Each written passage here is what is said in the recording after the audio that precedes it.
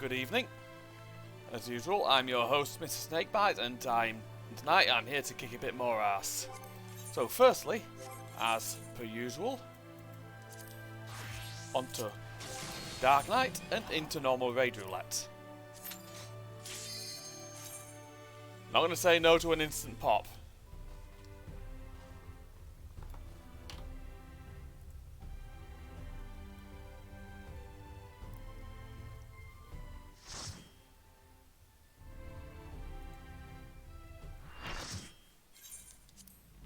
Oh! Leviathan.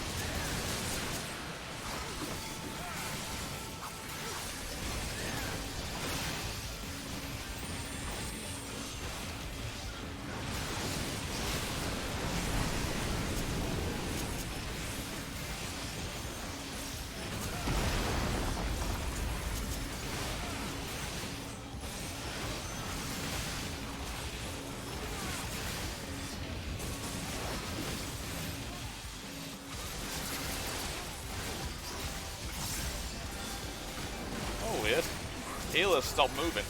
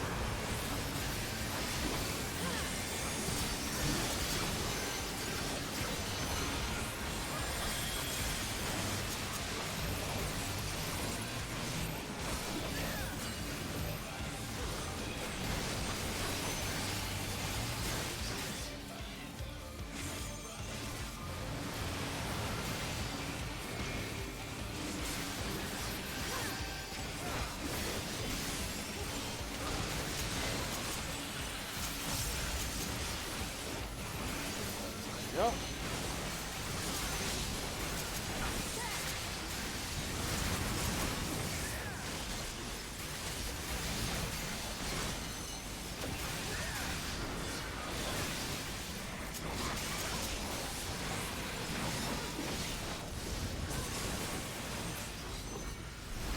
Go. The dive bombs. Yeah, here.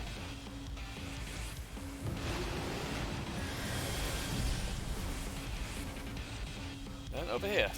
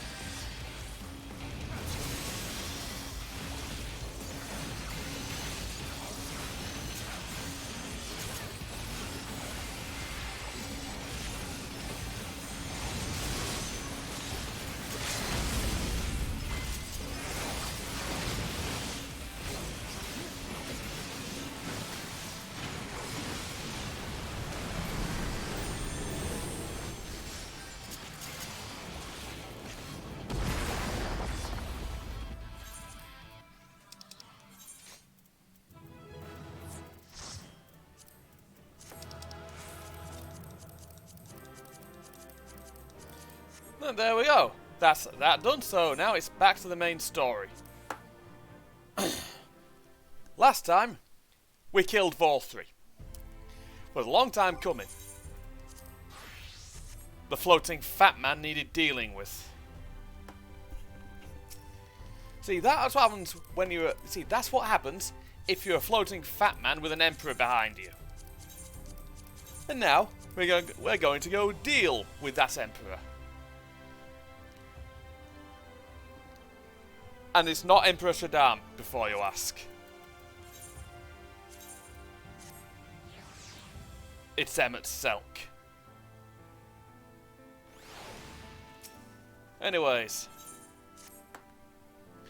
Oh, so you're awake.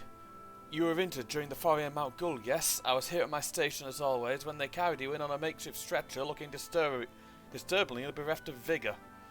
And to compound my worry, the sky has, well, I'm sure you've seen. It is everyone rather concerned, to say the least. Seeing you up and about is the first good news we've had in a while. Assuming you're strong enough, would you mayhap consider a stroll out in the city to reassure our anxious citizens? Braggy was one of those who helped convey you to your chambers, and he has visited several times to inquire after your condition.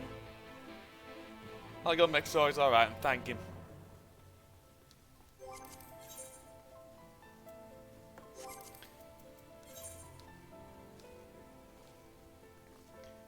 But yeah, tonight, the goal is finishing... I've got two goals. Firstly, finishing 5.0. And secondly, at the very least, getting to 5.3. If not finishing it completely. Well, that's... It's going to take me a while. That's like 40 odd quests I've got to do. Well, well, look who's back from the dead. Aye, we're a grim sight. Your companions looked fair ready to drop when they brought you in, so you offered a helping hand. Couldn't bear to see him struggle so. And you, my friend, I feared you had one foot in the grave. Cold and lifeless you were, like a corpse that was somehow still breathing. And they told me some evil bastard went and snapped our poor exarch away in the midst of the chaos. Wicked white, what's the world coming to? But mourning never solved a thing, did it? Nay, it's times like these that we Crystarian folk stand tall and do what needs to be done. Trade the Ilmore is back on table. We best make use of those resources to fortify the city against the Eaters. Whatever the misery the fates deem to throw at us next. Speaking of misery, Chesamie was worried sick about you. A healer wringing her hands is not a sight you ever wish to see, let me tell you. Brilliant, I've got to go let loads of people know I'm okay, which is understandable, really. Yeah, Chesamie is getting all grandmotherly, I think.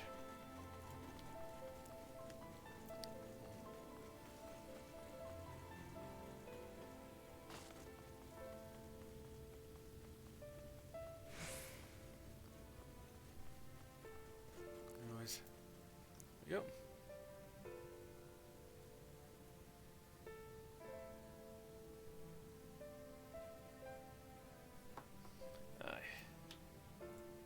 Hang on a second to get some off someone.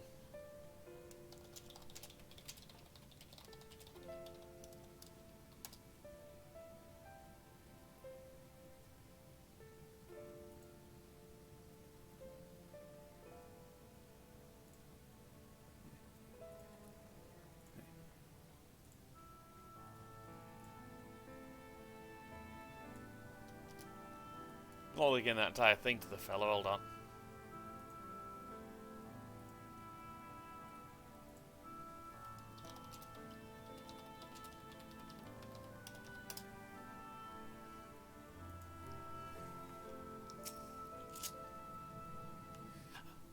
Oh, sweetie, you're alive!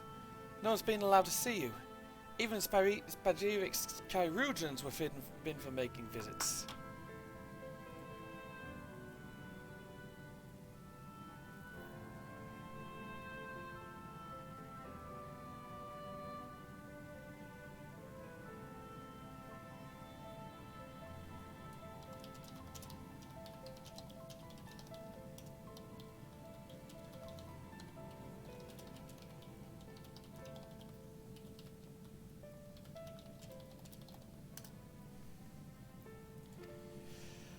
Queen was kind enough to tell me you were showing symptoms similar to eater corruption, so I suppose there was little any of us could have done for you in any case.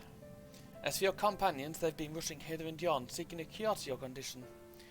I worry to see their faces ever more haggard every time they pass through the Crystarium.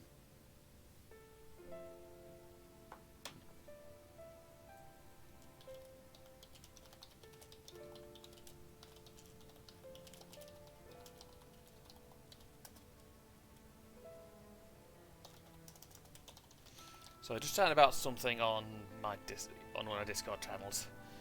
Someone's worked somewhere where people have trouble with boundaries. I mean, I understand that. I work in a shop. And right at the start of the pandemic, someone thought it would be appropriate to grab me by the hand. Now, I did say he hadn't done it since because he was warned that if he does that again, I will take the hand.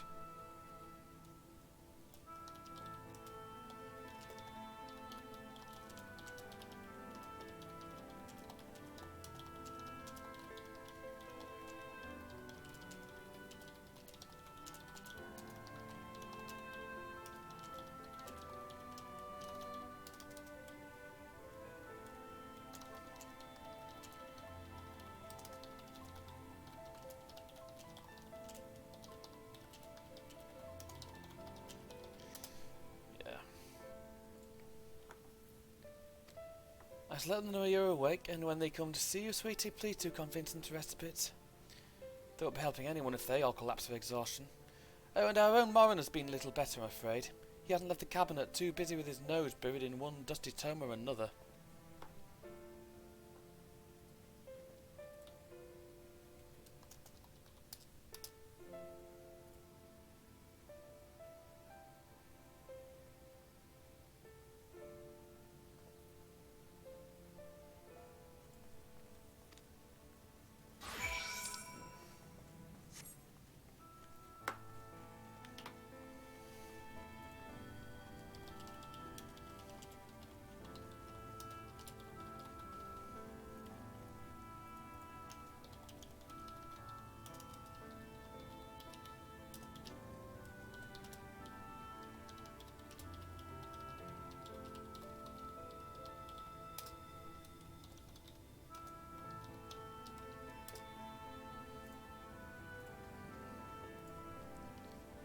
Yeah. Well then, best go over to the cabinet. So basically, I just got out of bed. I'm being told to go check on people. Thank you. Thank you. Thank you. Seriously.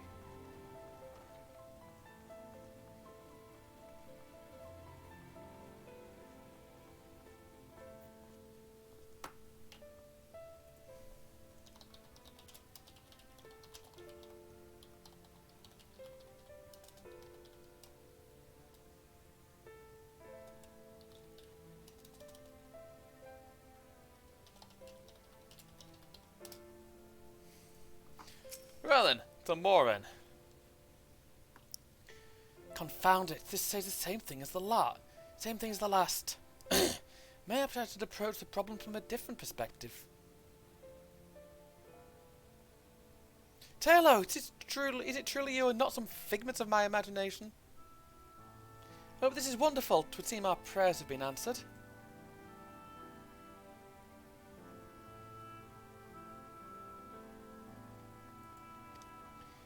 Feeling otherwise helpless, I've been scouring our shelves for the wisdom to explain this most worrisome conundrum. Why, with all the Light Warden defeated, does the light return to obscure the sky? I must have pored over 100 tomes, but no definitive conclusion seemed forthcoming. So many questions I would pose to the Exarch, and thus do I feel his absence all the more keenly.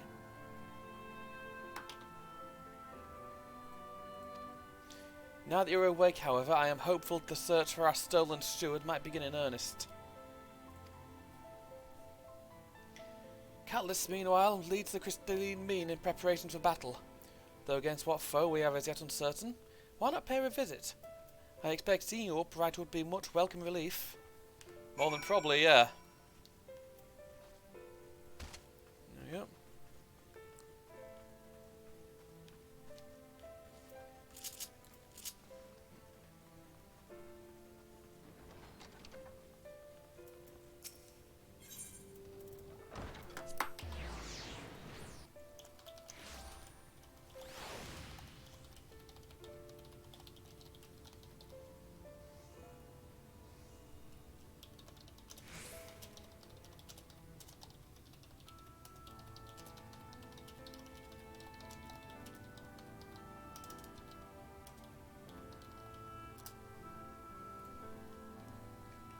go.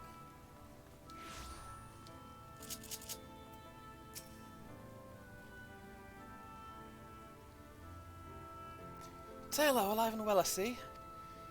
You gave us all a proper fright, you know that? The friends you've made and the facets have been talking with me, wondering what they could do to help.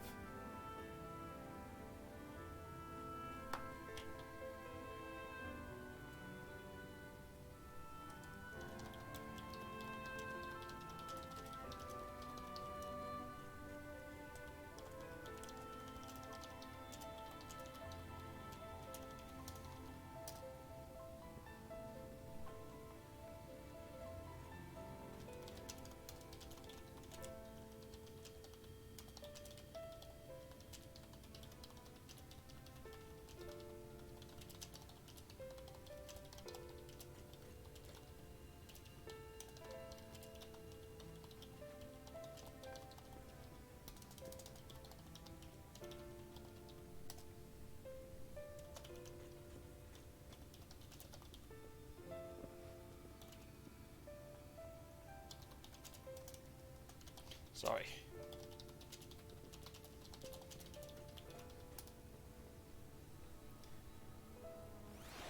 Yeah, that's good to know at least. Anyway, I'm glad you've recovered enough to stand. You're not planning on striking out straight away though, are you? I was hoping to have a better look at your equipment. If we'd been able to provide you with better weapons, sturdier helms, then maybe you would have won the day. And the Exile could still be here. As such, we're keeping busy consulting each other on forging new techniques and designs and like. If you could stand still a moment, I'd like to assess the gear we're trying to improve. There we go.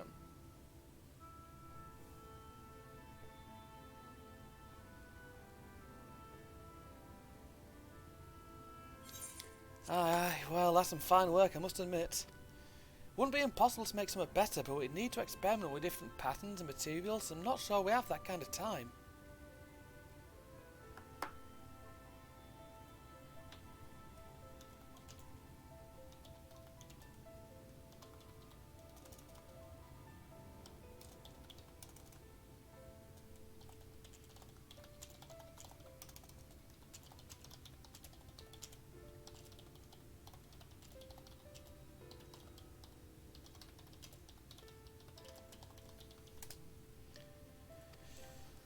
There we go.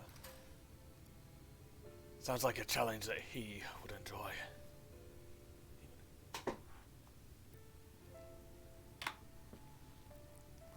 Oh, hello. Greetings, Leonard. The master at stairs is running his own errands now, is he?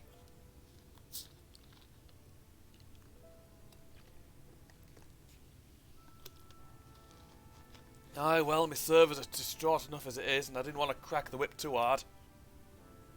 Never mind that. Thinking of our absent genius and his epiphanies are the perfect answer to this predicament of yours. And by genius, you mean old Grenault?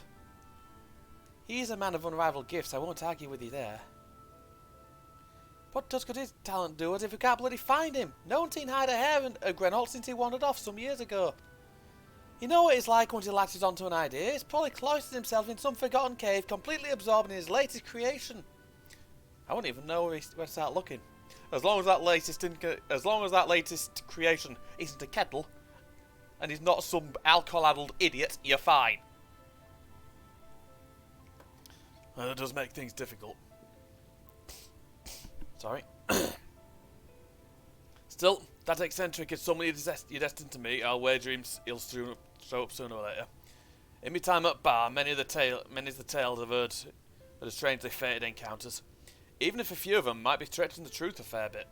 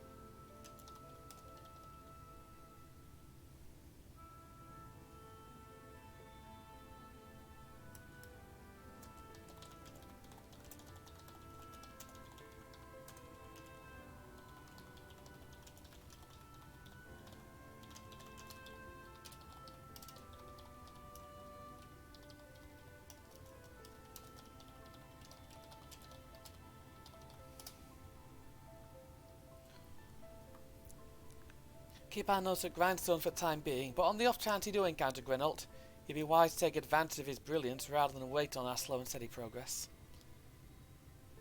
This is all talk when you've fully recovered, of course. I'll let you get back to convalescing, eh? Yeah, I'm not too bad.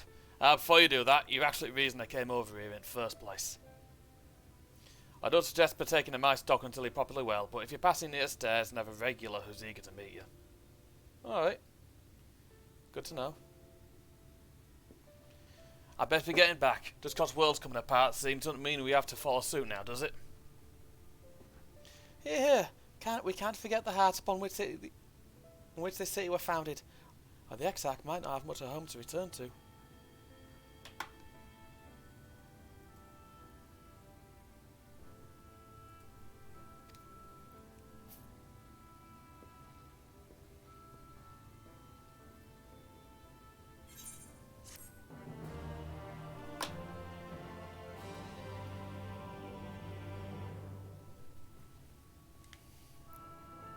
Yep, hang on.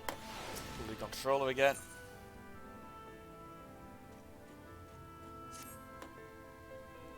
Tell her, are you alright? I think a return to your sickbed might be in order. Or you might consider resting a while atop the watchtower next to Rookery. This damnable sky don't make for the most soothing scenery, but the Exarch often likes to stand there and feel the wind upon his face. I like how she's trying to look after me.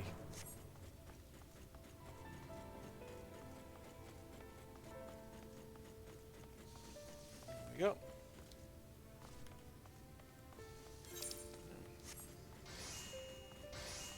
There we go.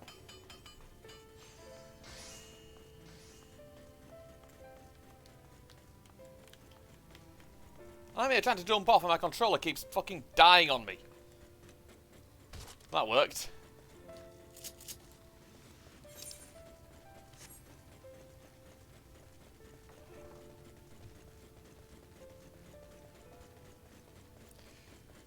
Hey, let's see what they got for me up here then.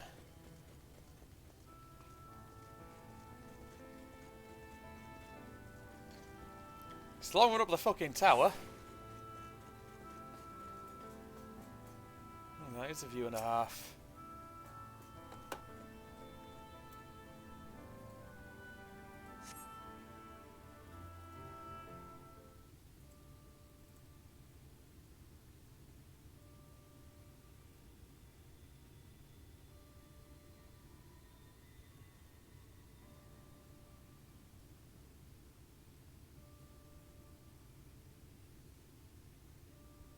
The people of this city have spirit, I'll give them that. They've not lost the will to fight. Oh, that's good to know.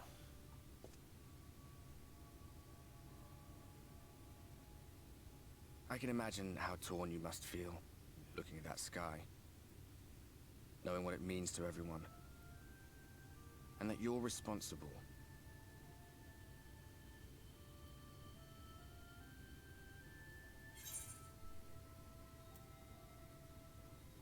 Sikvir's worse. Who other people knew.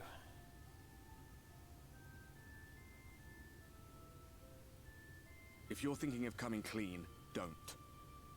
It might make you feel better, but it would make things 100 times worse for them. They're better off not knowing. Fair enough.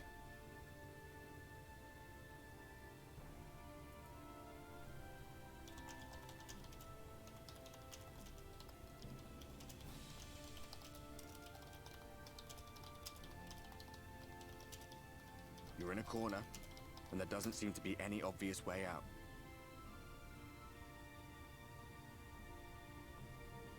But that doesn't mean it's over. However hopeless it seems, you haven't lost yet.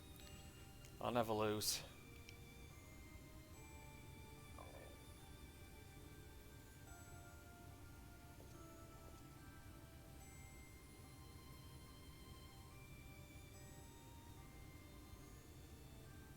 I remember looking up at the sky like this before. Being caught up in a strange kind of calm. It was after we realized we were responsible for the flood. When we resolved to journey to the source by taking our own lives. Yeah, that might have not been your wisest move, but it got me here. One last sacrifice. One last fight. One last failure. And then the Oracle appeared and, well, you know the rest. I do. There were times in the years and decades that followed when I wondered if we might not have been better off just letting the rejoining happen. That would have fucked my world up as well.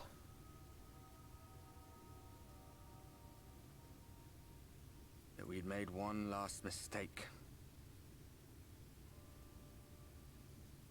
But seeing that giant Talos stir to life cured me of any doubts I still had. Always we took the burden of fighting upon ourselves. That's what heroes do, isn't it? So we never had the chance to see anything like that. Our people coming together as one.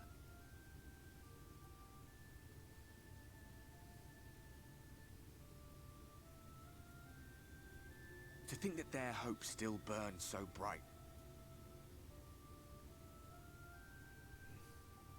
That they were still so eager to live, they would lift up their fellows, one on top of the other, till they reached the sky. No. We made the right decision. Stretch a bit. And I can finally feel proud of the part we played in helping this world survive.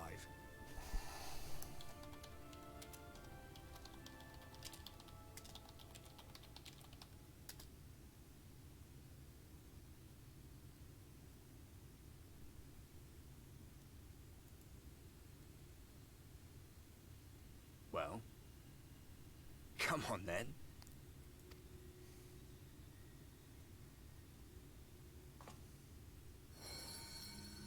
Oh, what the heck? That is weird. As I thought. What happened between us was no coincidence. Go on. You have some explaining to do now, Sunshine. My story may be finished, but the fates have gifted me a minor role in yours.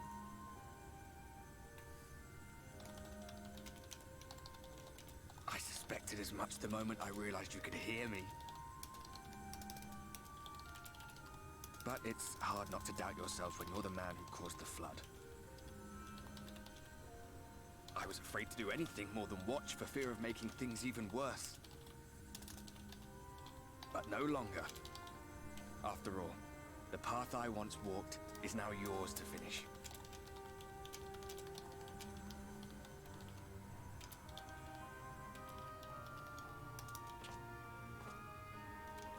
For what it's worth, I cast my lot with yours.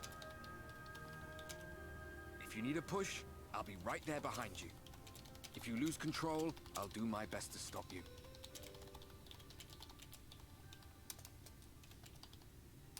So, let us be about it, hero.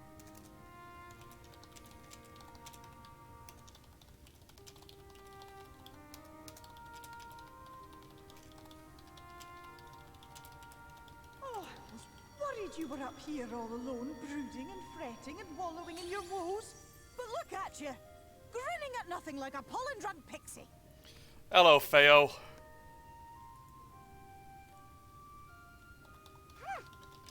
at what you've done to your ether. It's a mess. And you have cracks running all through that pretty soul of yours. We'll get it sorted.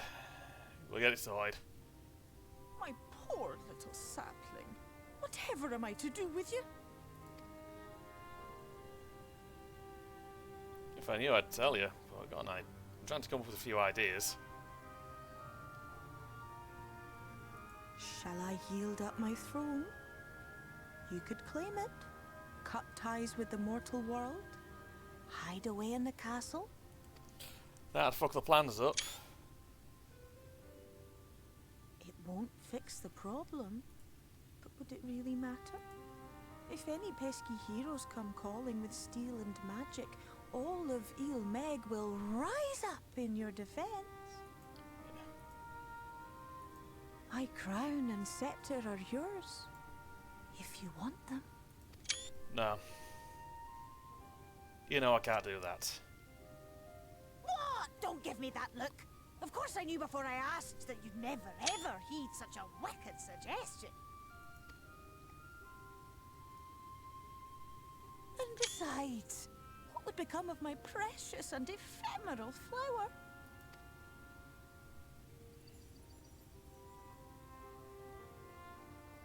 Oh, my dear beloved sapling. You are lost, confused, and have precious little time to gather your wits. Oh, evening, Mecca. Your You're right. kind is You're right, always hon. so preoccupied with what lies ahead, and so we muddle your vision with fog and glamour. But such trickery is easy to see through. Yeah, it is. Stand very, very still. Think not of where you need to go, but where you are right now at this moment, at this time, in this place.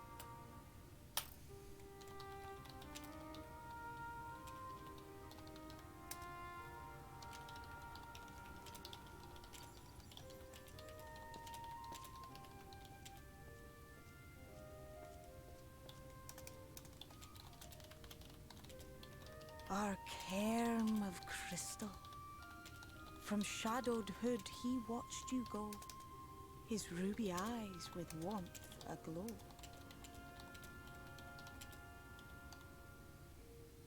See yourself as he saw you, and that shall be the clearest clue.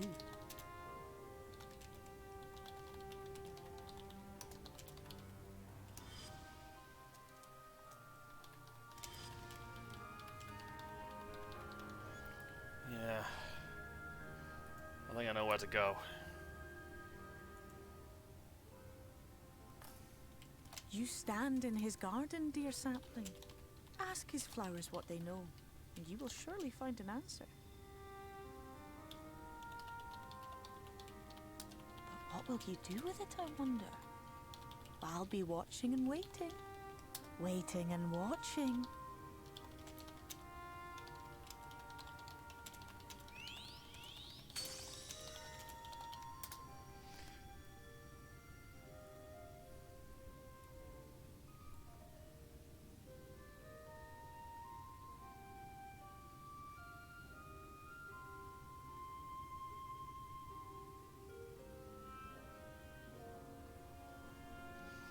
Right. Well, what are we going to do now? I think I needed the wind upon my face for a bit.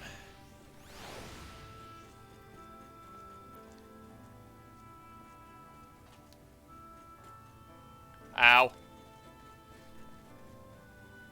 Right, Sem Gen Mai. See what he's got for me then. You're alright, Mecca, anyways. Ain't seen you much over these past few days. What you been doing? Well, I did not expect to see you on your feet so soon. Surely you've not come in search of an armourer. No, not this time. I'm here to ask about the Exarch.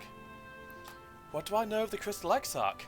I would just share, but I fear there will be no surprising revelations.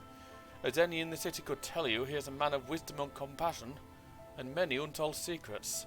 But none can doubt his generosity. When the Kistarium was being constructed, he even allowed folk to plunder the tower for resources. He has permitted no restrictions upon us but one. No one, except the Exarch, is permitted to dwell within the spire.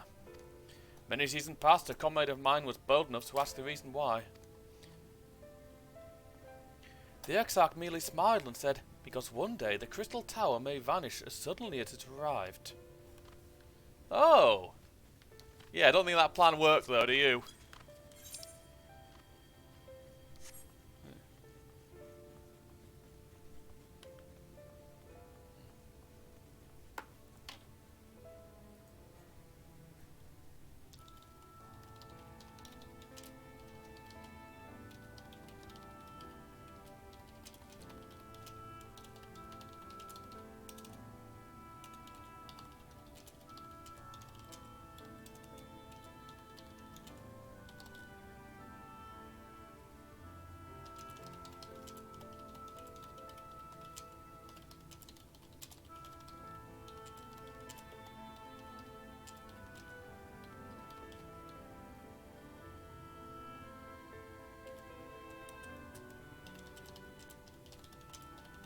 Sorry, just chatting with someone.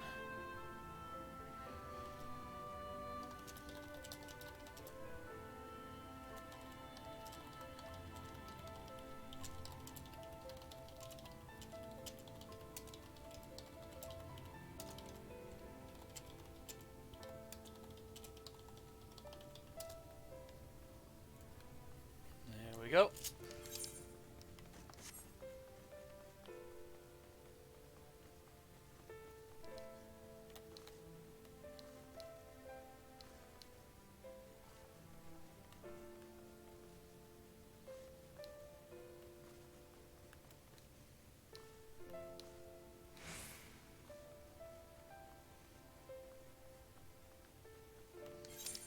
Yeah. Oh, we'll know a lot about it. He'll know a fair bit about the Exarch. I get the feeling Morin will have gone into the tower to take a few books at some point. Was there something else you needed? If you've come for the results of my research into this persistent light, I'm afraid there's little to tell as of yet. Records pertaining to the Exarch? Well, I need no documentation to relay what little I know of its history, but if that is what interests you.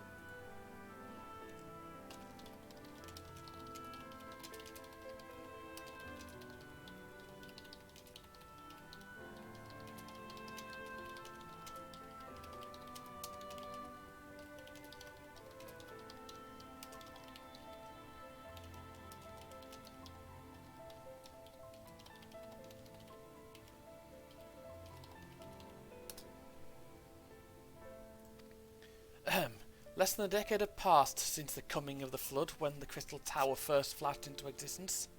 Its summoner, the Exarch himself, became known to the refugees in Lakeland shortly soon thereafter.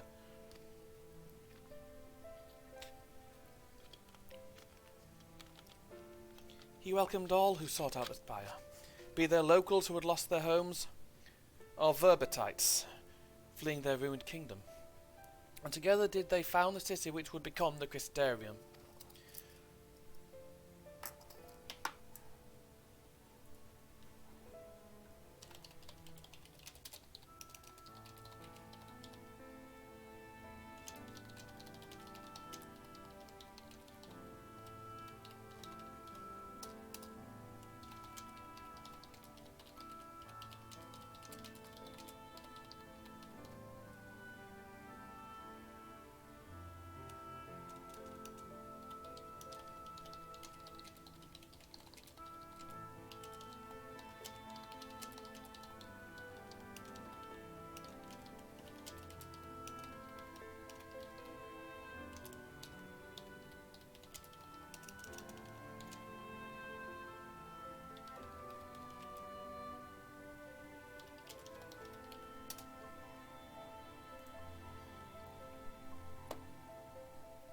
Some thoughts call him king, for he refused to share his name, but the summoner did not deem himself worthy of royal address. Thus did the people consider its insulating skin, so like the tower, as he had summoned, and bestowed him upon him the name of Crystal Exarch. As for his true name, well, to seem that is a mystery that remains unsolved to this day.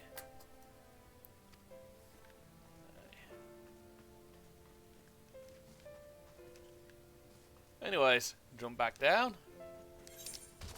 and over to the Amaro launch. I'm not running all the way up there because that'll take me a while.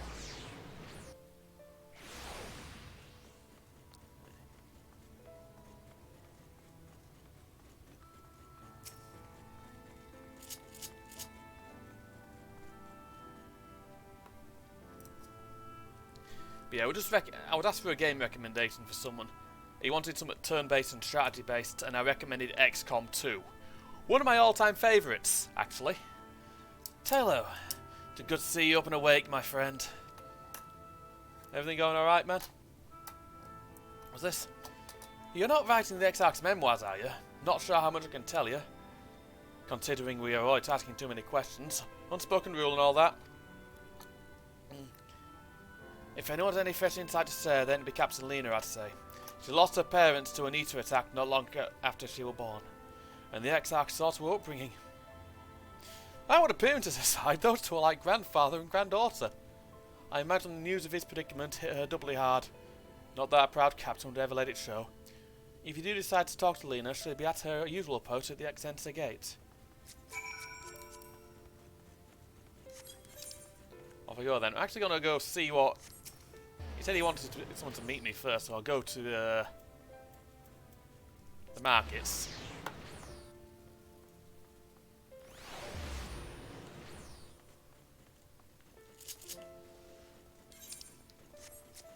Zoe Desmond Day. I like that name. There's no one here pretty much. I've already done all their quests, so...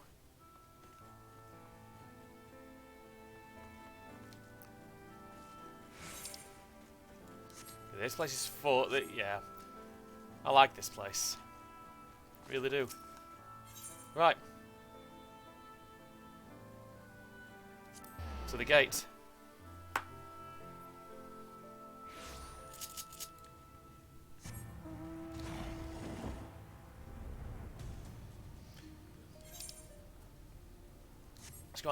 Let's go and have a word with Best Bun then.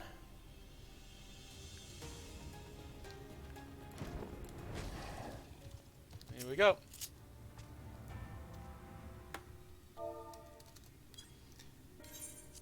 Taylor, I was not at all yet awoken. Yeah, I'm alright. Somewhat. A welcome surprise. Now if only the Exarch was returned to us. He was taken by this rival of yours, was he not? Your companions mentioned they had an idea of where to find him. And so I bristled when they asked for patience. I did not understand their hesitation until I saw that you had fallen. Only then did I realize that I had no business rushing ahead. Even so, the delay has been no less agonizing. In the moments before he left to join you in Kalusha, the Exarch entrusted me with a key. It opened a door in the ocular to a chamber known as the Umbilicus. This room is the heart of the tower, into which only the Exarch himself is permitted to enter. What? He bid allow me none into the tower once he departed. Only in the event that an army of Eternals descended upon the city was to allow access to the Umbilicus and awaken the defensive barrier. Never before had he left me with such instructions, but the battle with Vorthri loomed near, and at the time I accepted the key without so much thought. Since then, however, that moment is all that occupies my mind. When I recall the look upon his face, he knew that some terrible fate awaited him. Tell me, Taylor, I need to know what he feared, what battle you and your companions are truly fighting.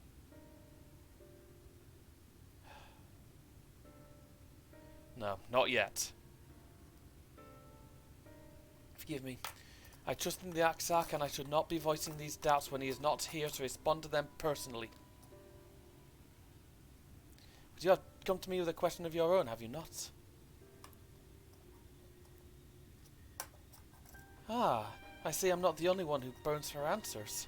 The time has come to open the tower's heart. Though we do not face an invasion of eaters, I suspect the city will be in far more danger if you do not gain the knowledge you seek.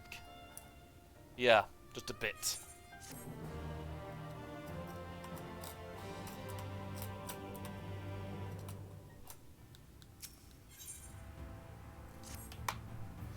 Come, meet me in the ocular and I will open the door within. I can't do an Icelandic accent.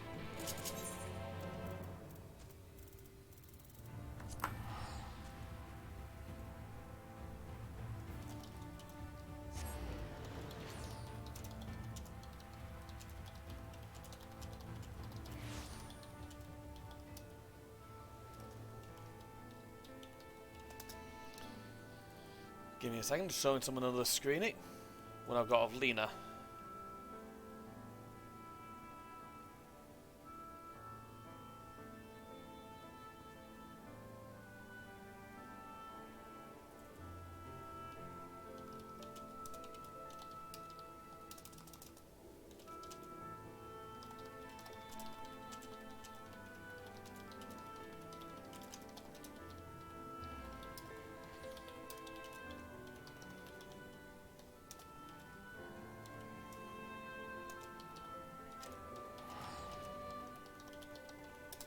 Alright then. Back to the tower. It's not even worth warping.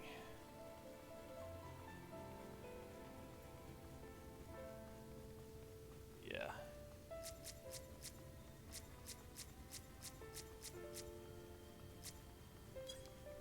But everything's gone a bit Pete Tong, hasn't it?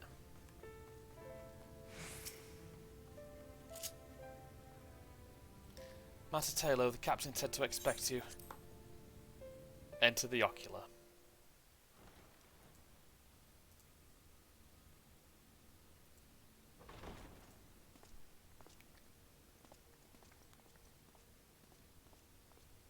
I have unlocked the door to the umbilicus. You are free to enter. Will do. Once you have what you require, I'll see it sealed once more. Until then, I will remain without. Okay.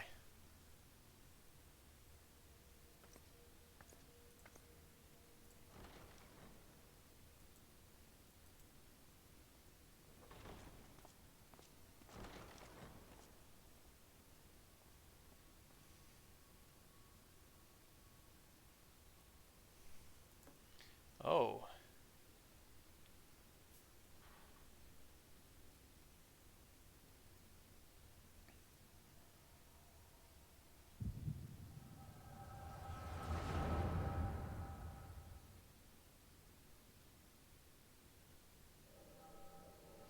Oh.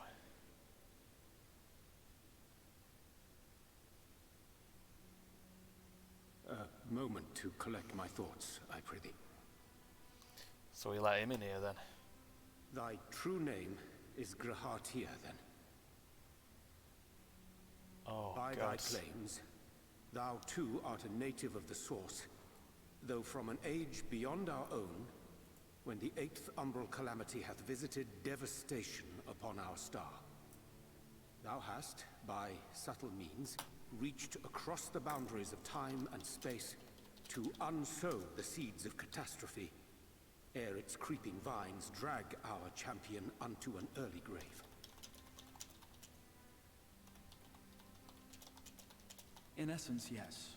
A difficult story to swallow, I am sure.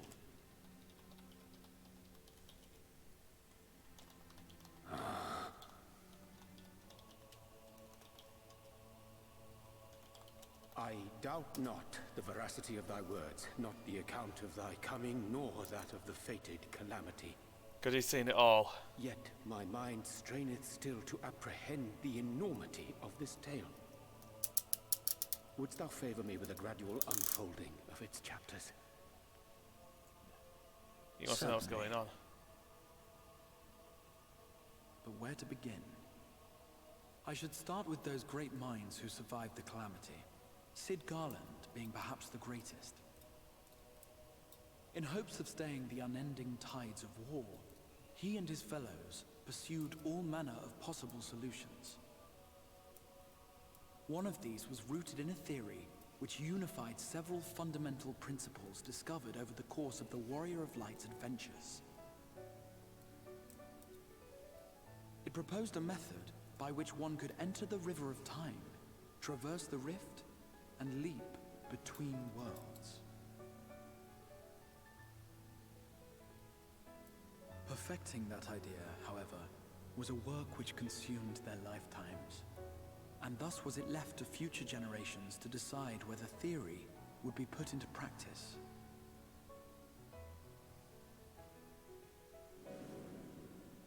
But all the while, the world continued to burn. Hope was a feeble outpost, beset on all sides by thievery and misery and murder. People cried out in despair, "There is no hope, we are finished. Mankind is finished."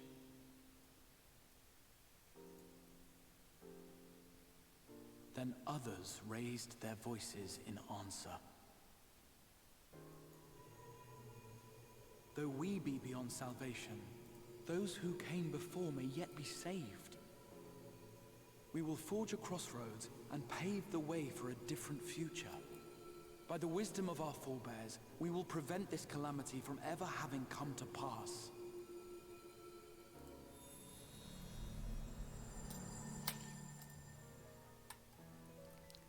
Yeah, it does sound.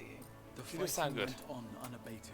It's not this But dude. some few took up Sid's research and labored to realize those impossible ideas.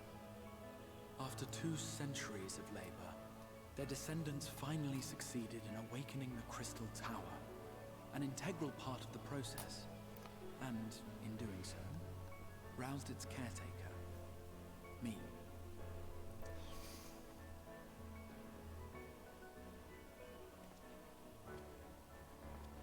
By this stage, scholars had largely established the phenomena underpinning the rejoining, and identified the first as the shard which precipitated the 8th Umbral Calamity. Oh, explains a fair bit. This grand structure was already capable of storing the energies required to attempt the translocation. All that remained was to augment some few of its functions based upon the theoretical models of Sid and his compeers. Yeah. And by means of such technologies didst thou effect thine arrival in the first, to an age before this star had joined with the source. Very much so. I think that's what happened. That was not quite the case. Some while before, as it turned out. Yeah, the It is mist. all but impossible to predict how time will flow between one world and the next, and we missed our mark by almost an entire century. Yeah. But this only worked in our favor. The Sin Eaters could not be defeated without the blessing of light, and summoning the only man who might stand a chance against them would require decades of preparation. Yep. Which they got. An undertaking of scarce credible endurance. That thou hast kept thy plan from falling into disarray these many years bordereth on the miraculous. Yet howsoever history be rewritten, thy present self was shaped by events which followed the calamity. Should said catastrophe be averted, the very skein of thine existence will unravel. Surely thou hast foreseen this. I am aware of the consequences. 'Tis for that very reason Sid and his colleagues bequeathed their legacy as an offering, and not an edict. To give all of oneself for the happiness of others, and with no promise of reward. 'Tis a hard thing to ask. Harder still for those condemned to survive in a world which pitted brother against brother. Indeed, you are right to call the execution of this plan miraculous, though the force which held it together was nothing so inexplicable. Some of it was luck. It was him. The warrior of light has been our unbroken thread.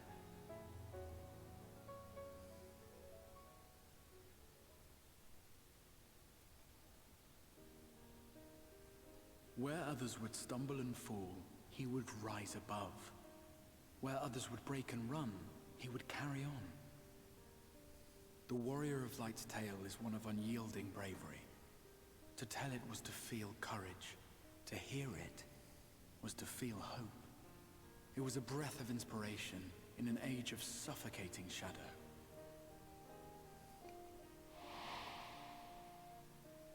In the histories of a fallen nation was our hero hailed as its greatest ally. In the time-worn pages of a noble's memoirs were his deeds joyously retold. For many, these stories were the flame which warmed them through the coldest of nights.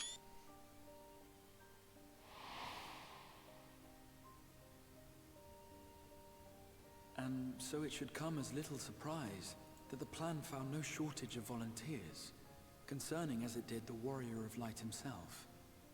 It was their chance to add their own verse to the hero's saga.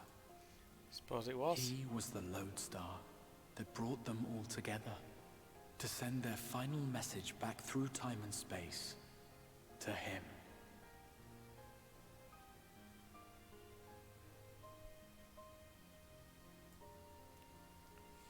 The light of your legacy was our torch in the darkness. Burn bright again and live.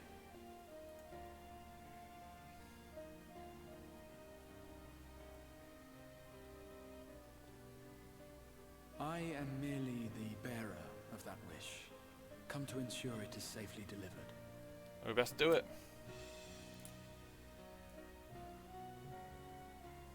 Wherefore sharest thou this burden with me and no other? What wouldst thou have me say? That you will be my accomplice? I mean, you've picked the best secret keeper of the lot. 'Twas you yourself who convinced me of your suitability when you spoke of how you learned of the Flood, and of your part in arranging Minfilia's journey to the First. Your actions showed uncommon resolve. 'Twas clear you were committed to the cause of saving this world. I knew I could trust you to choose the right path forward, even if that choice came with a heavy price.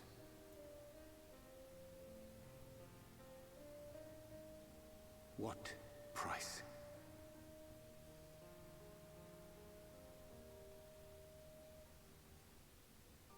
When all is said and done, and the last of the Light Wardens lies slain, I will absorb their corrupted ether, and then I will die. Knowing what I know of your companions, not to mention your champion, they will try to stop me. But in saving one, they would save none.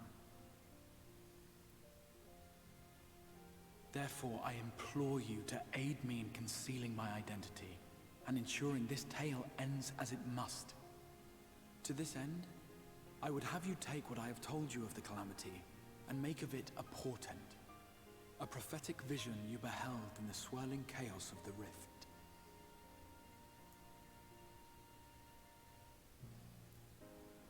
Is this truly thy wish?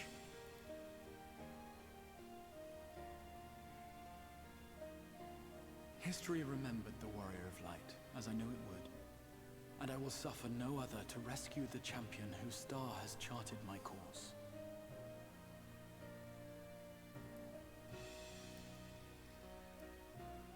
I will see this tale to a happy end, my friend. There has been enough tragedy. There has been, yes.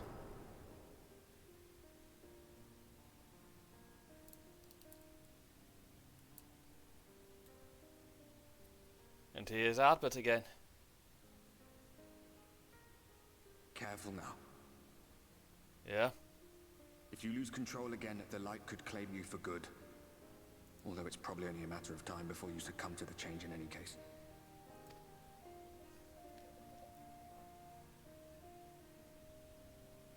What do you mean to do?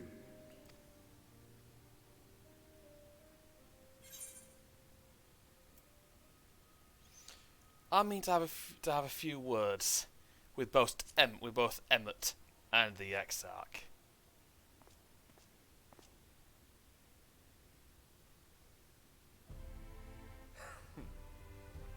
Then we should be on our way. Dacian mentioned the Tempest, did he not? He That's did, yes. the stormy seas around Calusia to you. His lair must be down there somewhere, hidden beneath the waves.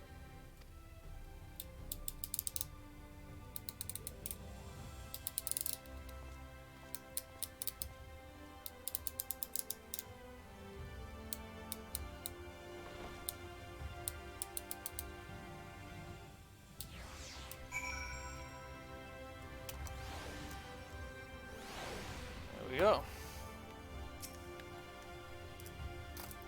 Did you find the answers you sought? If there's nothing more you need, I'll go lock the door. I need some directions. You to know the way to the Tempest? You mean the sea itself, not the island of Calusia? If you make a request to the Tamers, they'll provide you with an arrow, but I've got a job to do. Do you mean to leave by this moment, alone? I'm not sure that... Nay, I will not seek to stop you. Go with the blessings of the Shadow, and I shall await your safe return. Basically, got our words on me like, right, this is what we need to do.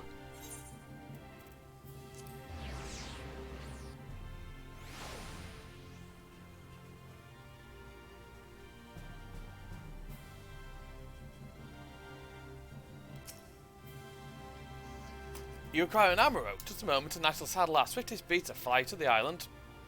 The open water. To the depths of the Tempest. I remember I can swim, yes, but to reach the ocean floor? Imagine me like, yeah, we gotta do that. That's gonna be fucking tricky. Oh, that's not good.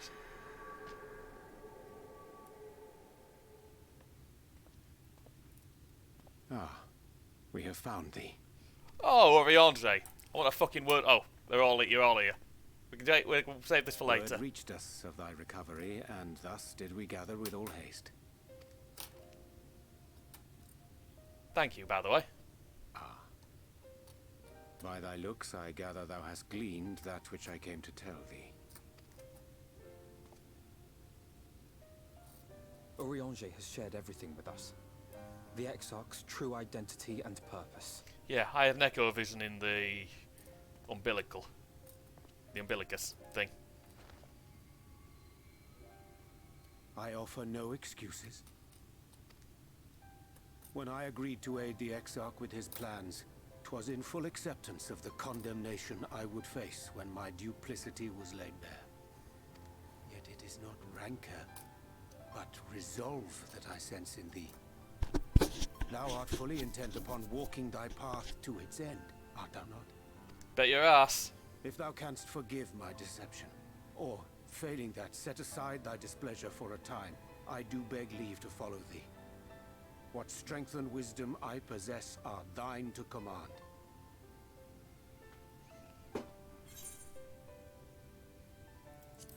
I forgive you. Let's go. I thank thee. Doubt not but that I will do all in my power to repay thy kindness and fulfill the Exarch's wishes.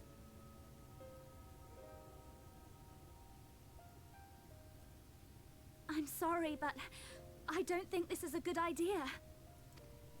Go on. Leaving the Crystarium, I mean, with or without Oriange. What I did for you won't last forever. There's no telling when the light will break free again. Please, you must stay here. At least for a little while longer. We will find a way to cure this, I promise you. How can you make promises? We don't even know where to start. She's Isaac, right. Please. You know Reen was only trying to help. Alessay is fuming here, I Of think. course, I know only too well. But making promises you have no way of keeping is not a kindness. It's a lie. Plain and simple. We've all searched high and low for an answer, and every one of us came back empty-handed. I am not about to stand in his way now. Not after failing him in his hour of need. No! The least we can do is...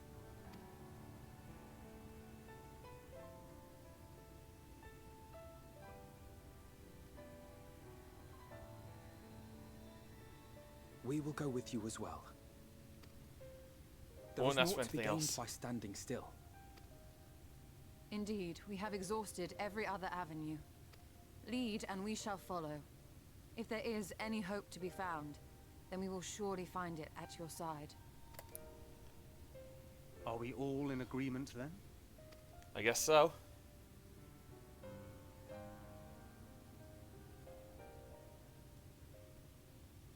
Is there aught we can do to help? Oh, hello. Though we may not know the whole story, we do know you're in for a fight. And while the Exarch's away, it falls to the rest of us to see the Warrior of Darkness is given a proper send-off. Wait, what?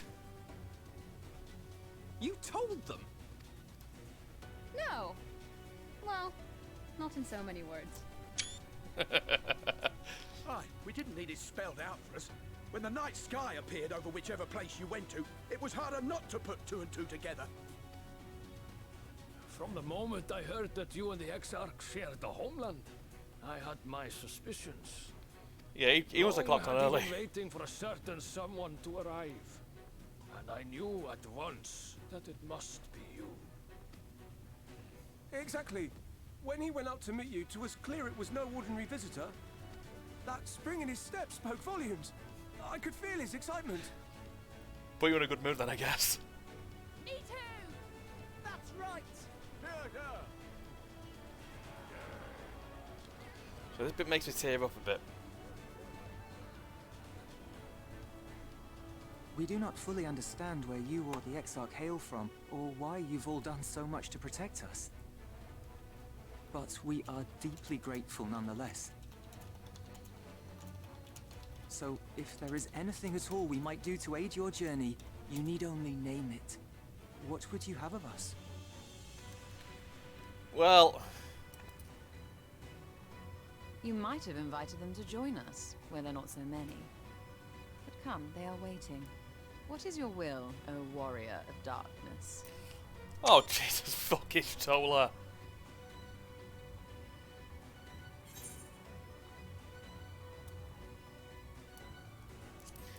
Defend the Crystarium till we return.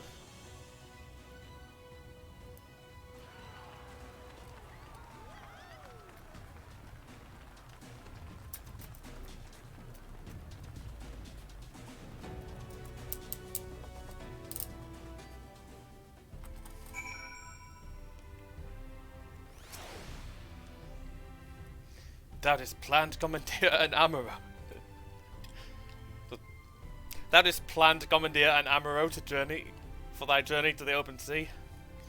I fear the following dive down into Emitsel's underwater abode would drain even thy legendary stamina.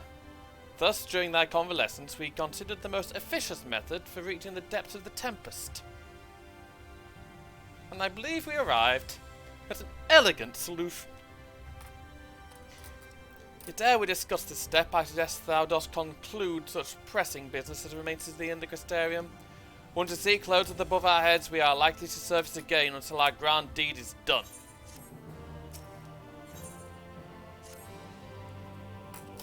Thine affairs are in order? Good. Then I shall unfold my my proposal. Our destination is the ocean floor, yet our goal is not simply to arrive there. Nay, we must needs have the means to breathe and fight freely. Thus I petition the aid of one of the Fae, a being with whom I have yet to meet face to face. Rather than waste words and explanation, I bid thee follow me unto the hamlet of Sullen, which lieth to the south and west. All will become abundant clear, I promise thee. Well, off we go then.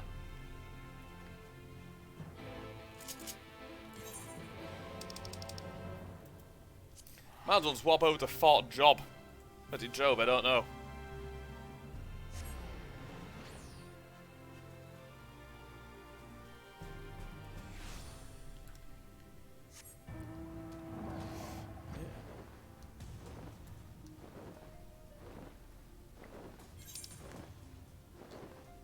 Then off we go. Over to Sullen.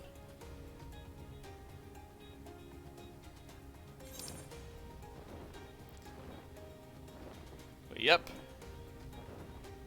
This is where it all changes. We've got business to take care of.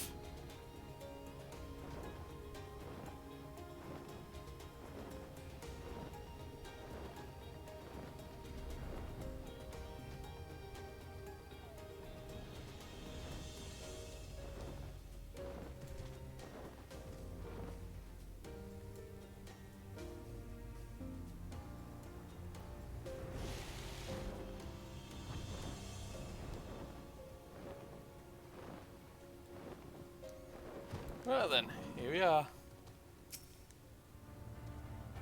I don't care how pretty the stars look, there's no excuse for staying up all night and sleeping till midday. Do you realise how early your fellow fishermen rise every morning? So yeah, but he was giving out a wry bollocking. There to the west. Canst thou discern the hump of an isle rising above the water? That foliage-covered mass hideth the key to our safe descent. Swim close and plunge thee beneath the surface. Thou shalt soon divine the reason for my insistence. Though it be much to my shame, I can but flail and flounder where thou mayest glide as a fish. I shall board a boat to the island and spare one and all the spectacle of mine inept strokes. So he's like, I'm getting a fuck. He's like, I'm not dumping in, I'm getting a fucking ship.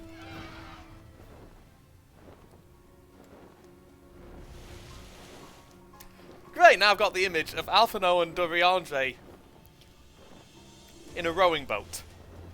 A racing rowing boat.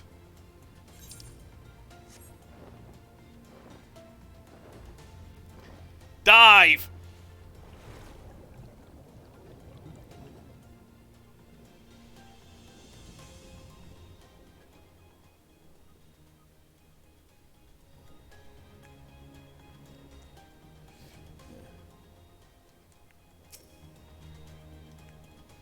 There you go. And one rock formation there.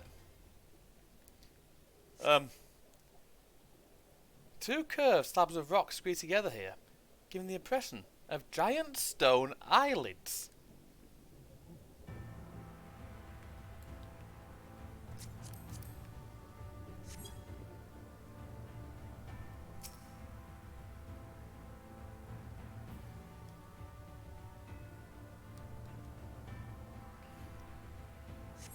So it appears solid enough, the rock yields slightly under your touch.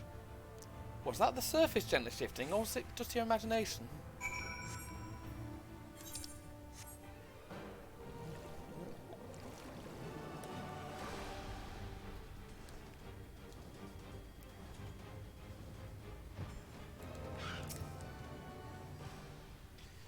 Well, what is our discerned? Reminds me of certain primal. Most perceptive. According to the law of the Pixies, we are, even now, perched upon the back of an ancient Fey entity.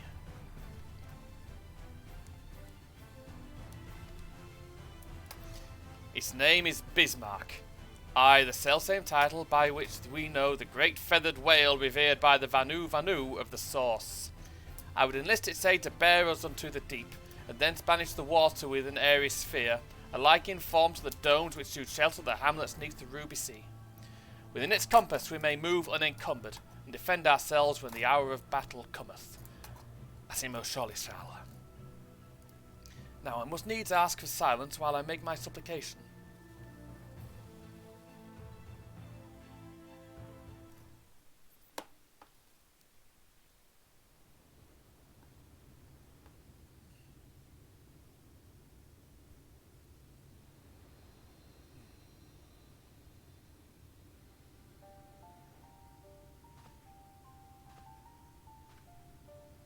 Here we are.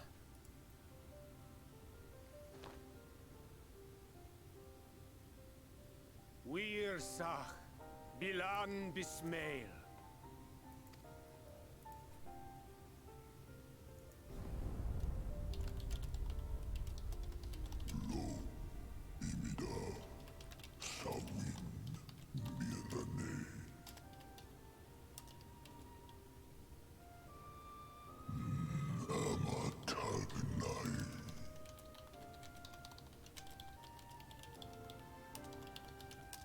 Fallen si lor wislan.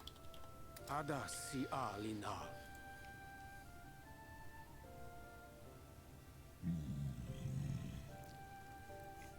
Van urs atslir. Olfod thim. Iri guath thi.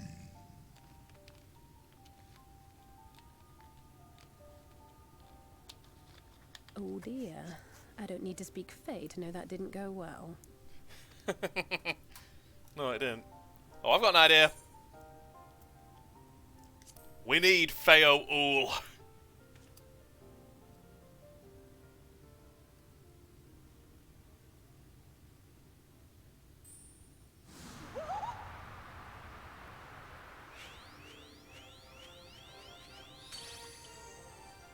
Oh, Jesus. Me, Yak! You've learned to call me at last! And where do you go? On a trip? A journey? I knew you wouldn't give up without a fight. I like how they give her a fanfare. Precious mortal, I shall help you in any way I can.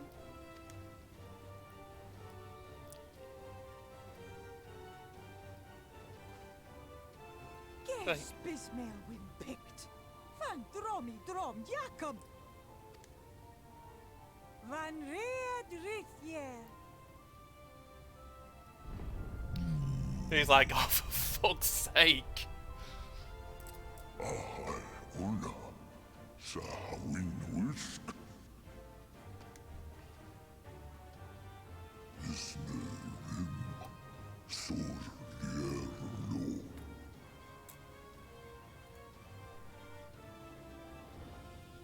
Be sure to scrub this one's teeth for him upon your return. It's only good manners. Will do. It will be done, Your Majesty. Our deepest thanks for your timely intervention. An agreement is reached and your departure is at hand. You wingless ones best hold on tight. May the blessings of the Fae keep you safe in Ba. I don't think he's entirely happy about you showing up. No Valluruis. Van in Narsitar. Dear Sitagnai. Well, let's get going then.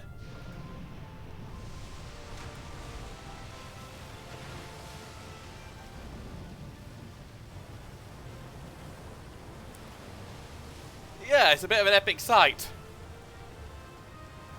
We're riding on top of a gigantic Fey whale island.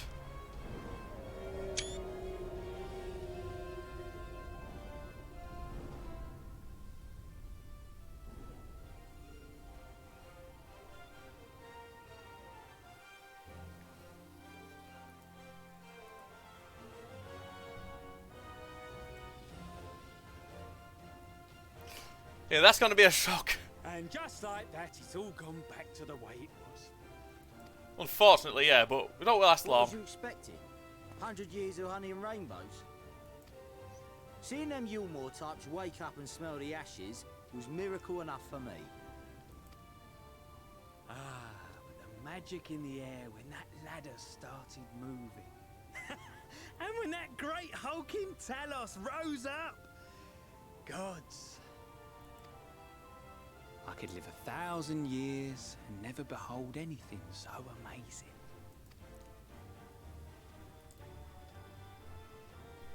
Yeah.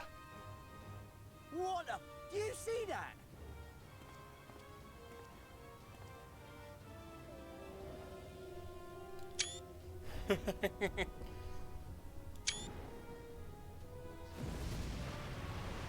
Oh, Jesus. What a monster! Where did it even come from?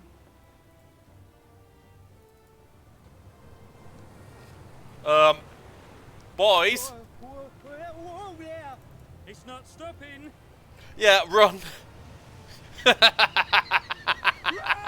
Run!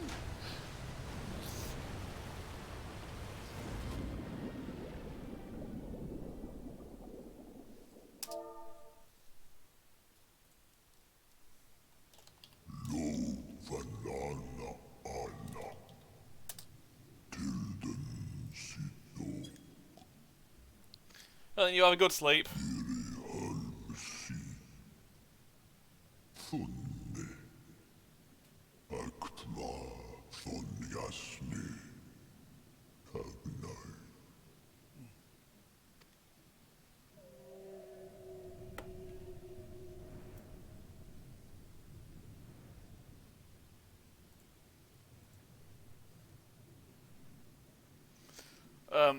Okay, he just bloody dumped us here, didn't he? You could have landed gently.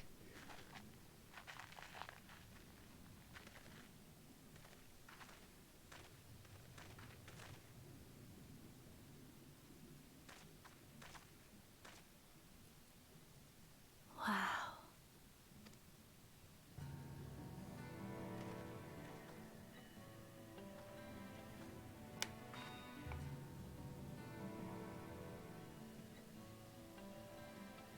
The breath of Bismarck.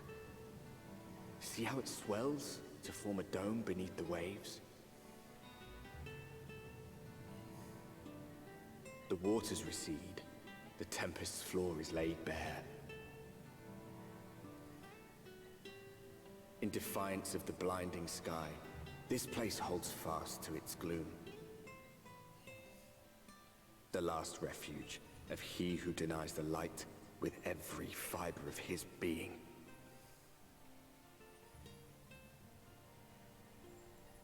You stand at the precipice, hero. Journey unto the heart of darkness. Finish it. Well, yeah, here we are. The Tempest.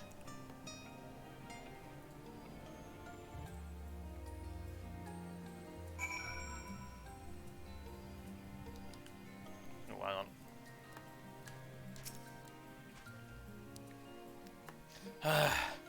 on. Full glad am I that Bismarck was true to his word. We have arrived in the Tempest, safe and dry.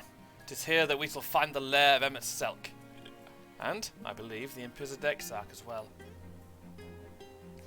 For Renassian alone, it is of course a trifling matter to flee unto the rift. Yet I suspect such travel is nigh impossible with a mortal in one's custody. Nay, he would not soon risk his prize when the Exarch's very body serveth as the key to the Crystal Tower and its powers of temporal transportation. Thus am I all but certain that this underwater realm harboureth both our friend and enemy. We would have to find them. Right then.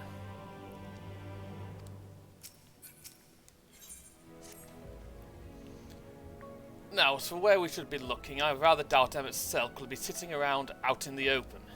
I propose we follow the slope down towards the deeper trenches and keep an eye out for rock formations large enough to house a stronghold. Let's be off then, but watch your footing. The ground is still wet and like to be slippery.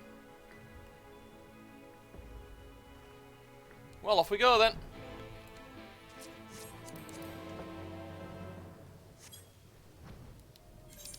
There we go. And off down here to the Ondo Cups.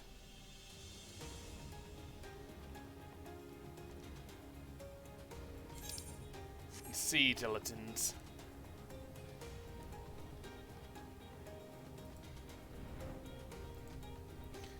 We're nearly done, actually. We're very nearly done.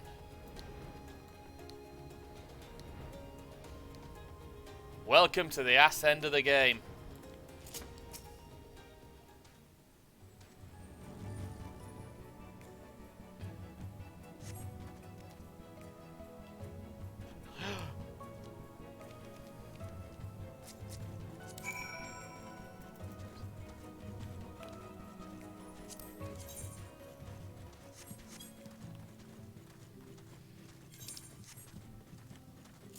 Yeah, here we are at the Ondo Cups.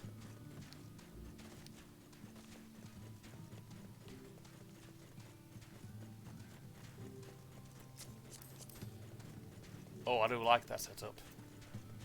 Oh, that's what the actual look. That's what the Exarchic stuff looks like. Nice.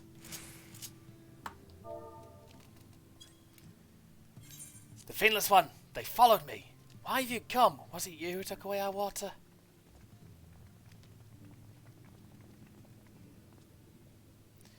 Ah, so this is where the Ondo make their home. I had wondered.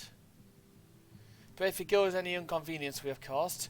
We were not aware your people lived here in the Tempest. We need this great dome of air that we might conduct a most urgent search, and thus beg you for your understanding. Chieftain, what are we to do?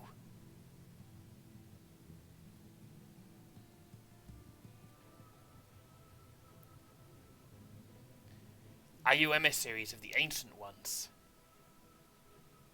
Explain. The mysteries have stirred. We have seen the illuminated land shining through the gloom of the abyss. If you are the emissaries, the chosen, I bid you welcome. If you are not, I bid you leave. I am not sure I understand. Would you be willing to elaborate?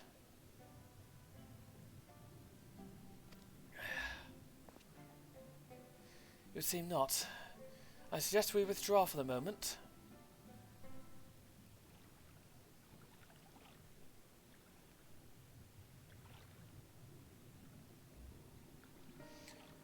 So what's the plan? Given your condition, I'm reluctant to suggest lingering here. That said, our presently meandering search would proceed far more swiftly if we would call upon the Yondo's local knowledge. Yes, I'd like to know more about this illuminated land that the chieftain spoke of. Could it be Emmett Selk's stronghold, do you suppose? Perhaps the little lantern's upon his return? We cannot dismiss the possibility, but if these Ondo refuse to speak with us...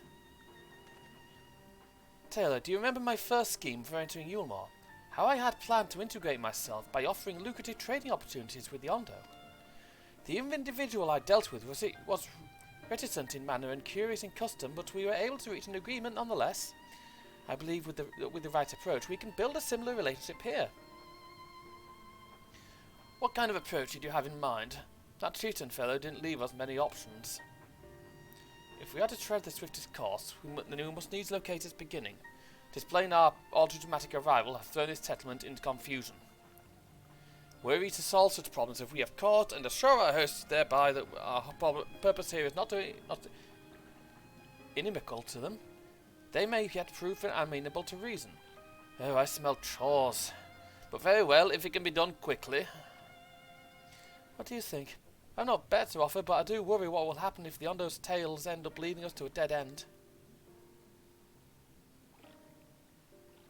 I cannot say for certain, but I sense this tribe has a deeper connection to the Ascians than first meets the eye.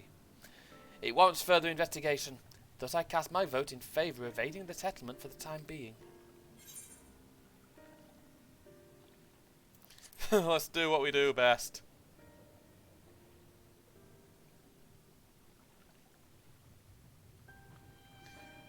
Then it is settled. Istola, pray proceed with your investigations. The rest of us will see about fostering some goodwill.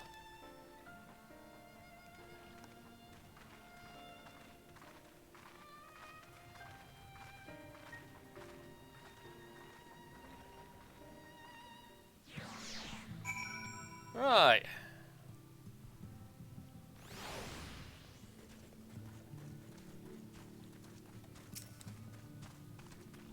Taylor, you won't believe who I've just bumped into. This is Pao Shuan, the very fellow I did business with prior to our ill-fated stay in Yulmore. I waited and you did not come. Then the mist still came, but his visit did not continue. I'm truly sorry, Pao Shuan. Things did not proceed as planned. Is there aught we can do for you by way of an apology? Perhaps. Where the Dry return, a cavern to the north, is home to giant crabs. We do not fear the crab, for we are the swiftest swimmers. But now there is no water. We run, and they scuttle close behind, snipping and snapping with their claws. There are too many of them. Too many. Ah, I believe I can be of assistance there. What of you, Taylor? If you've not found a task, you are most welcome to join me. Indeed, I should appreciate the company. Where the Dry return has a rather ominous ring to it. Does a bit.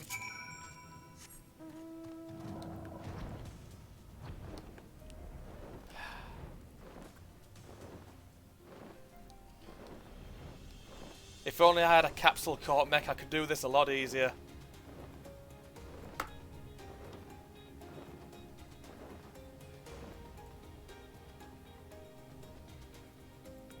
Give me a sec.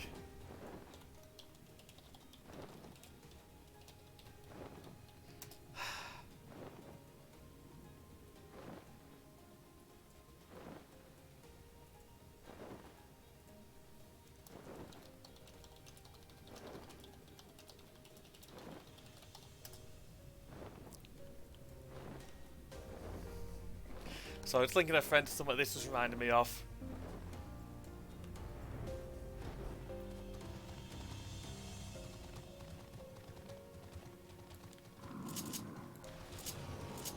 There we go.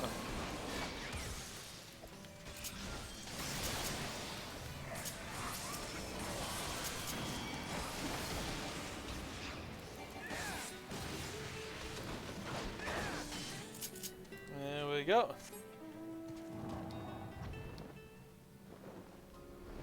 Nice bloody theme.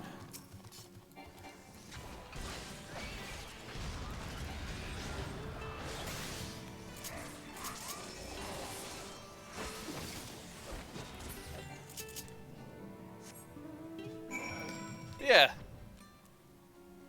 That was a bit of a pain explosion for those things, wasn't it?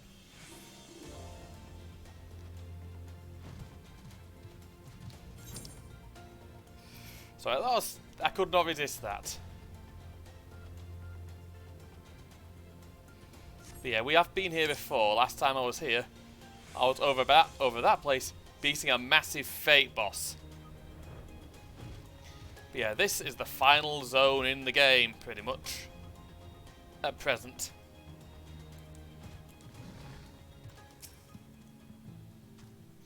But yeah. Don't be a little crab problem. You can crack their shells? You must be stronger than you look.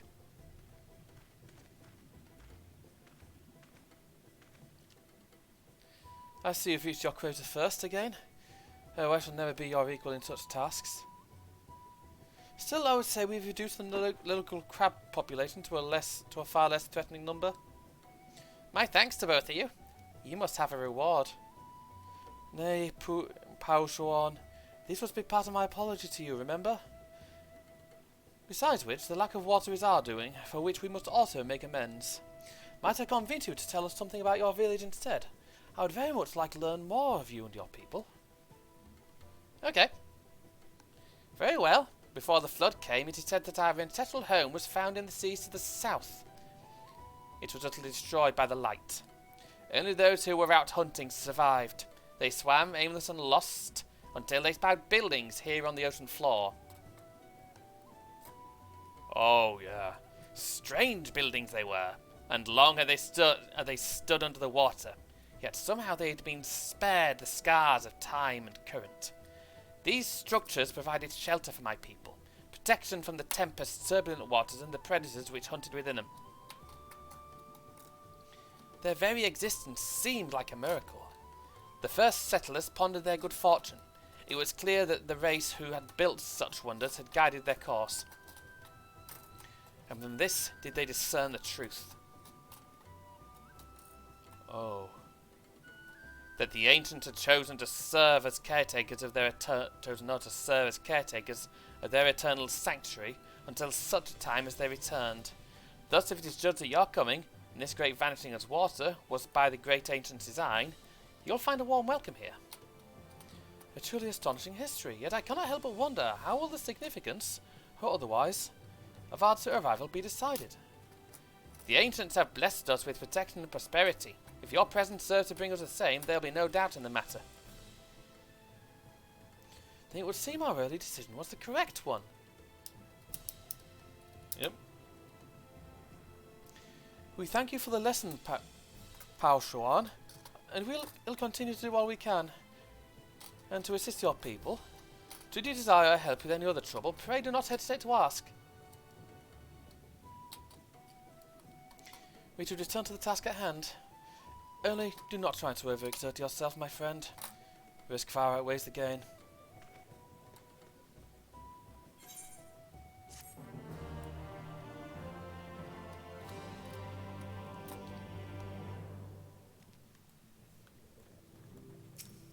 Right, feed Jim.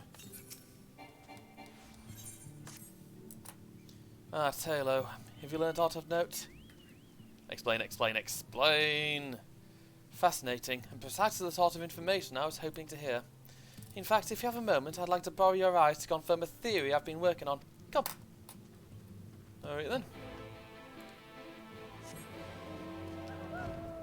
Right. I think you remember this quest. This one actually stumped me when I first played Shadowbringers.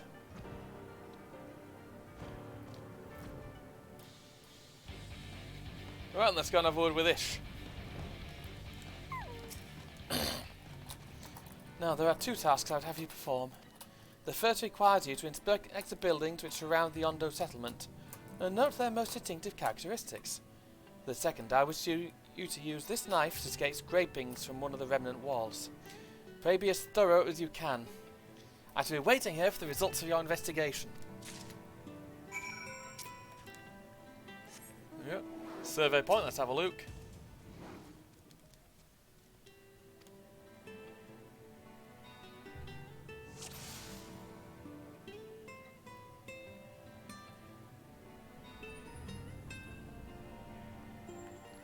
Window, yep. The tall, slender tower features many elaborate windows, the likes of which you've seen nowhere else.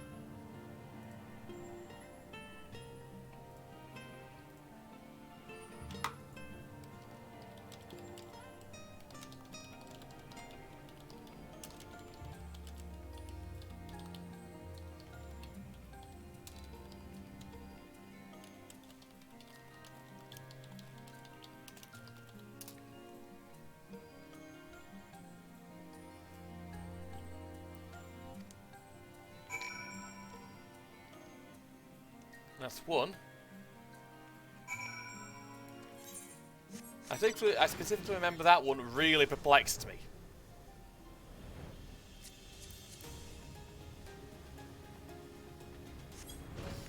I'm flying the wrong way. It's over here.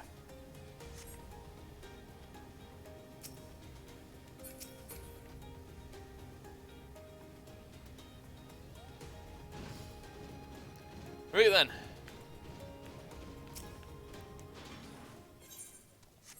And use her mithril knife to do a bit of scraping.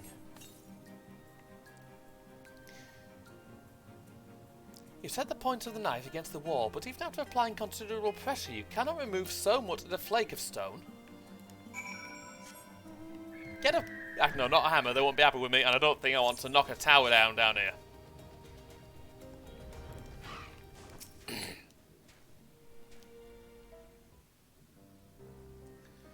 And what have you discovered?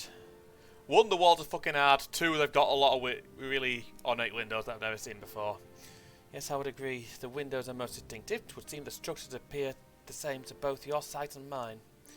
You say you could not scratch so much as scratch the wall, even with your might behind the blade.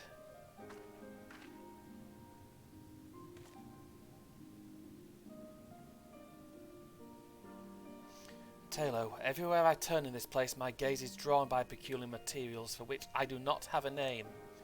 The buildings I had you investigate are prime examples. They may appear to be constructed of ordinary stone, but I assure you it is nothing of the sort. If pressed, I would describe the substance as a composite of several mineral properties, blended to create a material of unparalleled durability. Even the Ronkan Empire, once the greatest power in Norvrant, produced nothing which compares to this level of perfection. It is not the Ronkans, then who? Who were these ancients the Ondo claim as the architects of their sanctuary? I suspect our answer lies with the reason Emmett Selk withdrew here to the Tempest. Yeah. He may simply have wished to retreat somewhere mere mortals would struggle to reach, but there are many such remote locations. Why here specifically? Emmett Selk is devoted to his role, and thus we might assume his choice of stronghold somehow serves the Ascian agenda. Yep. This place more dear to him than any other. Are you saying this place was built by ancient Ascians?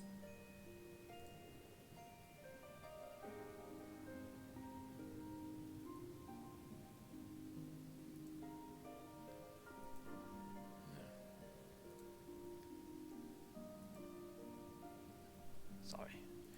That is my theory, that these structures are remnants of a time before history, of a style that was yet whole and unbroken. Such traces in the source would have been obliterated by the succession of umbral calamities, but here in the first they might have remained untouched for millennia.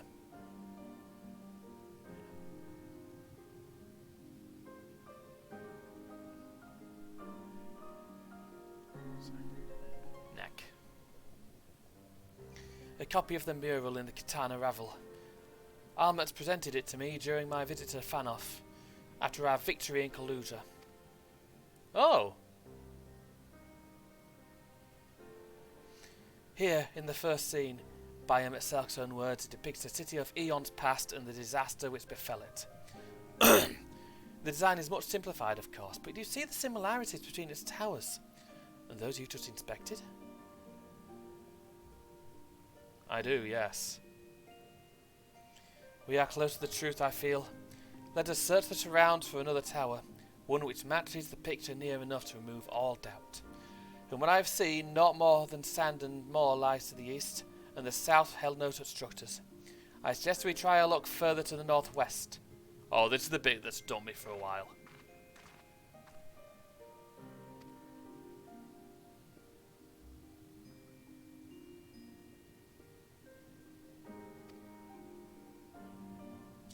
Oh, brilliant. This time the game's not giving me anything.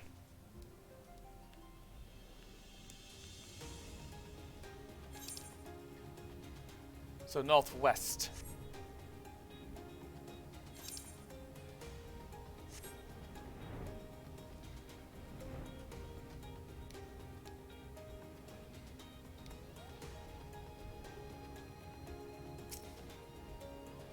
Here we go.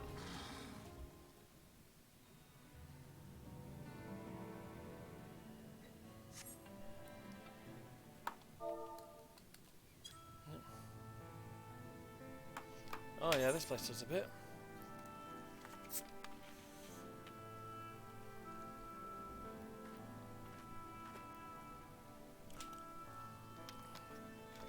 Aye. This is the mural writ large. Though I cannot guess at its purpose, it must have been an imposing sight. How much of the tower's height lies hidden beyond the ground? Below the ground, I wonder. Centuries of our history have settled upon such ruins. Countless layers of dust and sediment. An entire civilization. Its existence forgotten by all except a handful of Asians. Yet it did exist. They lived here in the city.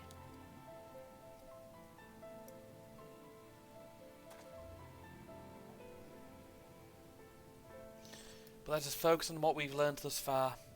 The Ondo chieftain spoke of mysteries stirring.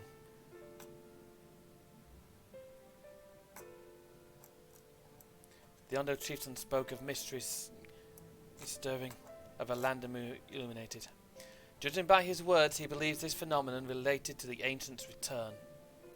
Thus we can surmise that what the Ondo saw shining in the abyss was, in all likelihood, yet another remnant of this age-old civilization. And who else would light the lanterns, as Reen put it, than Emmett Selk himself? It is almost certain he's there. Yep.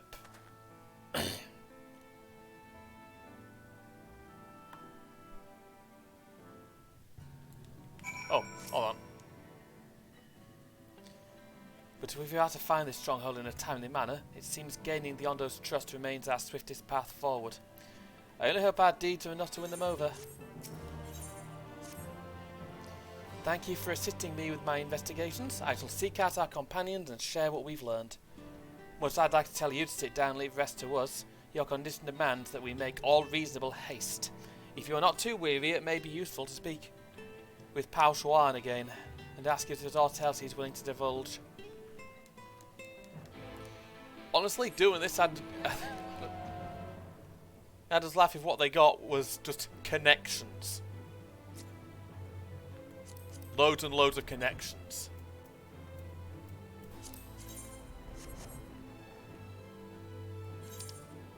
Right, I'm not going to point the camera down that way, because what's down there is a real spoiler.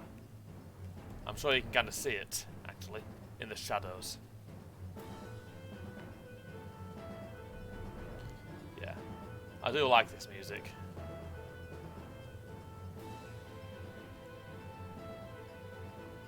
I like this music a lot. Yeah, that's a weird shape for an aetheryte.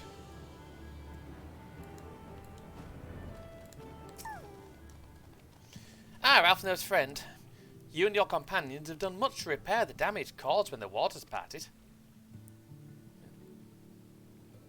Anything else you can do? Have you been to the Walls of the Forgotten? Are they the ruins just to the northwest?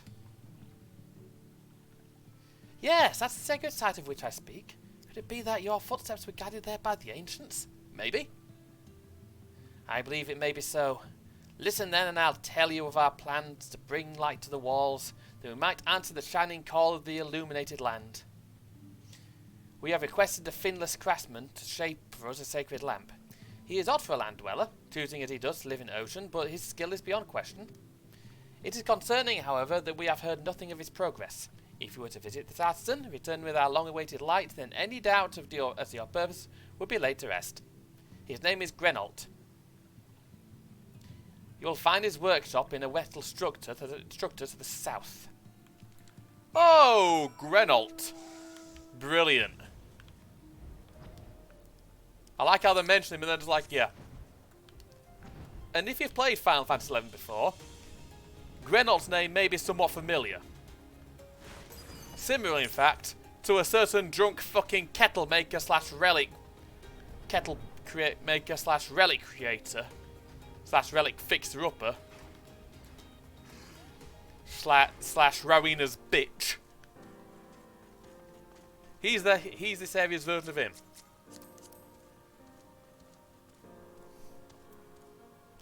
Francis Bacon, really. If you're getting a sir.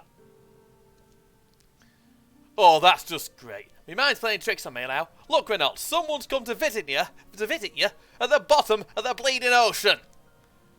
Or might be as you're a ghost, eh? Go on, foul shade, feast yourself on my rotten soul. I've got no use for it. A craftsman who can't craft is more pointless than a sea slug with a doming hammer. And that's the bloody an insult to bloody sea slugs.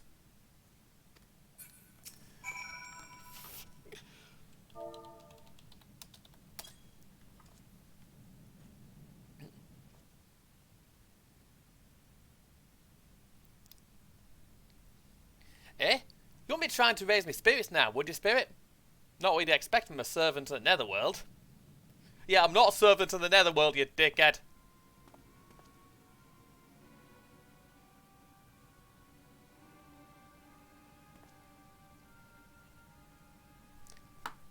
Oh god.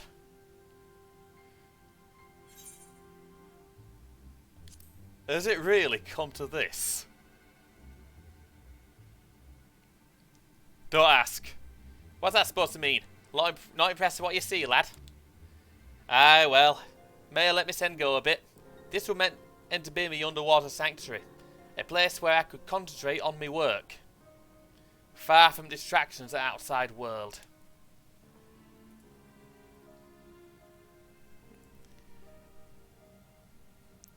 And yet, here you stand. Now, what's so damned important that you dive all the way down to the bottom at Bleeding Tempest to bother me?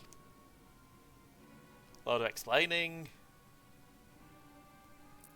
Ah, Gundo's lamp. God, curse me empty head, I've not so much as made a start.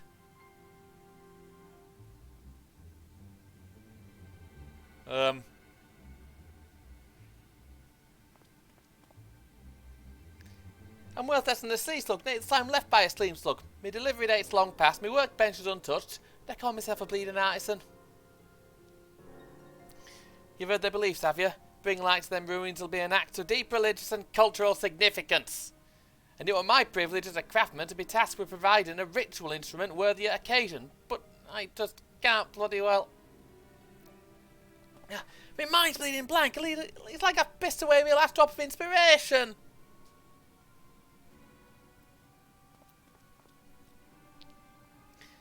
Tell me you got something to show me. Something that'll give me a muse a right good kick up arse.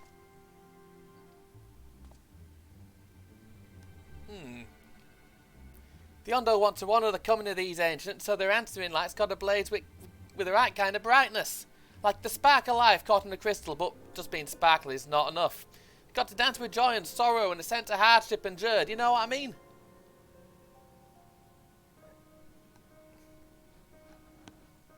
Your thoughts turn to the warriors of the light from the first, and the crystals you discovered at the end of their journeys. Maybe Grenault would find them inspiring.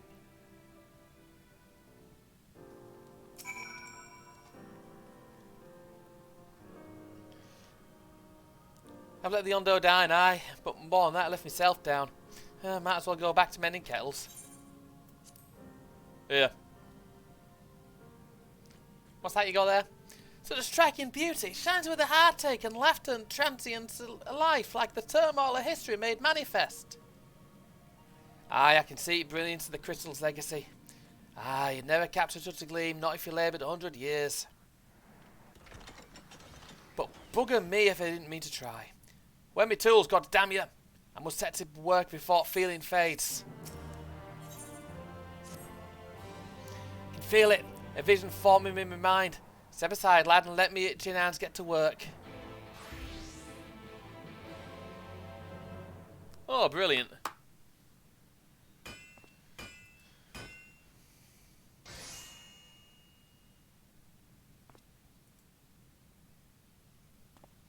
Wrong one. And done. Taking wonders that crystal showed me and channeled them into a new shape, which what befits the Ondo's spiritual character. I can't carry that. I mean, it's nice. Not a bad job if I do say so myself. How are we going to get it out of the door? Ah. I'm going to get some up. Anyway, to think, I was this close to hanging up my hammer after studying the craft of them ancients. I've been across the length and breadth of Northrend and gobbled up every scrap of crafting wisdom I could find. But no matter which technique I tried, my work was just no comparison. I couldn't even figure out how they put them damn buildings together. A mystery for ages. That's what drew me here in the first place. Been in my workshop, got foddies burning, and that's my bleeding will to craft. Thank the gods for that crystal of yours, or I might never have got it back. I won't pry into your business, but I reckon the little miracle there has been through the kind of journey they sing songs about. The echoes of memory, it all just speak directly to your heart. Aye, I can still feel them coursing through me. The inspiration's not fading away, it's swelling up stronger and stronger. Give it a chance and I reckon I can weave the crystal saga into other things and all. But bugger me, I'd almost forgotten the Ondo's commission. If you could drag that lamp over to Toll's hearth for me, I'll stay here and dream up new ornaments for you to try. Alright, let's see what I can do.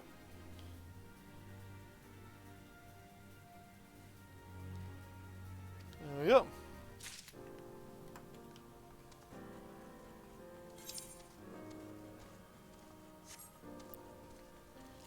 Right.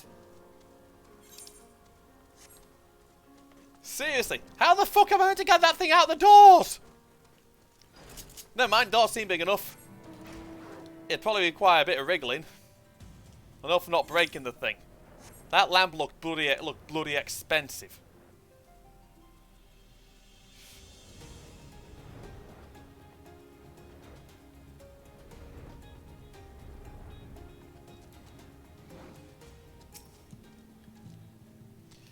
What is that you have there?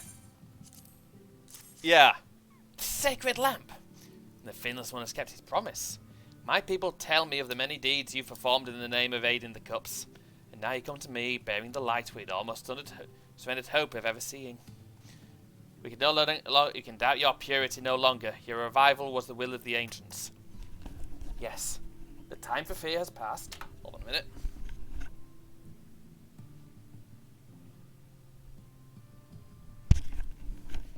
We should take the lamp and unveil its austere illumination upon the walls of the Forgotten. Gather there, we companions, and we shall speak again once our prayers have been offered.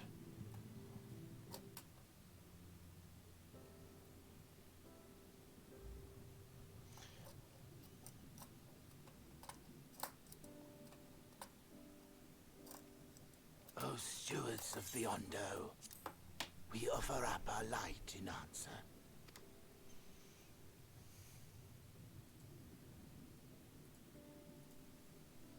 That crystal you showed the artisan. Was it... Did it belong to one of my friends? Maybe.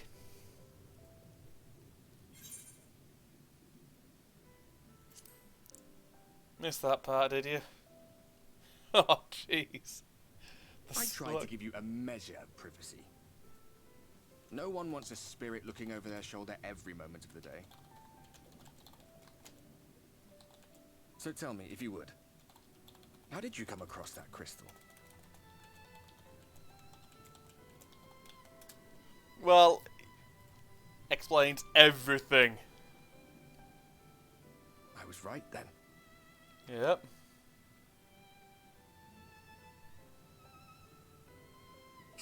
strange that I should learn such things now, after they're long gone. They were fine friends, every one of them. I didn't expect death to teach me so much. About them, about Seto, about you, about the hope that hides at the heart of this world. I've never been one for idle chit-chat, but if by some miracle I could see them all again, I doubt I would ever stop talking. Probably not, no. I'm grateful I got to bend your ear at least. And just for that, I reckon I'll stick with you. To the very end.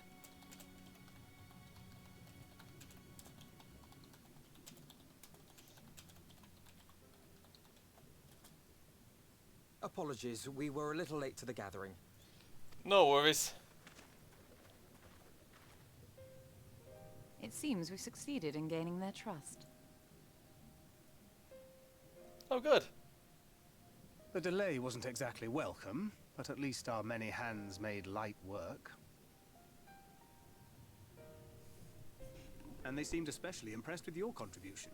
Our hero indeed.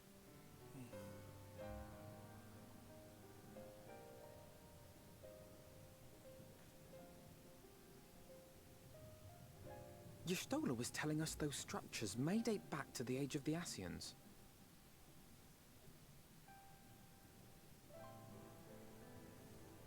An Ascian homeland. Despite his many protestations, I never quite believed Emmett Selk was telling the truth. Nor I. But there is no denying the evidence before our eyes. You hear that one? Clearly this was once a great city. A home they would see restored, no matter how many tens of thousands of years it takes. It's a hollow dream when you think about it. Even if they manage to rejoin all the worlds, they'll never bring back the ones who are lost. They won't, no. But would I have done any different?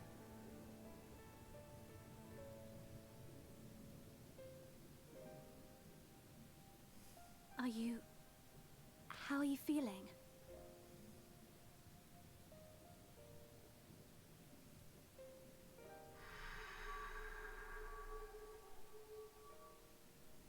Not perfect.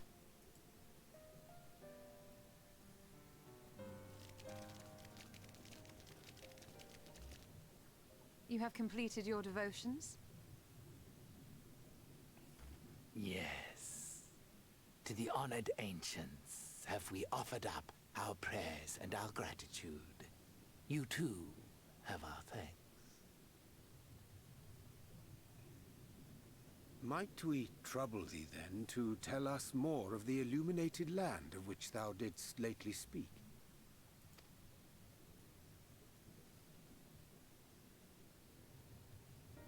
To the west of here lies a great trench.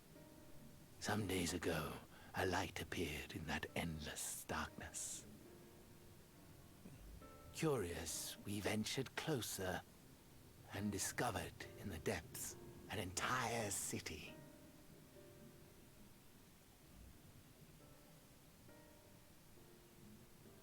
The buildings we spied were akin to our own everlasting abodes. Impossibly so. We understood at once the ancients had risen. There could be no doubt. Taken with terror, we retreated to the cups, and I decreed that none should enter the trench until such time as we received a sign. Oh.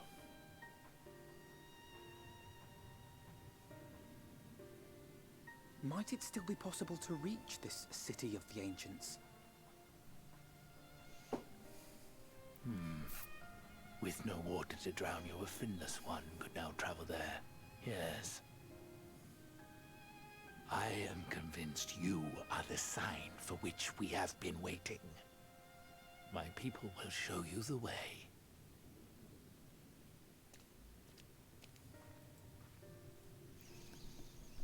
Well... Shall we?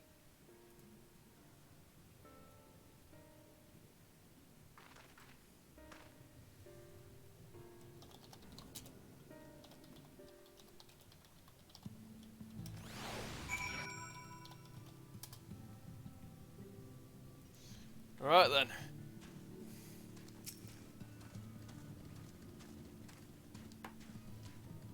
The chieftain has bid me guide your steps to the illuminated land. Come, the way lies downward. Follow the path of Covenant Rock and join your comrades below.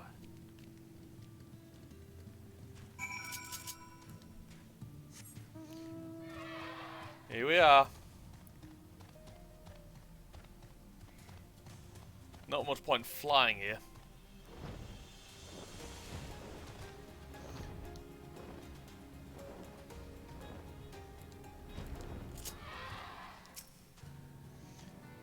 Emmett Selk hath made himself difficult to reach, yet every step we take bringeth us nearer to his stronghold.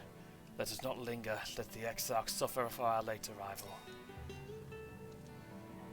During the time I've spent helping the Ondo, I've been introduced to quite a few of the local varieties of sea life. Though sea monsters is mayhap the more apt term, probably best to avoid them if we can. You have everything you need? If that artisan fellow is skilled as they say, then you may wish to avail yourself of his services ere we press on.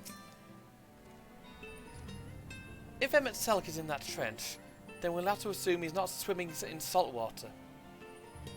I wouldn't want to suddenly find ourselves at the edge of Bismarck's bubble with no air to breathe.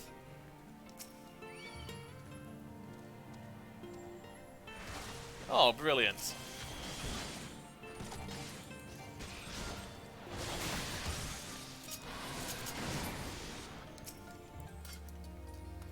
Oh, we're on our way at last. Seems things are far darker down here, but I'll not start as a few shadows. We are moving as a group, yes? All I gathered, yes. Next will describe the path you must take. Enter the cavern beyond and follow the wall down. Down, down. Once at the bottom, find a passage to the northwest, then continue west, and west, and west. The way is not simple. Keep your friends within shouting distance and do not stray into the deep. Just beyond the journey's end, you will find the Caliban Gap and the barrier we placed at its mouth. This obstacle will fade should you raise a hand towards it. We have made it so. A most succinct explanation. We thank you for your guidance. Right. Deep into the depths we go.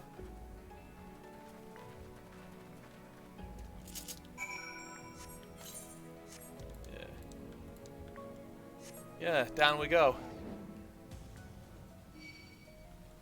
Nope.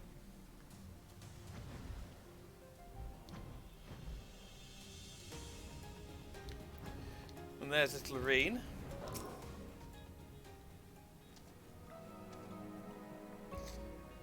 The rocks and coral bunched up by the cavern wall like a staircase of sorts, but be careful. You won't want to slip up from here.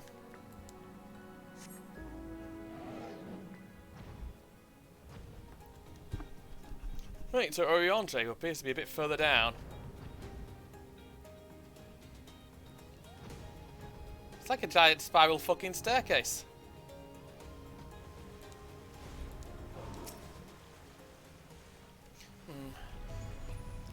I'd wager these bursts of water could carry you clear to the top again. Oh, not that I'm eager to try it.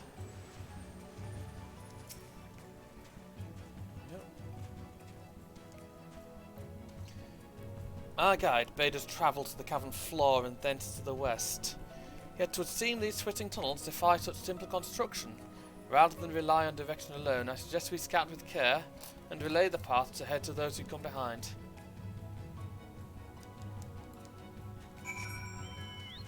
Right, over to Alphino.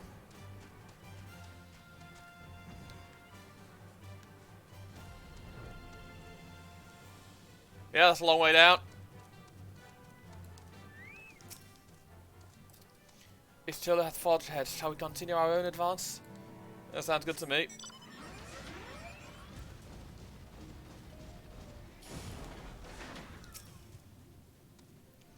The rocks drop off sharply here, but I think this coral's thick enough to serve as a bridge.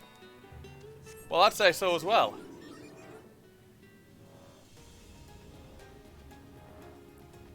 Oh, complete with humming noise and lots of sea anemones.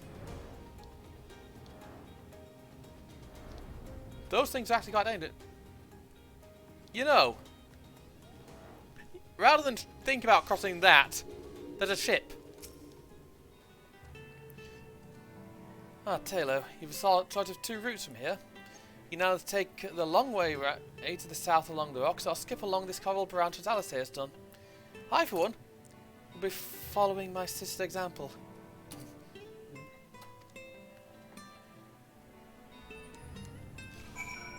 Fucking controller! Right then and there!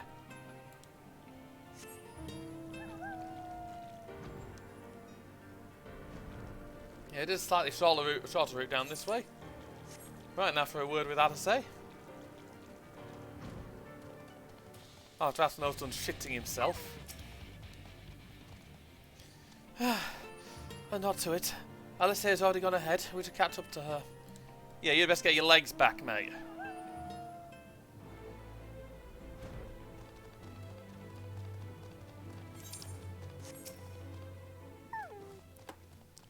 There you are. Come on, I think I found the tunnel we were looking for. Yeah. Yeah, it's just down here, I think. There are some fates down here, though. And a lot of stingrays. And a rank B mob. Ah, hello.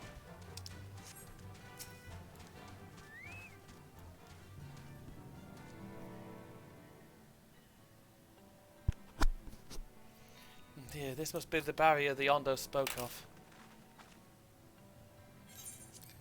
Well, that was rather more arduous than expected. I can feel a sudden rush of gratitude for the smooth roads our ancestors cut through the wilderness. Such a treacherous path indeed. Now I believe one of us needs but raise a hand to banish this next obstacle. Taylor, I elect you to do the honours. Okay.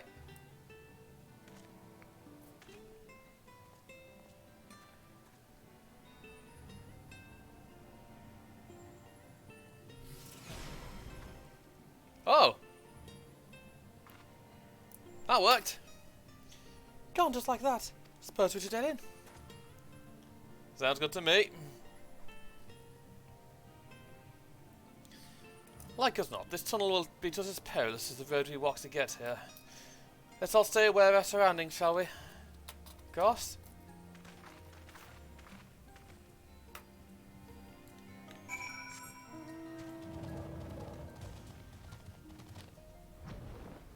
There's some urchins down here.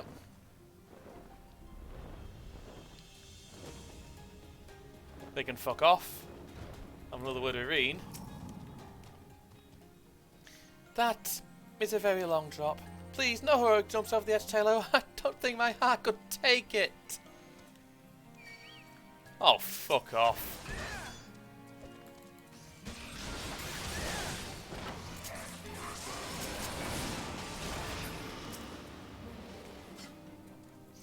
Nay, I'd not want to chance that leap. Hugging the knoll on the wall on the way down seems the wiser option. Yeah. In fact, it actually won't let me take the leap.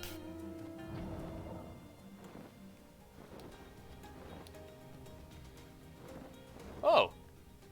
There's something around here as well then.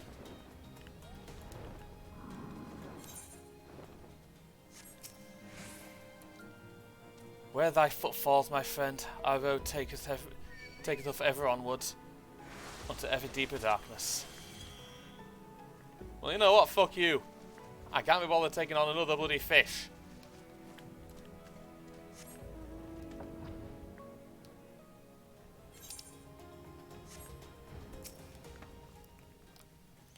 With your footing here, I wouldn't tend to the climb back up if you fell. Neither would I.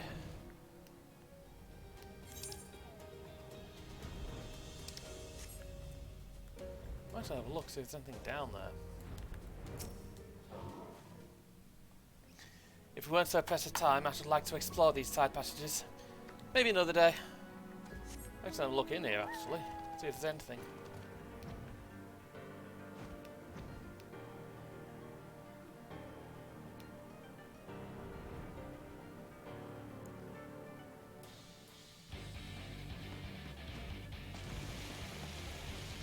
No! There's nothing.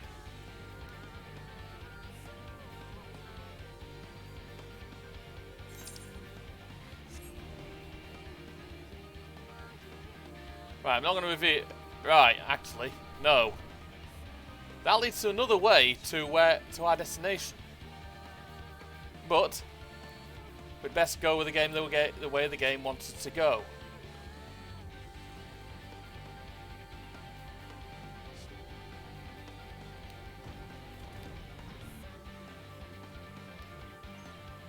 Unless I must have pressed on a little more.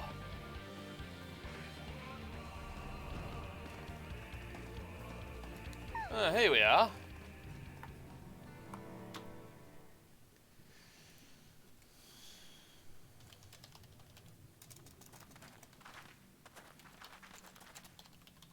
By the gods. Yep.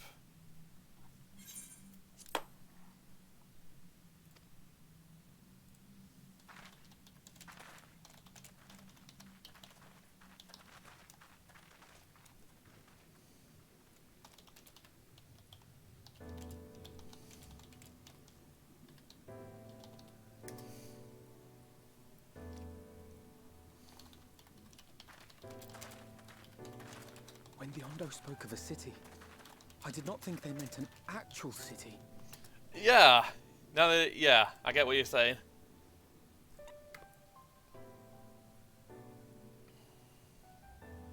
Then we are seeing the same view. Yes, yes we are. Holy shit. The remnants in the Ondo settlement were solid material structures. But these... Yeah. Everything here pulses with ether. 'Tis an enchantment on a monumental scale. Just a fucking bit.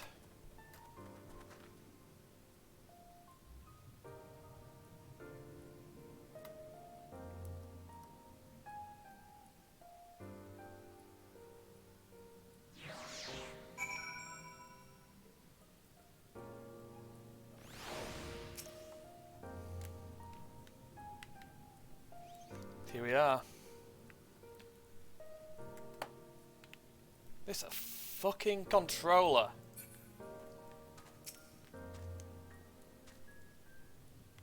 Taylor, did you note the style of the architecture? Hold on a minute.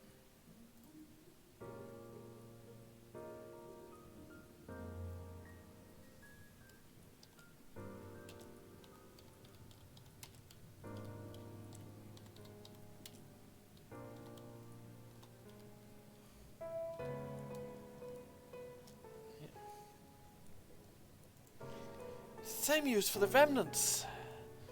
The cups and the murals painted towers. Look closely. Emmett Selk has not simply reclaimed these ruins. He has labelled the semblance of an entire city upon them. God, the magnitude of his artifice is staggering.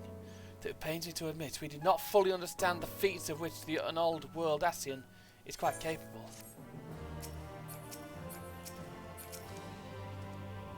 You'd think all those tall dark buildings would be frightening, but for some reason it feels sad. Now it's big, I'll grant you, but cluttered city streets are far more conducive to infiltration than wide open spaces. This will work to our advantage. Trust me. I will do.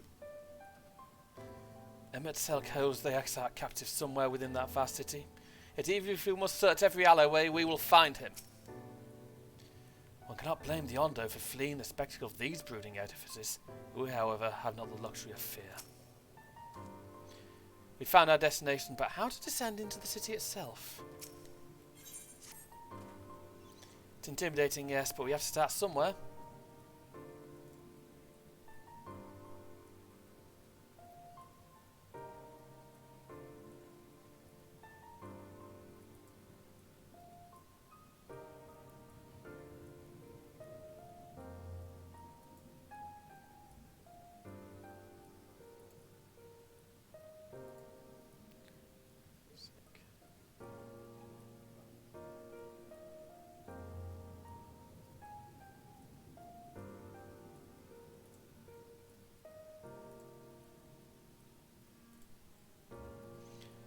Why don't we have a close look at that tower to the southeast? Might be able to reach it from the top of from the edge of the trench.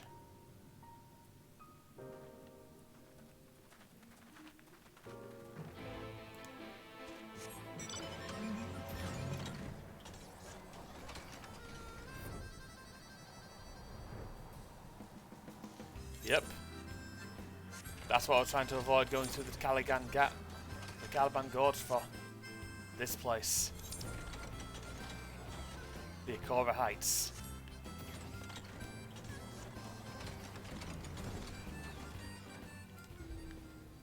Yeah. Yeah, can't jump down. There's nothing down there to jump to.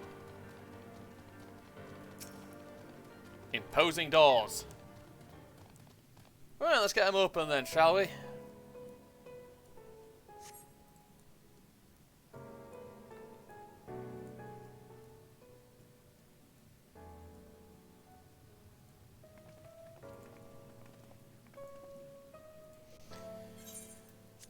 Look at the size of those doors. Now I know how pixies must feel. Huh? Taylor Destino recognized. Welcome to the city of Almarot. Will you be riding the lift? What? Did the building just welcome you? Mayhap is not so passing strange. Did Emmett Selk not invite Taylor to visit his abode? It is plain thy coming was expected. Yes. And where will this lift be taking us? The lift services every level of Akora Heights, but is presently configured to convey passengers directly to the ground floor. Well, there you have it. In the absence of some few hundred yards of rope, we have little choice but to accept the offer. With emphasis on the we. Not about to let you walk into that place alone.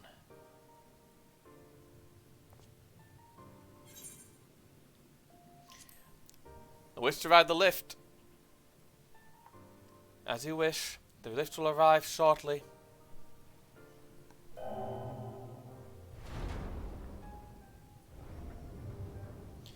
I'm surprised it didn't go a full rimmer and make the lift, and make it like the Grunt's lift in Red Dwarf and make it rude. Next up, ground floor. Facilities include the Bureau of the Administrator, the Bureau of the Architect, and the Capitol.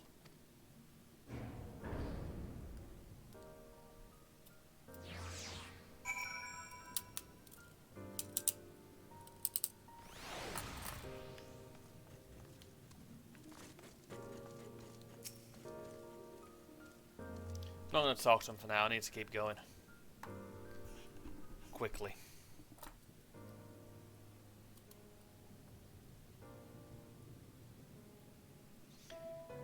It's only at this distance that you start to realise just how big the buildings truly are. What did that voice call the city?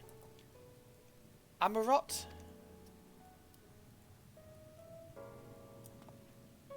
Look, over there.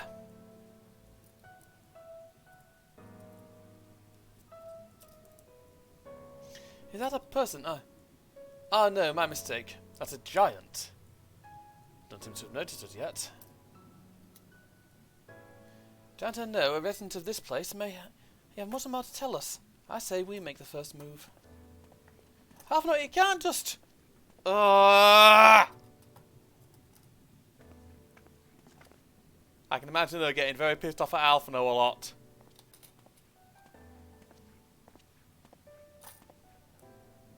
Please excuse my boldness, but might I ask you a few questions?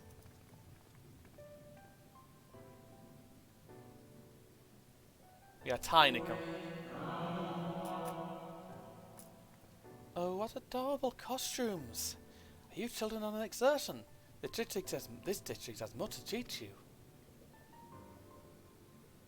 Oh, what? That sounded like no language I've ever heard, and yet I understood every word. Just as he understood us. Which district is this exactly? What's your last part of things? You stand in the in the Polyeritide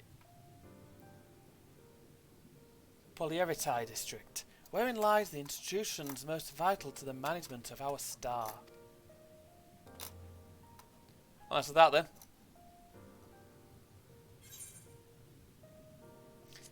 Can you tell us where to find Emmett Selk? Ah, I see. You come to marvel at the workings of the Convocation of 14.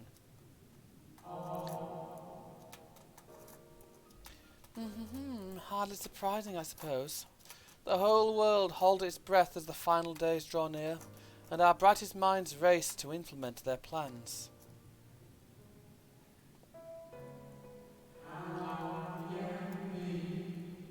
Thus you understand that gaining an audience at this time will be next to impossible. You should hurry home now before your families begin to worry. Do you need me to walk you back?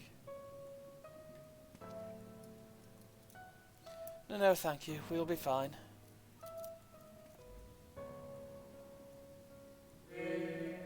Very well. Take care, little ones.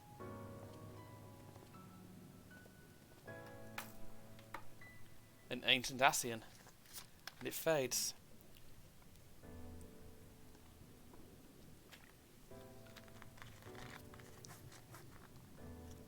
What was that all about? To my eyes, these people appear as arcane entities. I suspect Emmett Selk wove them from ether, much as he reconstructed the rest of the city. The final days. You know something, don't you?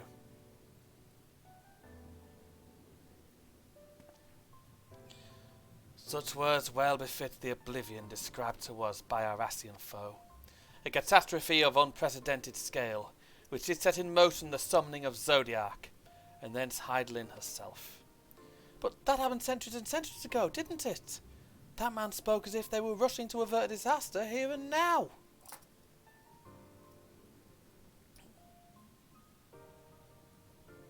Unless for these people the distant past is the here and now. I believe thou hast the right of it, Master Alphino. This ethereal Amarot and its residents appear to be phantoms of a different age. Emmett Selk hath resurrected a memory, a moment in time from before the star was sundered.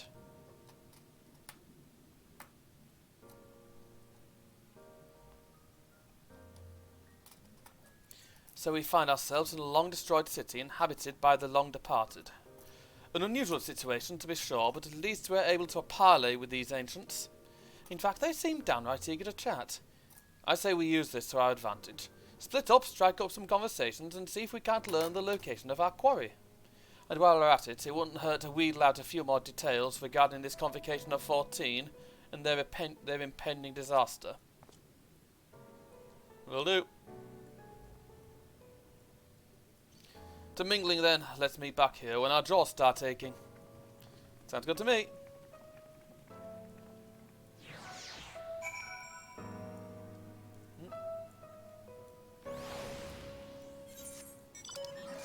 Alright then, let's have a look around. The Hall of Rhetoric,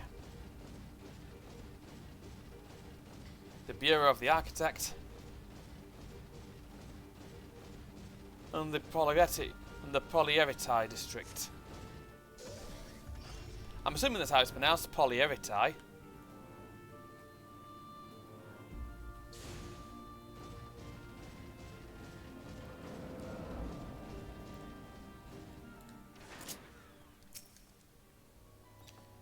It would seem the hall is host to a most precocious visitor this day. And what, pray tell, should be the subject of our discussion, young one? Ah, the Convocation and their handling of the coming peril. It's only natural that you should have questions. Shall we begin with the members themselves? As all know, the 14 are the wisest and most puissant among us. They are the stewards of order, responsible for decisions which keep this star turning season after season. Be it the Speaker, La Habrea, or the Emissary, Lidibus. Each seat is occupied by an elected sage of surpassing intellect. Logrif, Mitron, Emmett Selk. Their individual titles have, as a gesture of as a gesture of respect and a matter of tradition, become synonymous with their incumbents. Thus it is with great incredulity that I greet this recent rumour that a seat in the convocation is soon to be left vacant. If proven true, it would be an unprecedented development, and testament to the immense pressure under which our saviours are toiling. In any event, I for one am confident that they shall deliver our star unto salvation. And that's one.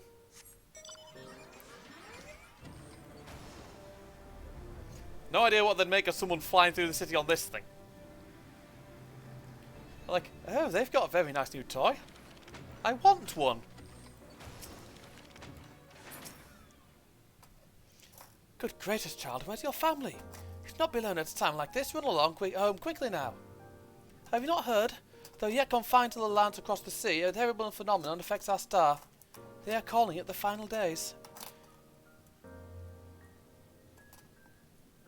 Pardon me. It is said it starts suddenly, a cacophonous keening from beneath the earth. The sound distorts all living things within earshot, and wrests from us control of our creation magics. Pardon me.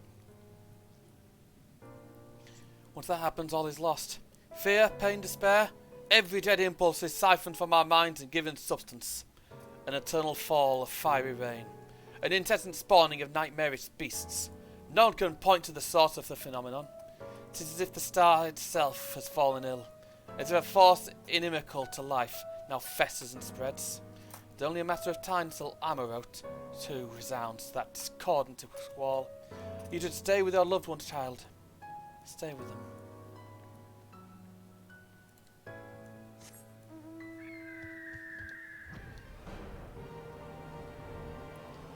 Sorry if I'm silent during this. This bit of the game, again, it makes me a bit emotional. And I don't really like breaking down in front of people. An audience with Emmett Selk. I'm afraid you have the wrong office, little one. Besides, he will be far too busy to field the questions of curious children. Surely you've been told of the looming catastrophe. Every resource available to the convocation must be spent upon ensuring our world survives. They have yet to make an official announcement, but it is said the 14 are moving forward with a plan of scarce credible proportions, one which promises to grant will to the very star itself. They will invoke our mightiest spells of creation to birth an entity of all-encompassing magnificence, and then they will rewrite the laws of existence. It is a huge undertaking, and it must be completed ere the corruption spreads this far. Thus I say to you again, do not hold out hope for an audience.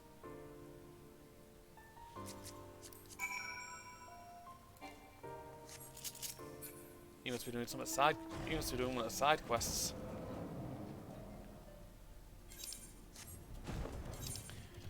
Right, back to Alphino.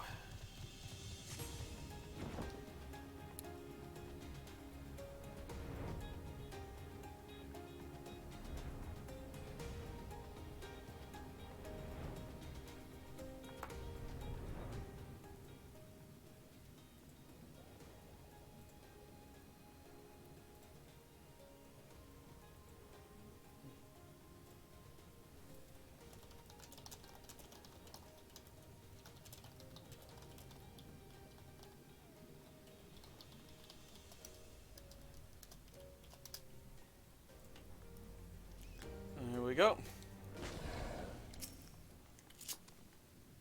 Taylor, if I was not certain before than I am now. The people of this city believe they face the end of the world.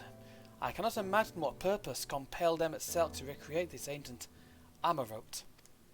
And yet I fancy I hear his words to us echoing throughout his ocean trench. He would have his story known.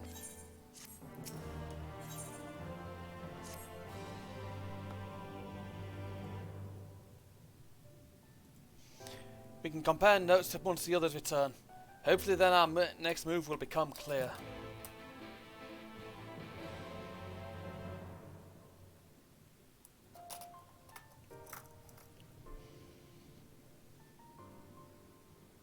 Before this cutscene, I do need to be right back. Properly, I mean. apologies will not be long.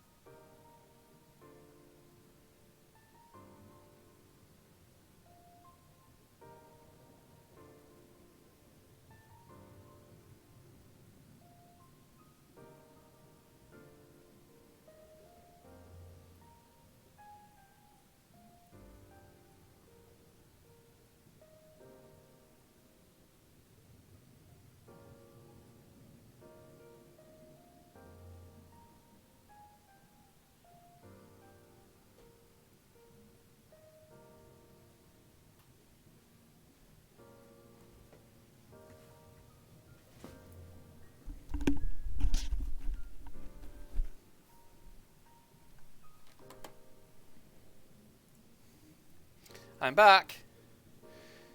To seem our conversations were much alike. A looming disaster, creation, magic's running rampant, and this convocation's efforts to bring salvation out of chaos. I suppose there was talk of little else at the time, in the time when these events came to pass.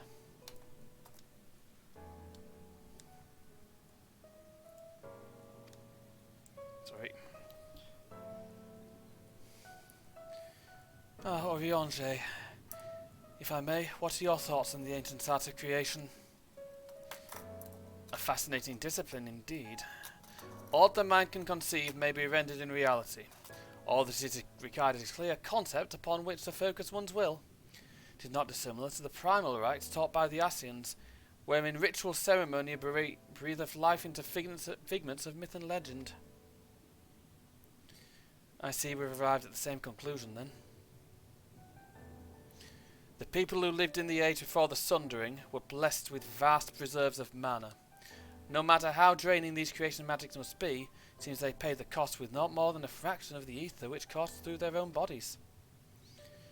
If we were to attempt the same, such spells would soon deplete our energies, and then seek to draw the balance from elsewhere, from a hod of crystals mayhap, or from the very land itself. Thus when this art of creation was placed into our hand, it became, in effect, a means for destruction. An interesting matter which no doubt spares further study, but despite all these revelations, I worry we are no closer to finding Emmett Selk. Has anyone learned aught which might lead us to his location?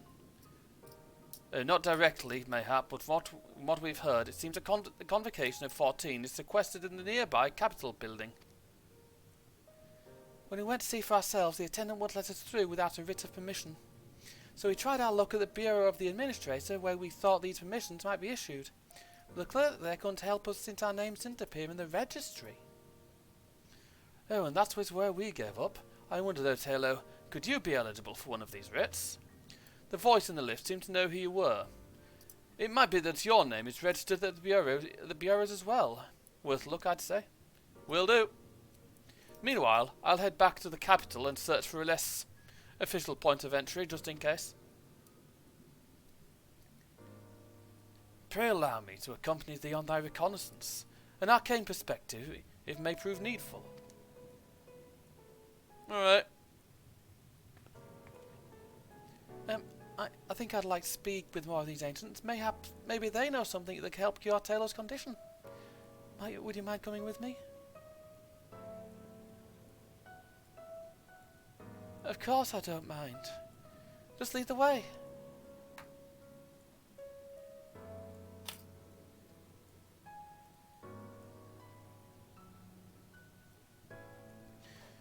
Then it's Taylor and I will busy ourselves with further exploration. There is surely more intelligence to be had. And so we part ways once more. This time, however, let us reconvene in front of the capital. Of course.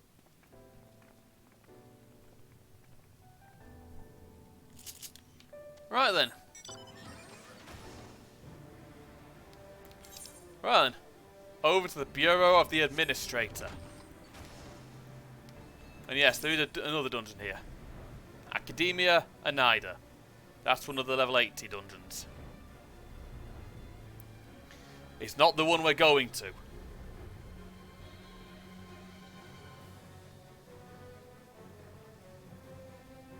I like how they got Final Fantasy XII music on this. Ah! Another Easter egg. And the bloody big one. That's the biggest Easter egg I've seen yet. Holy shit.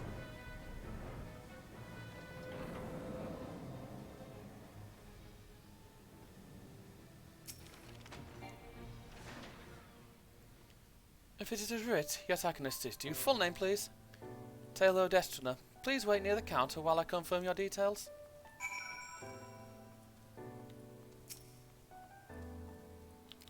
Bird.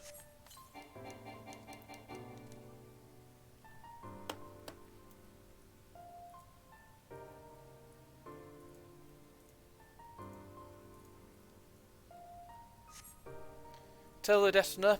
Taylor Destrina, your application is ready for collection.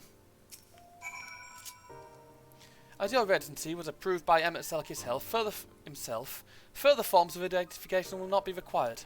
Here are your application documents. Submit them to the Bureau of the Secretariat, and the clerk will issue you with a visitor's writ for the capital. So Emmett has us going through So Emmett, one of the first big things we have to deal with in this game is fucking bureaucracy. One of the final big things we have to deal before Emmett Selk enter a fucking big instance or a monstrous boss or anything like that. It's fucking bureaucracy. Probably has to be filled out in the right colour pen and everything.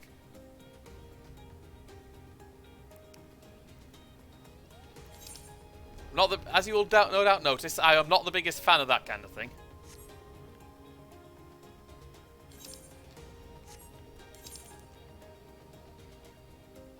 Yeah, this place is bloody big. I'll tell you, this is one of the other biggest zones in the game.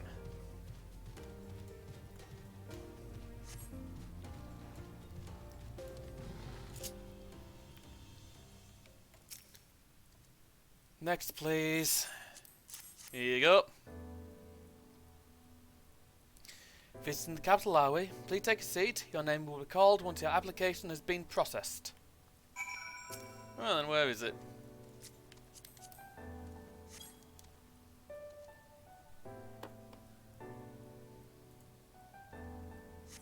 we go.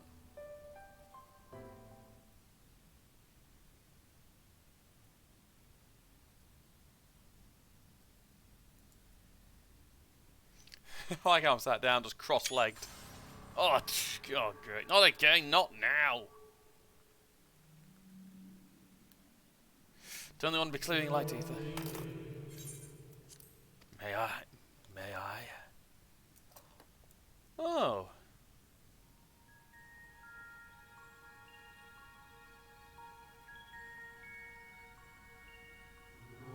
You think?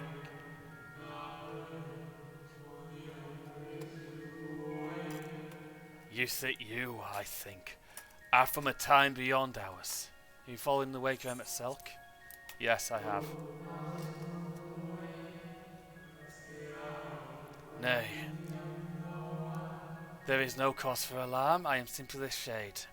Here and not here.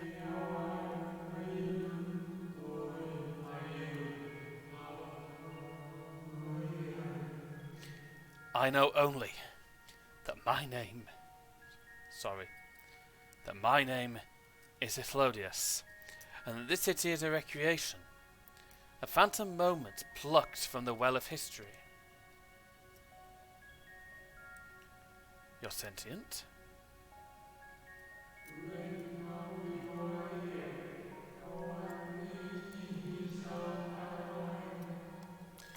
These others seem unaware of their pale existence, but I wonder if Emmett Selk's mind was distracted when it came to my reconstitution.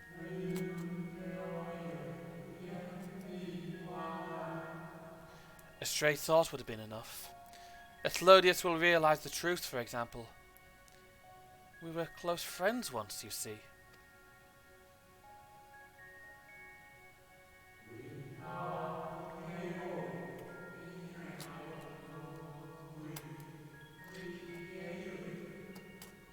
Yet in spite of my perception, I play the same role as the rest. A bit part, meant to bring colour and noise to this well-crafted stage. Too much scrutiny and we shall burst like the fragile bubbles we are.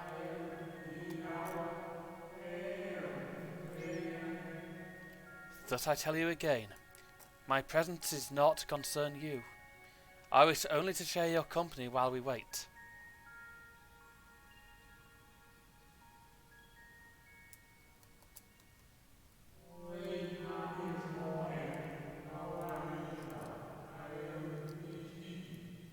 If you've come this far, then you know of the catastrophe which awaits us on the morrow.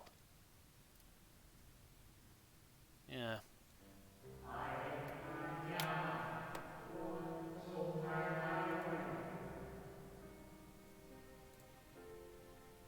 Checking a few things.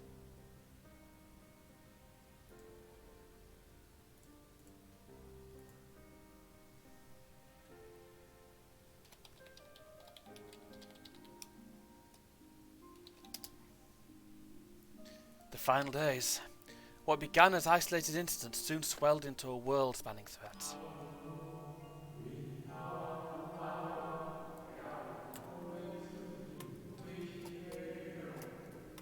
The Convocation of 14, well, it was 13 at the time, endeavoured to create a will for our star.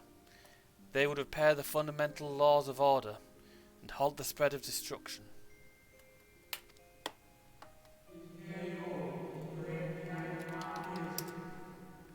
But creation on such a scale required an immense source of power.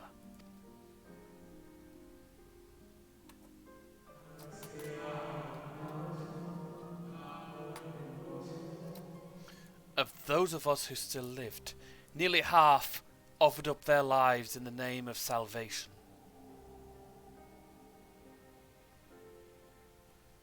Oh.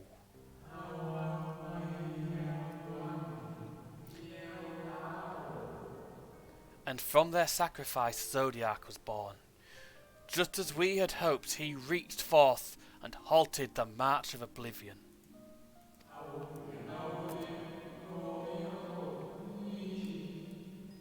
Yet how had the star had suffered? So many species lost.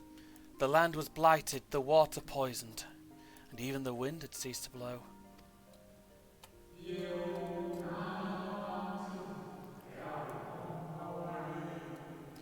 Once more did our people give themselves to Zodiac. Another half of our race sacrificed to cleanse the world, to ensure that trees and grasses and myriad tiny lives would sprout, grow, flourish. He's using that as an example.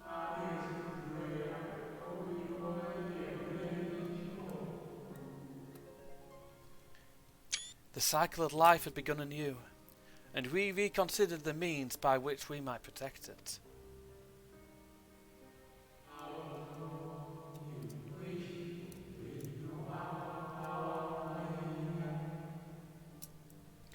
The convocation decided thus: we would nurture our world until it was bursting with vitality. Then, when the time was right, we would offer some portion of its living energy to Zodiac.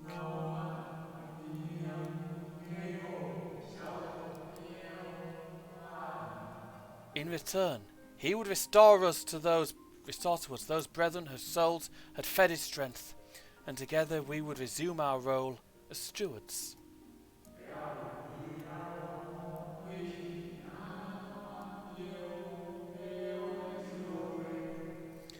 There were, however, those who disagreed with this plan.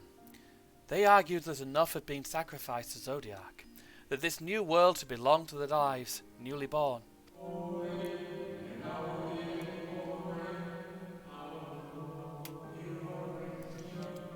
These dissidents surrendered their life energies in the creation of Hydaelyn, an incarnation of their opposing belief. And for the first time in our history, our people stood divided. Know you then how this conflict ended? Hydaelyn won.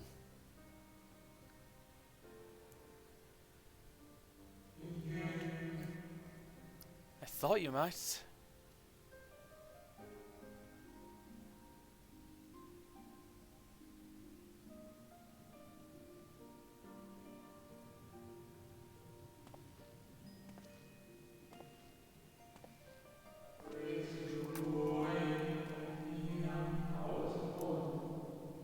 Emmett Selk has ever been a champion for the will of Zodiac.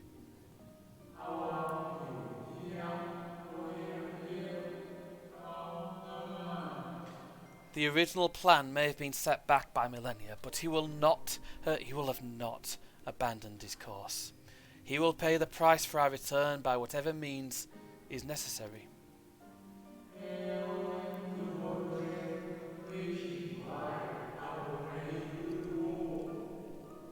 And though he may carry himself with a certain glib ease, Emmett Selk is not a man to bear his burdens lightly. In fact, I imagine they have only grown heavier with every passing century.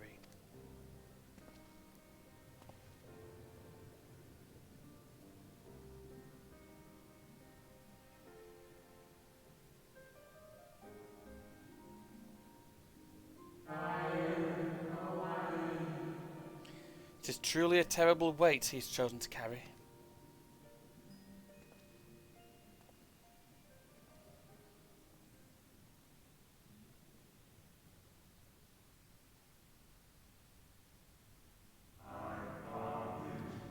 Tello Destrina.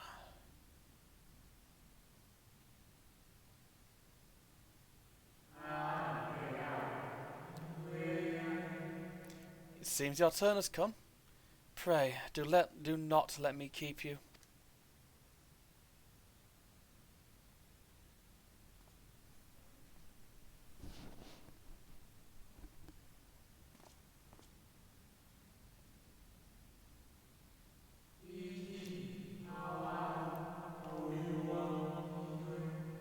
Ah, there was one last thing. You walk with another at your side, yes?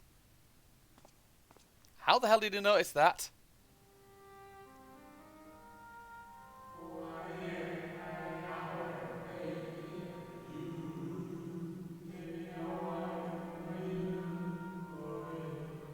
Nay, I see no definite form, just the faintest suggestion of a second soul. I doubt it visible to anyone but me.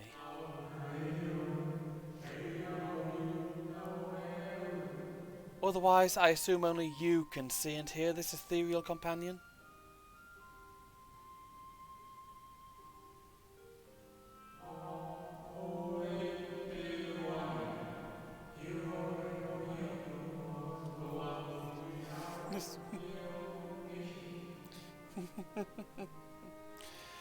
Your connection is hardly a coincidence.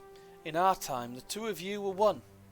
The colour of your souls tells the tale.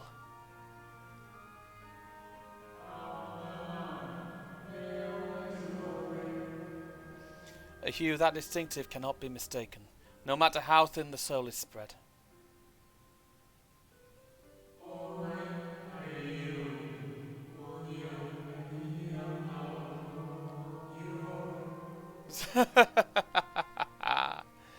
This is just the fate I might expect for one such as he. Surely Emmett Selk has recognised the hint of him in you.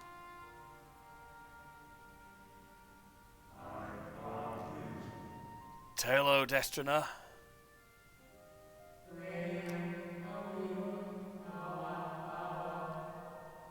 Fare you well, my new old friend.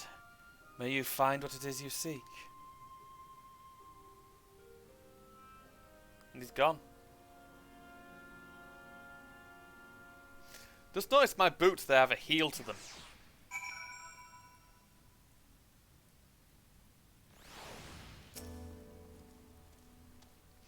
Your visitor's writ, as requested. When you wish to gain admittance to the capital, simply present the document to the attendant within. Of course. Right then. It's time.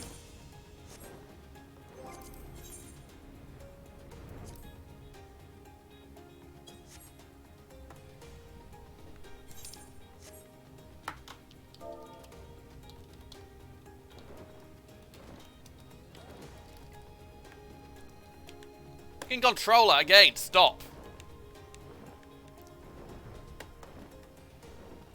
Hold on a second.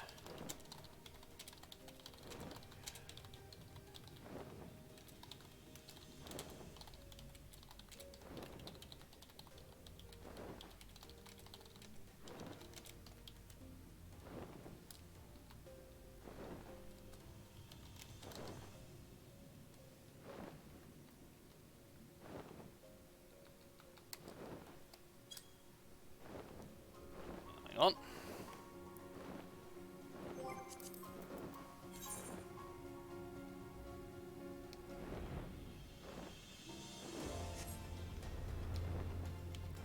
And Leon's is back online as well.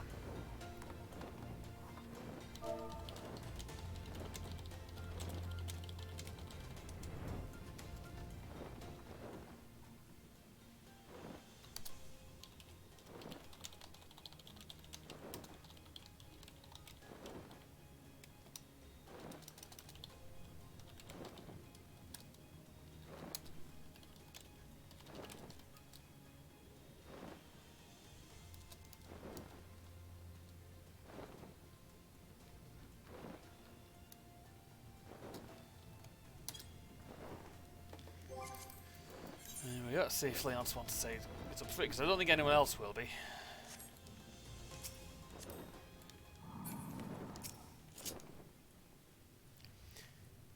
Finally, you were gone so long I was on the verge of mounting a rescue party. How fared you in your bureaucratic ventures? Here.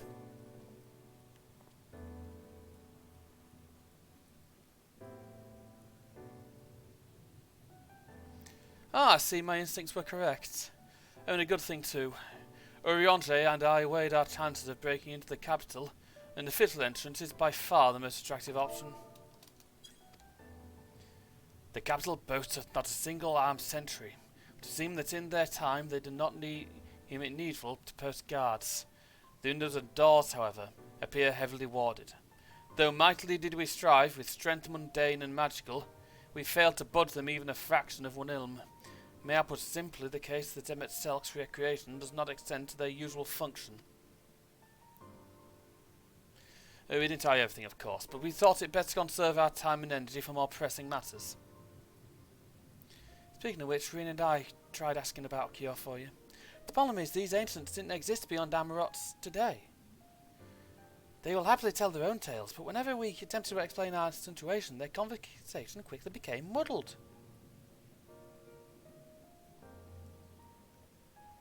What of you, Talo? Was aught worthy of interest during your efforts to obtain a writ?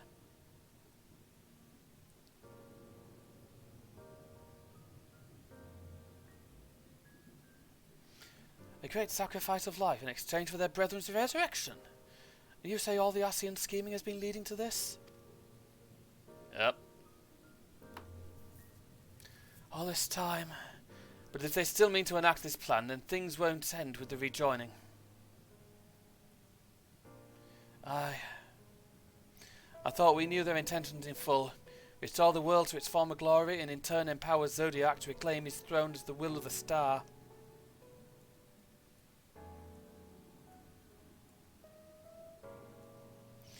Yet that was merely a step along the way.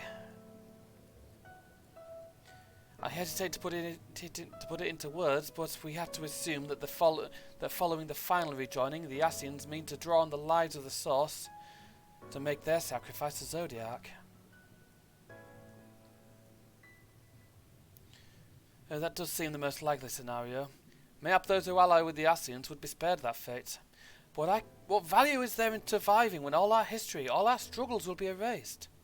I cannot conscience such an act. Of course not. That is not to say what of Emmett Selk's plan. That's not to say of what Emmett Selk plans for the Exarch's power. Do you stand by and let him threaten our future as well as our past?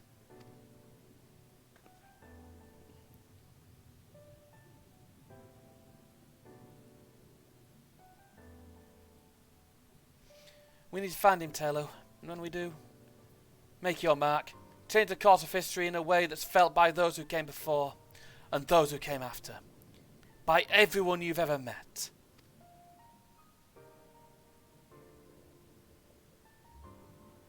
Change things so that even my other self, dying somewhere in that future calamity, will smile and say, I knew you'd win.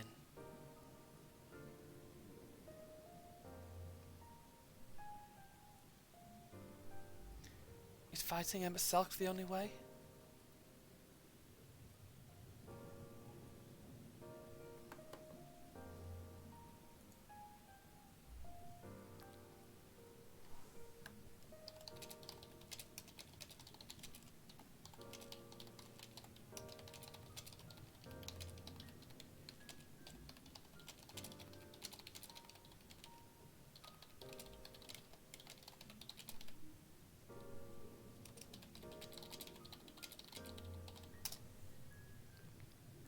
He created an entire city. It'll take everything we have to defeat him, if we even can. And if you push that hard in your current state, the light will break free.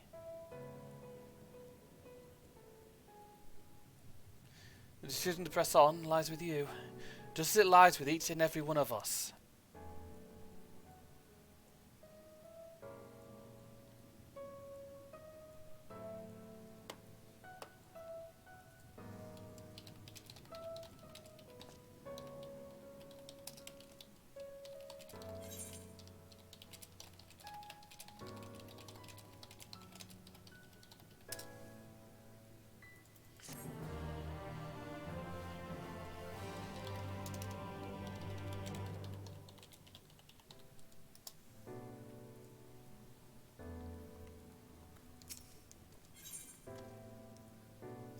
The final quest, Shadowbringers.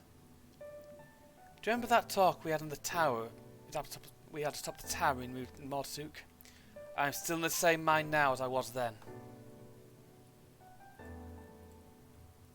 Hang on.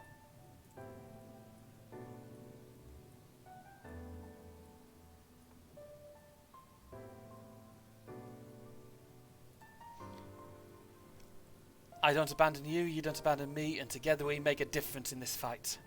There's always hope if we look for it. I saw it again and again as you tore those veils of light from the sky.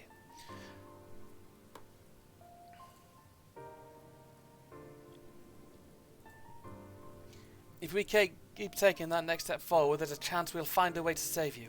So no matter what, so no matter how long it takes or how much it hurts, you can count on me to keep walking.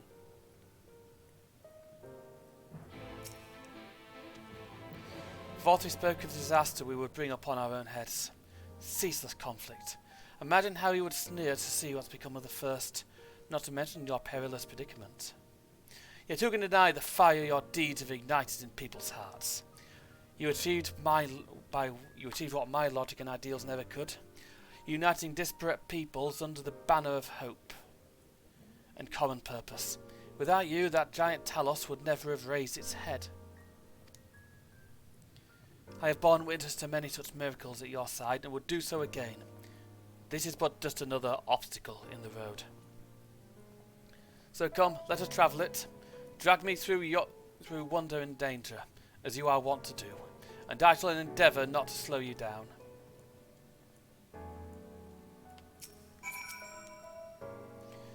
As thou well knowest, if we are to usher Emmett Selkirk to his rest, we must bind his ashen soul, then shatter it with overwhelming force. The former task requires oversight, and such have I prepared, upon the Exarch asking, no less. Though it was never mine intent to provide said boon. The future whence our noble friend doth hail is a world fallen to ashen artifice, and he would not see such a grim history repeated. In a sense, Emmett's self-destruction will be the culmination of the Exarch's efforts, a reward for all he hath endured these many years. Yet even as thou stridest into the jaws of peril, forget not that his fondest wish, and that of many others besides, is to see thee survive into the morrow.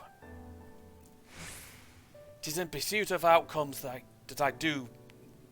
It is in pursuit of that happiest of outcomes that I do pledge to remain at thy side.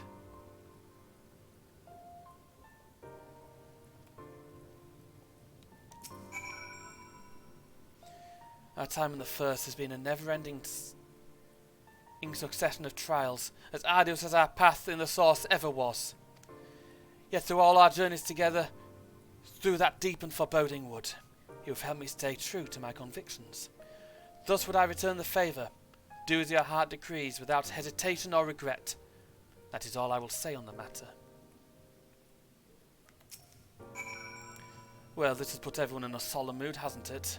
Honestly, we're not sure this will even be the end of it. But I suppose we should speak our minds when we have the opportunity. You taught me that much in our meringue.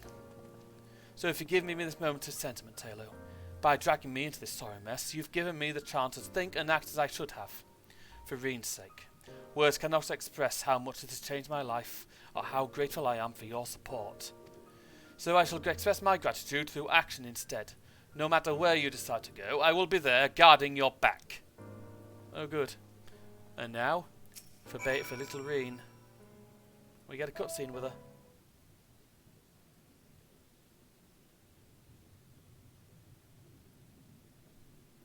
When Minfilia entrusted me with her power, she warned me that no matter how strong you become, you can still fall victim to despair. You can still feel powerless. And she was right. After you collapsed on Mount Gulg, my hands wouldn't stop shaking. If I made a mistake, if I failed to bind the light within you, I was terrified you'd die. Even now, you could be moments from turning and I wouldn't know how to save you. You, Thancred, the others, you've all been there when I needed help. Minfilia surrendered her life to me. Her legacy. I should be ready to do the same for you, and I want to. I do. But I'm not good enough. She told me to follow your example. I've tried. I've really tried. Hey. Then you shouldn't hang your head.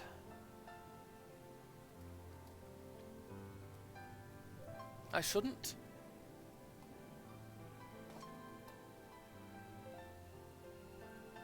There we are, the capital.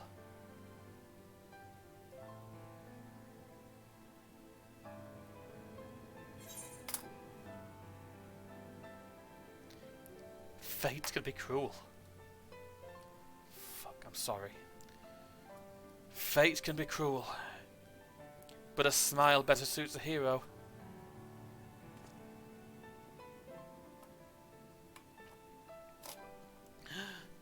I'm not sure Actually, never mind. I think I'll be better if I try it for myself. Fucking Horsefant. No, nothing will come of brooding here in self-pity. I've made my decision, Taylor. I'm going with you.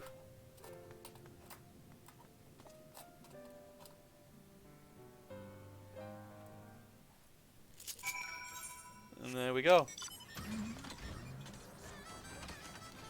Into the tower.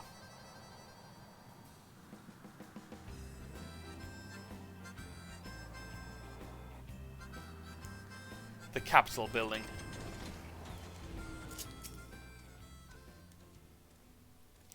Welcome to the Capitol. All visitors must present an official writ of permission before admittance will be granted.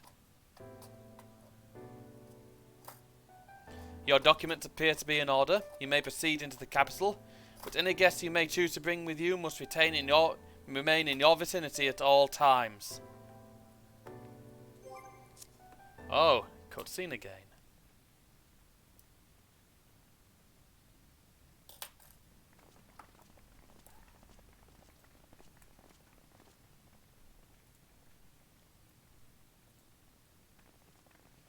This really is unacceptable.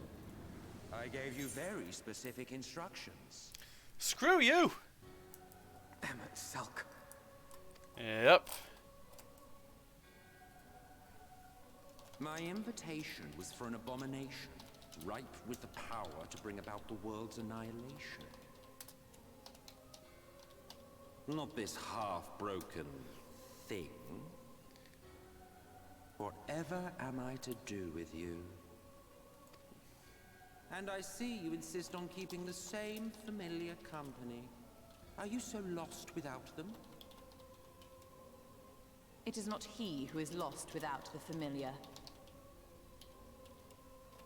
Not content with remaking an entire city, you aim to fill it with the reconstituted souls of the dead.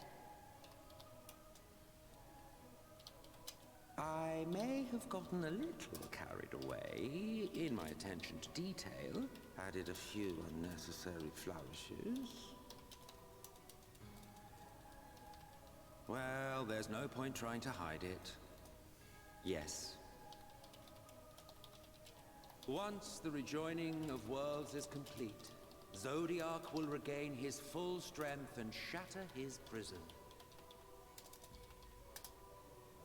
Then we shall offer up the Source's remaining inhabitants in sacrifice, that we might resurrect our brethren who died to bring Zodiac into existence. Yeah, that won't work. I already know that won't work. You can revive the body, not the soul. Came here to do exactly.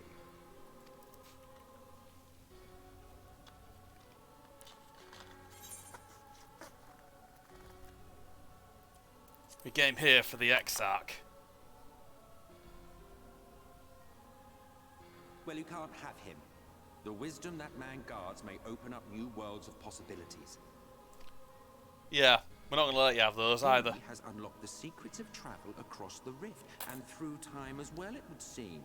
Quite an accomplishment for one of his incomplete nature. I must explore the limits of his capabilities, and harness that power for the Ardor.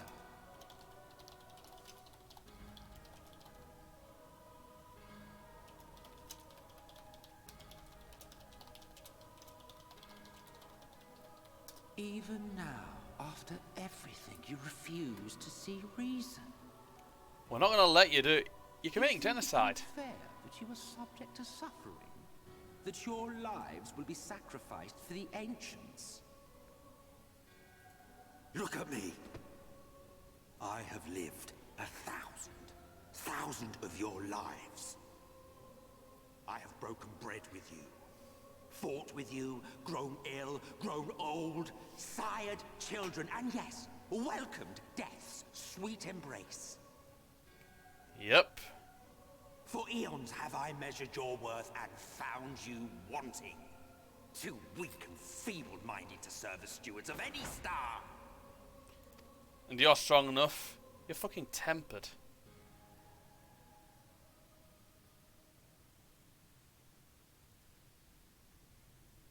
Have your recent spats with Vorthri and his sin-eaters taught you nothing?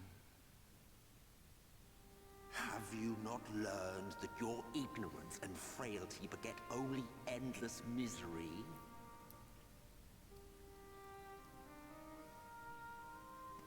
How long do you mean to perpetuate this farce? How much more must I endure your bumbling interference? Let us imagine that the laws of reality are again undone and the world faces true annihilation. Do you honestly believe that half your number would sacrifice themselves to save the other? Of course they wouldn't. We'd never ask. And if you had witnessed history unfold as I have, you would reach the same conclusion.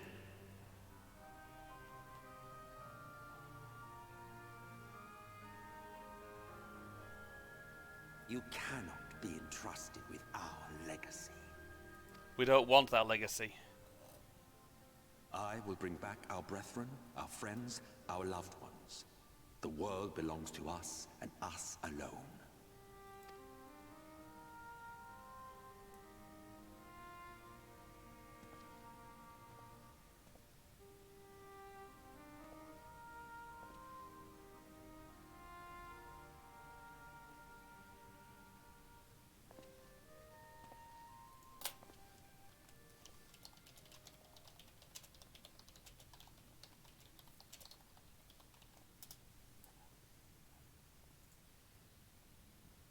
Emmet Selk!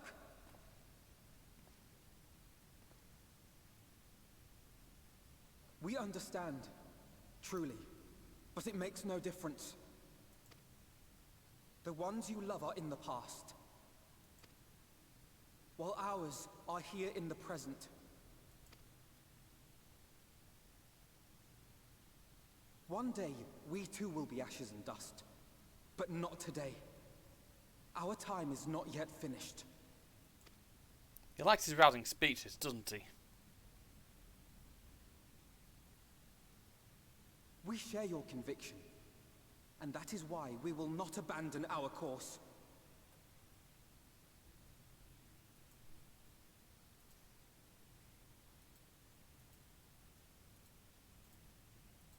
You think us the same? You think your tattered soul of equal worth to those I lost? Oh, that's pissed him off. Earn your place. Prove yourselves worthy to inherit this star.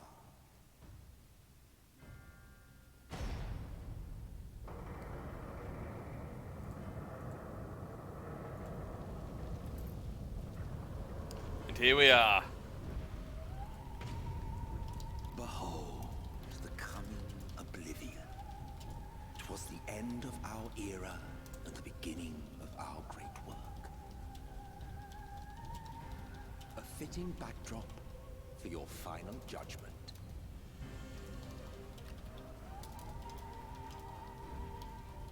There we are. I shall wait within, but do not spend too much time on your preparations. There's no telling how much longer the guest of honor will last. No, there isn't. Let's go kick some ass then, shall we?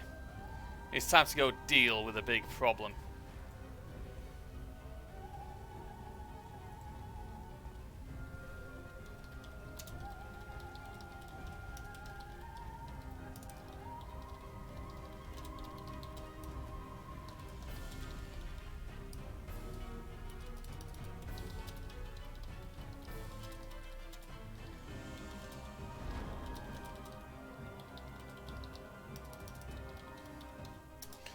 Right then.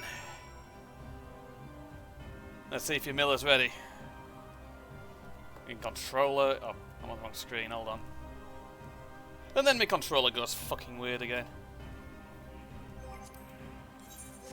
Wrong thing. It's ill in prey.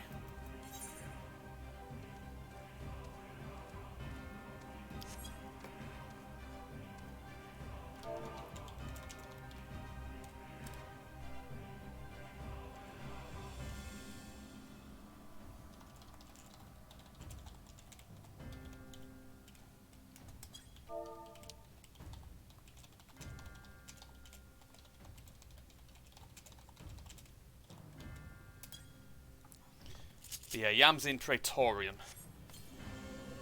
which is without a doubt the longest dungeon in the game, by far.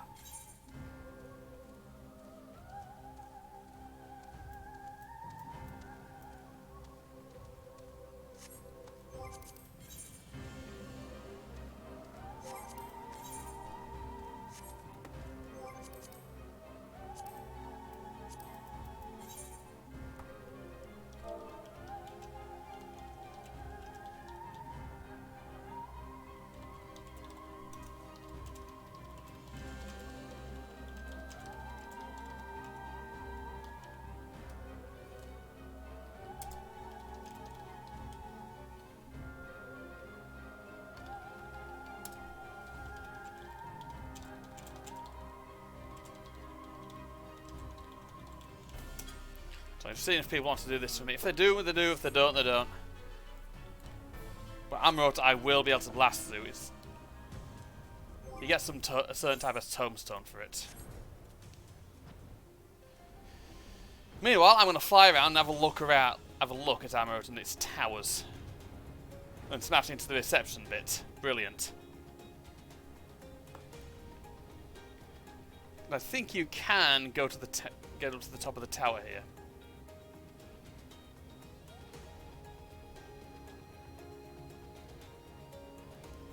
But yeah, there's another truly massive skyscraper in the background.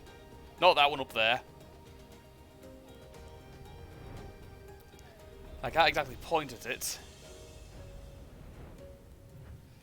See that tower over there?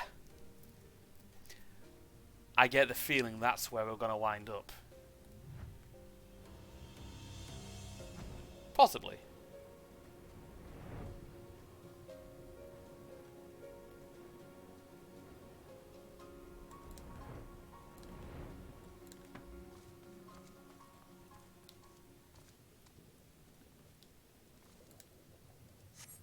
It won't let me jump.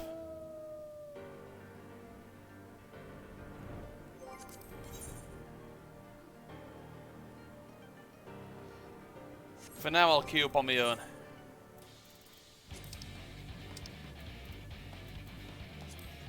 Amarot.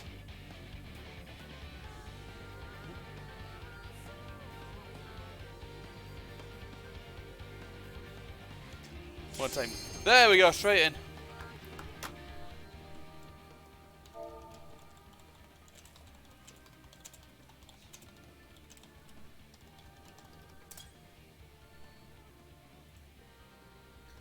Right then. This is the best last dungeon in the game so far.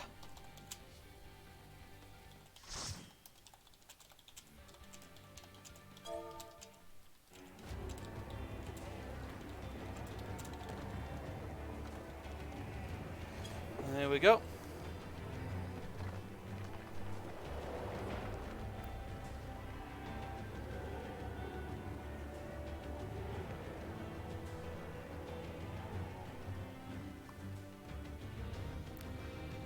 Truly epic music. Welcome to the final days. In controller! Again.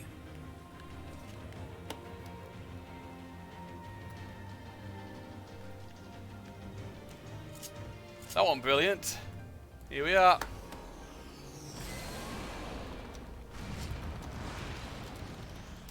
The fabric of our star began to fray, and the unchecked energies of creation begat malformed beasts.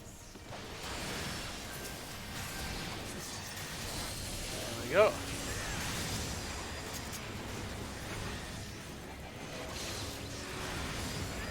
I'm just targeting one of them.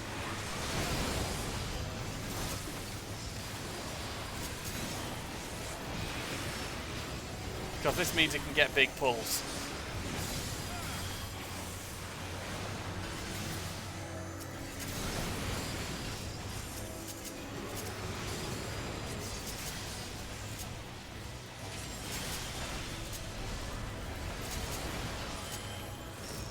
There we go. Deal with that detonator first.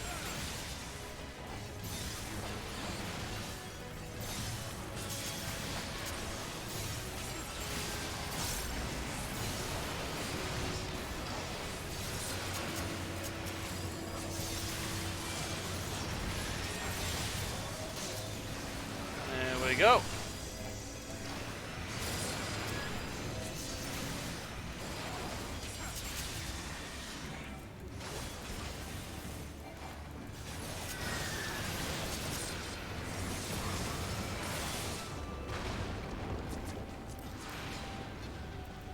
They geared enough.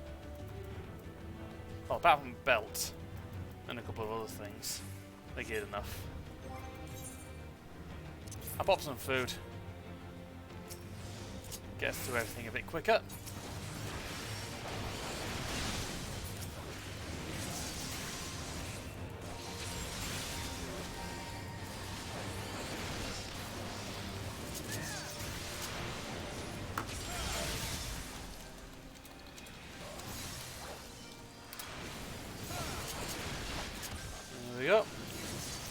And Yam's now out of prey.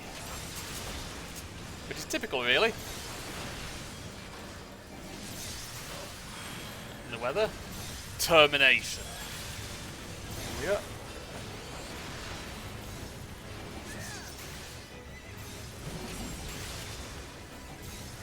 Looks like I'm the strongest person in the party by quite a margin.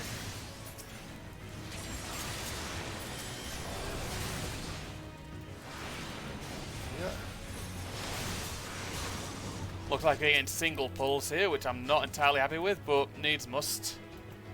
Like I said, they're a baby. A baby gunbreaker.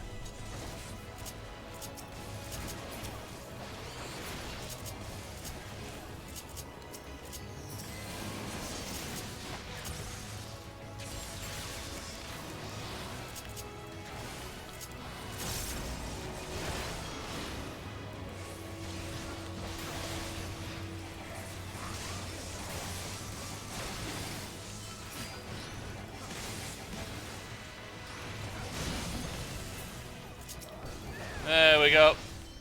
He just be fully careful of healing again now. Wish I would have kept it still. There we go. Now for the more terminus beasts.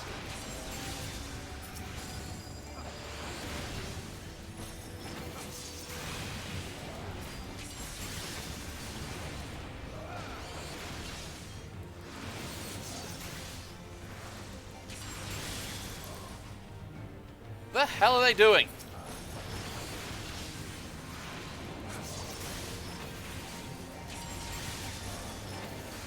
They're just standing still. That's someone who's standing still or doing nothing.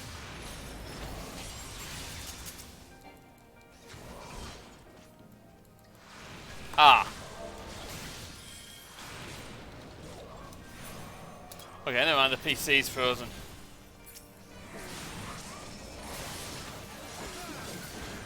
Just as prayer gives rise to primals, our dread made manifest our deepest fears.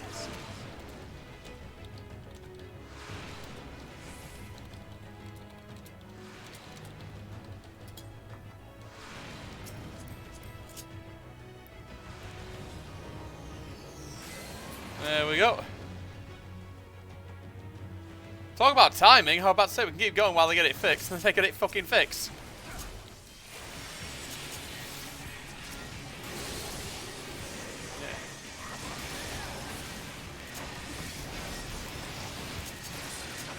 Here we go.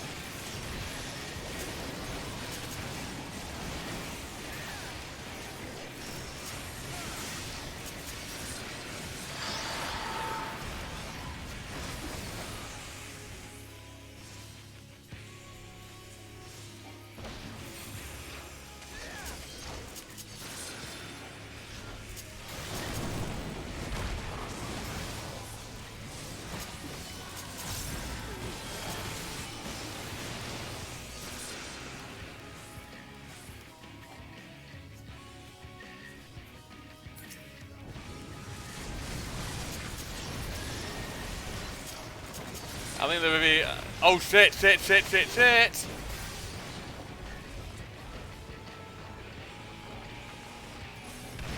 I get the feeling that hurts. And personally, I'm not in the mood to find out how much it hurts.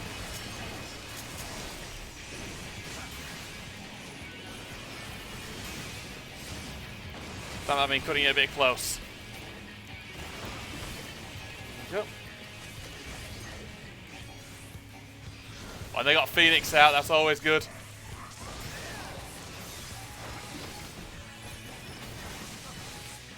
More meteors.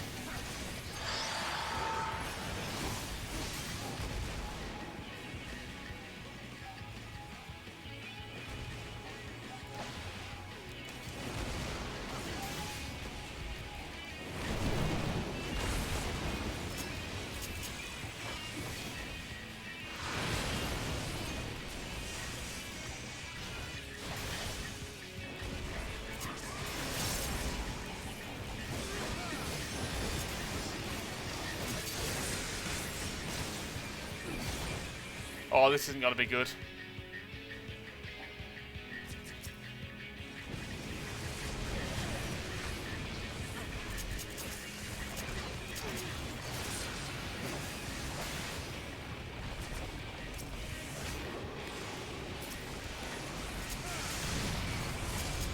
Oh, fuck.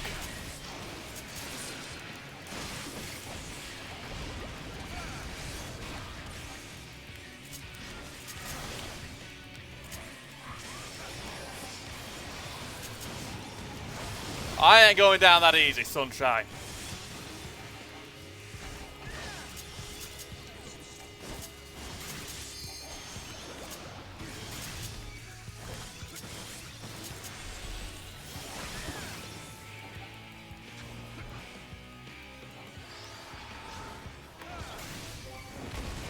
I don't think I'm going to get much choice here.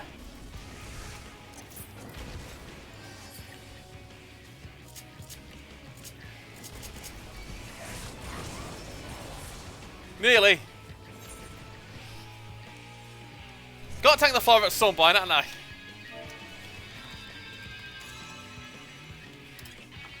Yeah, we just got fucking controller. Fuck.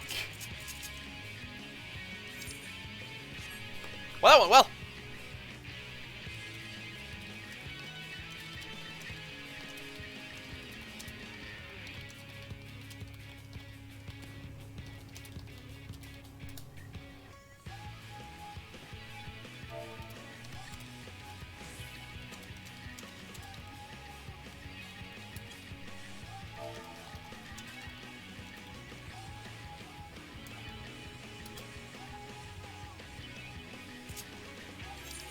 Would be a fair old distance to run, wouldn't it?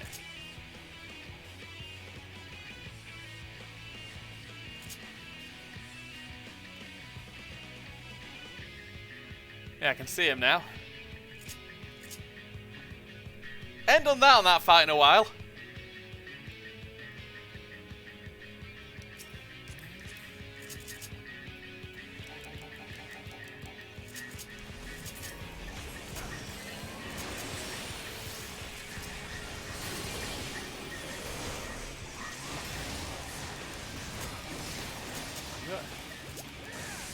If the tanker could have survived that, we would have had it.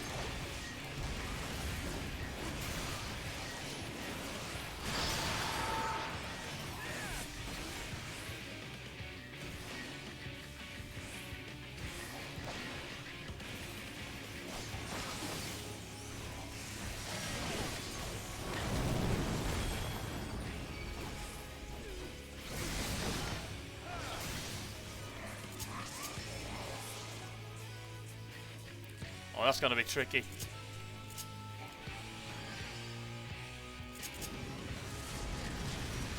Oh!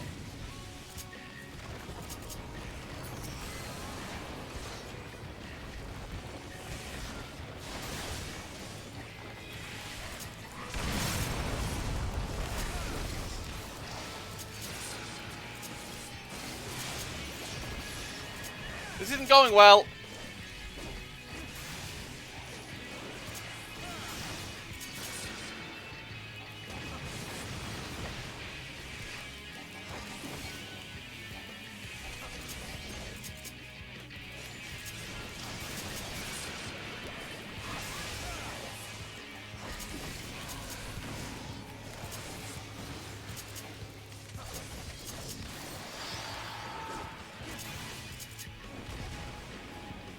Right, safe spot's here.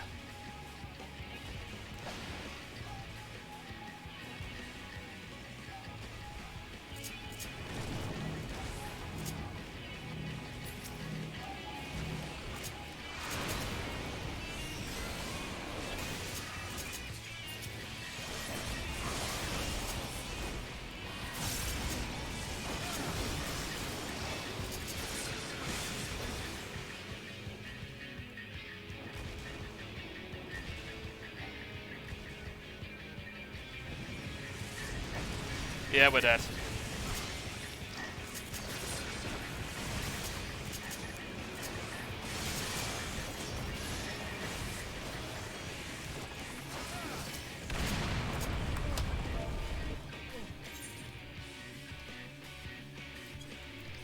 This ain't going well, is it?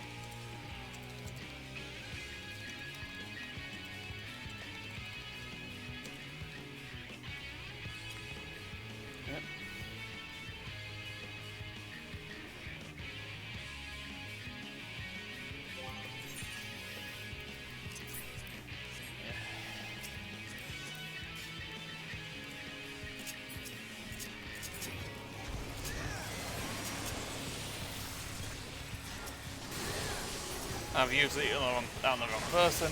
Typical. Getting frustrated. Can't do that.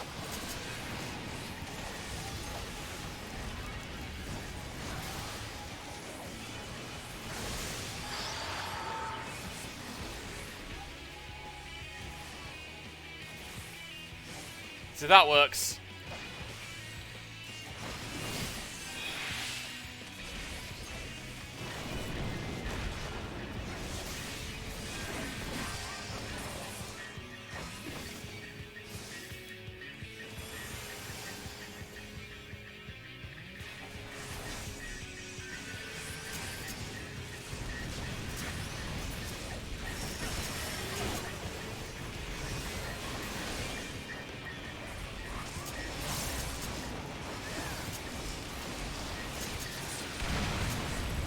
I don't know how I avoided that.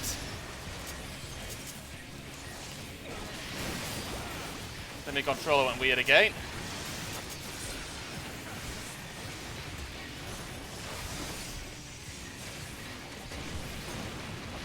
Yeah.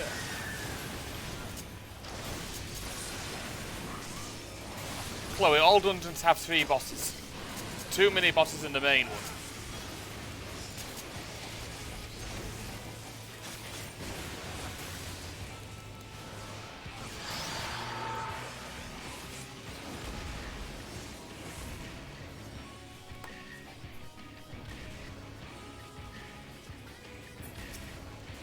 Safe spots. Not really any safe spots to hide from here.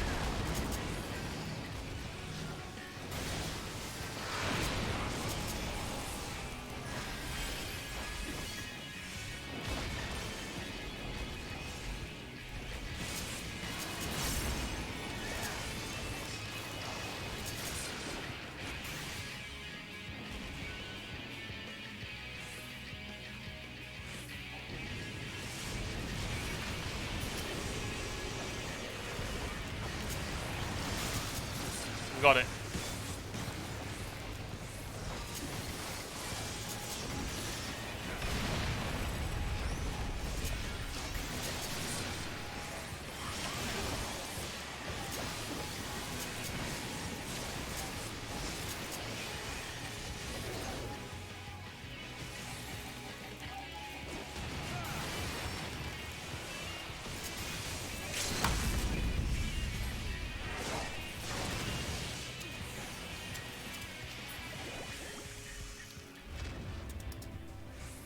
There we go.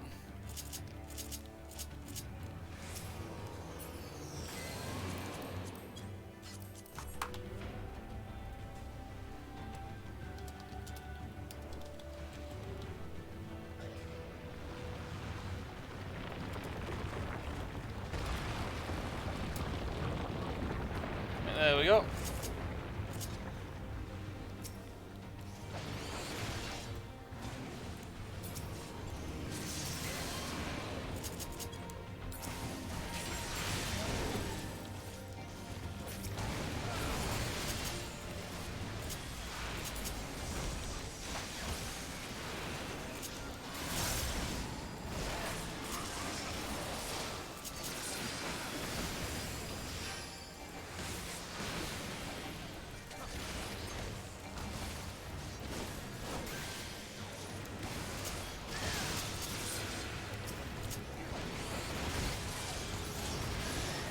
There we go.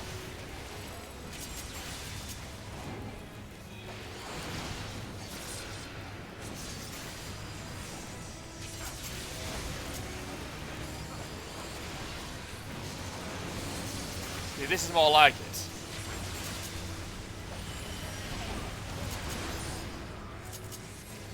That's not though. I've got hit by something hard.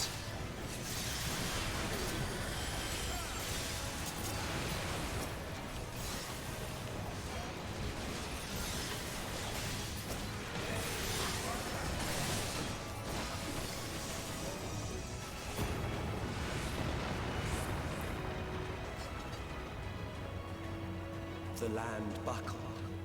The cities burned. The waters ran red with blood. Not perfectly.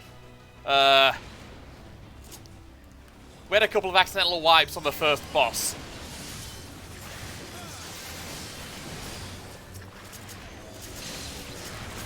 So I had to mark myself to show people where to stand.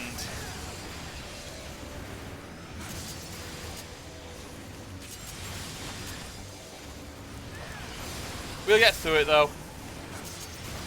Just the tank's a newbie, so they're learning. They weren't the cause of the wipes.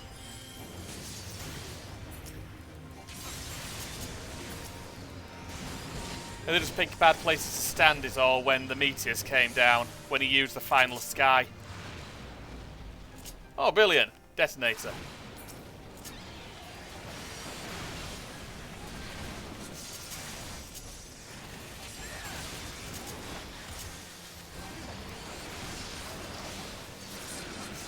I'm not going full... No, I'm not. They are. I'm not going full floor tank. I was the last man standing both times. I may be a Dragoon, but I do try and avoid the stereotype.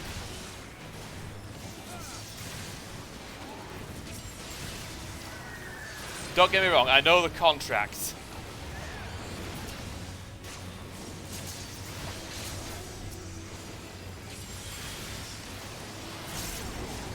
I'm aware that must die stupidly is in the contract.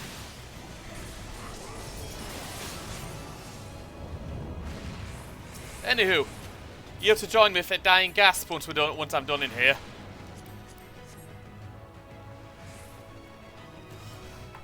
Oh, fuck. Oh, on plus side, did kind of get an insta-pop. On minus side, it's going to take me like another 10 minutes to get out of here. No worries, man. You're in prey.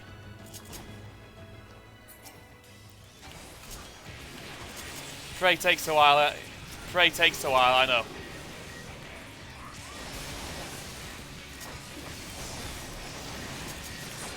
Anyway, time for what basically amounts to an ad rush.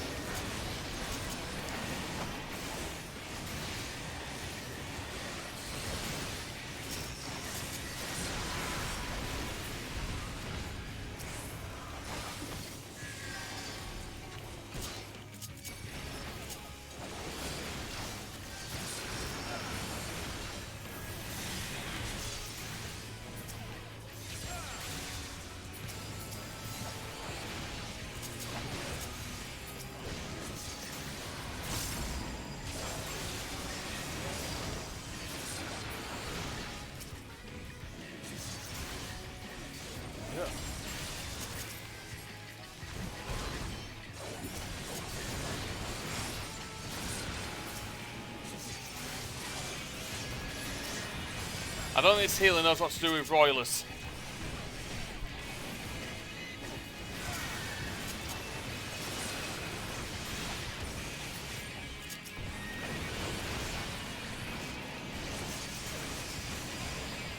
That's a lot of AoEs.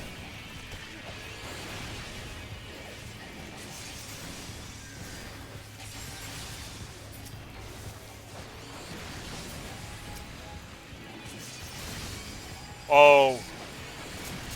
Oh, that's a lot of them. We'll get it. That's a fuck ton of enemies there. So it has been a little while.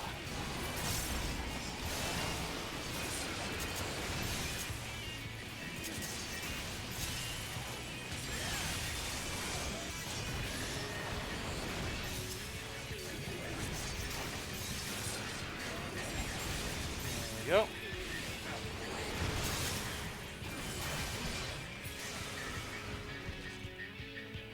Time for the big thing again.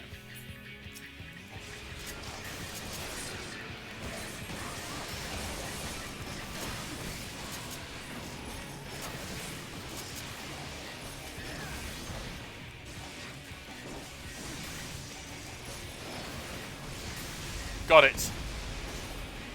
Yet this is far from the worst of it. Come, and I will show you. Here we are. The final bit. Just a little further. And you will see the end of a world.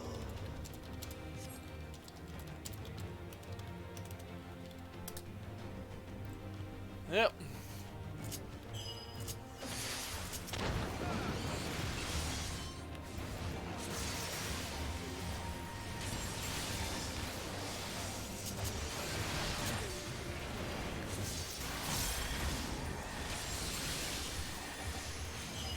Yeah, this is taking a little longer than anticipated.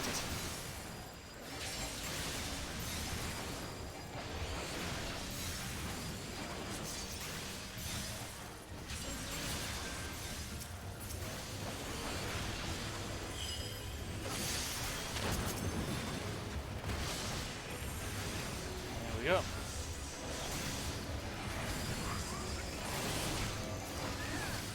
Put the lacerator down. Yep. And then the Reaper. There we go.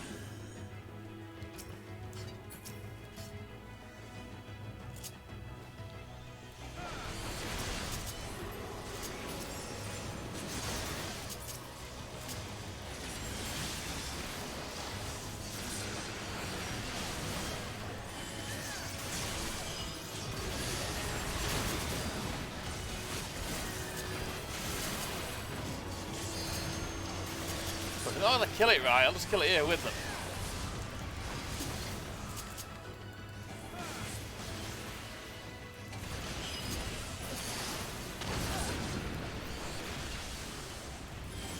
There we go.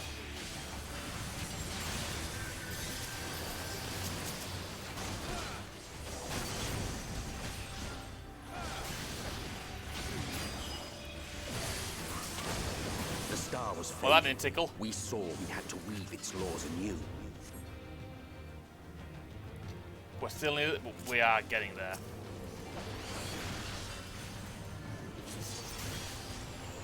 Oh, you're getting ballsy now.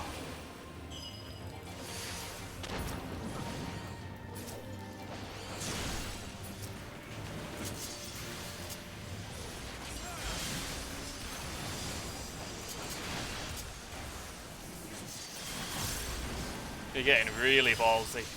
And you're not complaining. I like big balls like this. This is how you're meant to do it.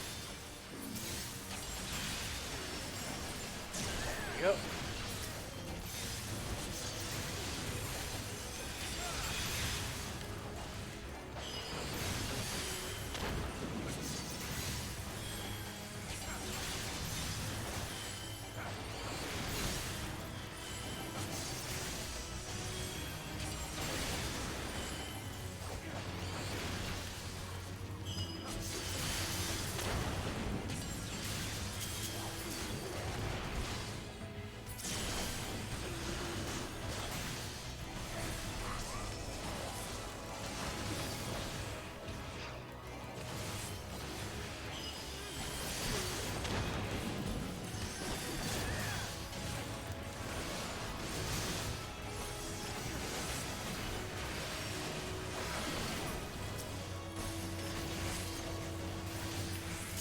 But between us and our goal loomed a final misbegotten fiend.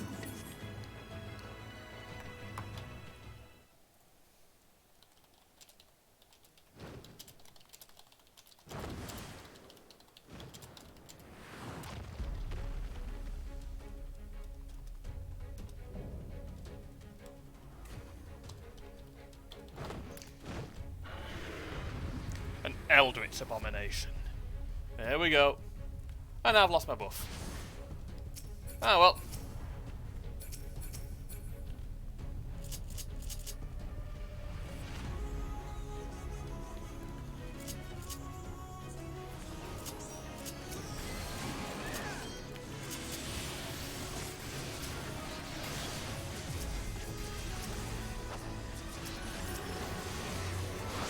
Sorry about that, I was trying to find someone to cast that on.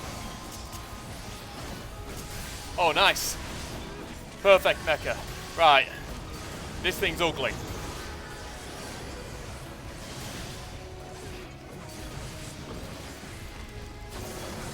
You know, I think the tether helps there.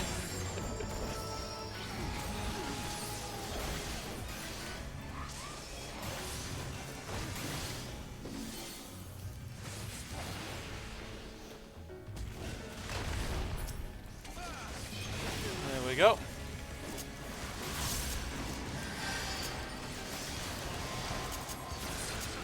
This thing's big and this thing's fucking ugly.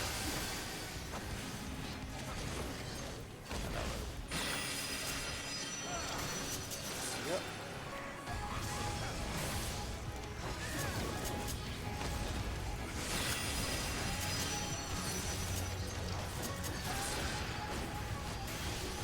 See, I don't know what the fuck this thing's meant to be apart from Eldritch.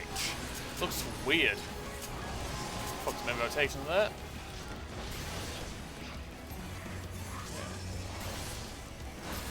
Weird and had a lot of health.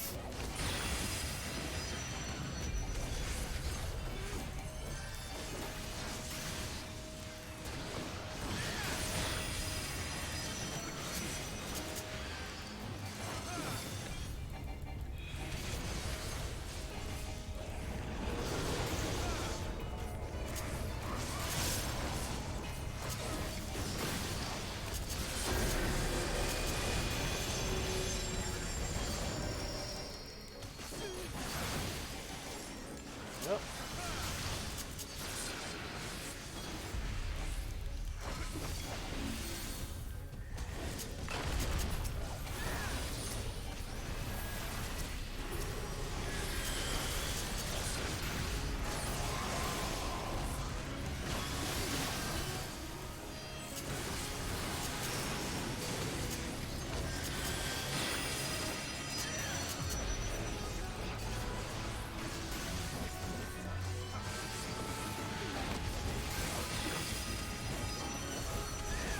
Got it.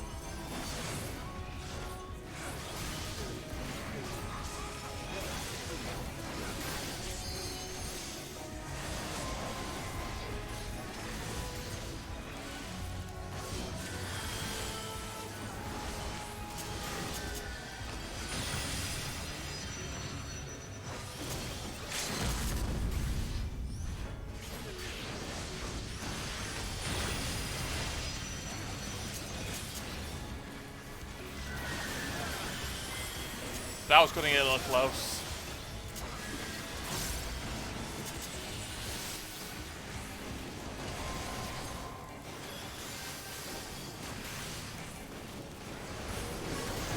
Onto the sides.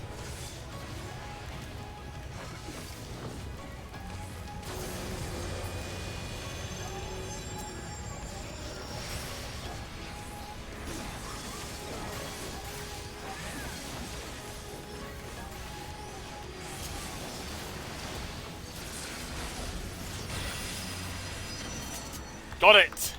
Yes!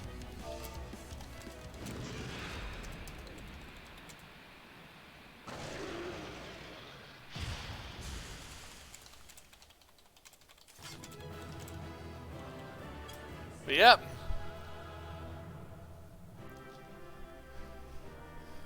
Oh! Oh, that is rare. That's a really rare.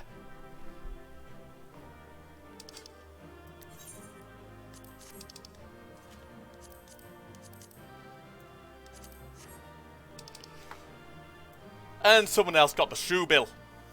Which is typical really, but I'll get one of them one day.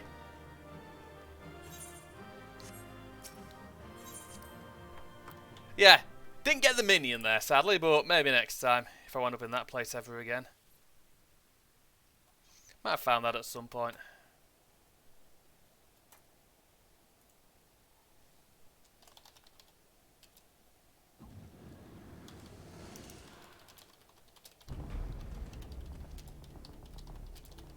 Well, well, you prevailed.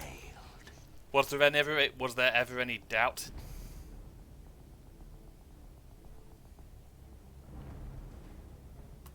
Nevertheless.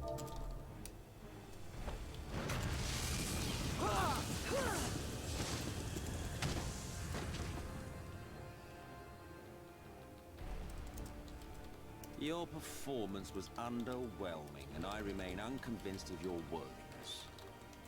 Oh, you tower over your misbegotten ilk, no doubt. But should I bring my full strength to bear, well, you would be as leaves in the wind. I should mention he is fucking strong, story-wise at The least. gulf between us is a reflection of the disparity between the world as it was and what it has become. But yeah, Mecha. What? This is it. And in goes Alice, as per usual. And he doesn't give a shit. Our worlds may not live up to your lofty standards. But they are our worlds, our homes, full of life and love and hope. And we won't stand by and let you destroy them!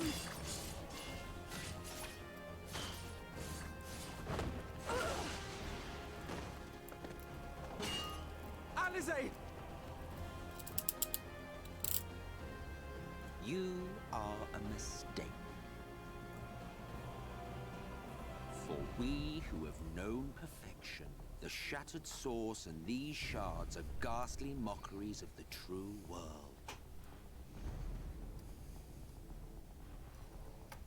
The ephemeral lives you exalt are pale imitations, utterly devoid of meaning.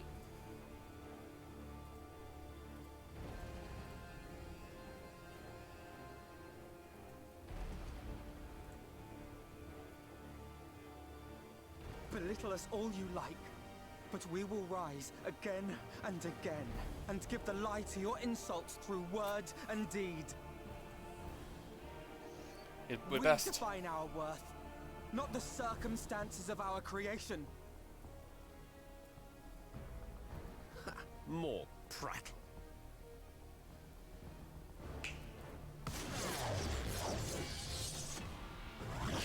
Yeesh! He throws a lot of nasty stuff out there.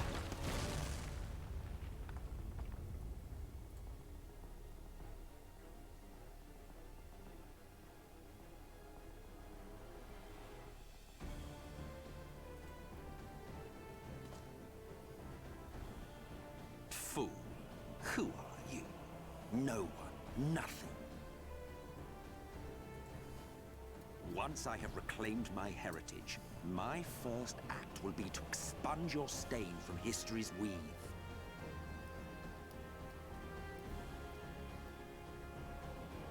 My world will have no need for heroes.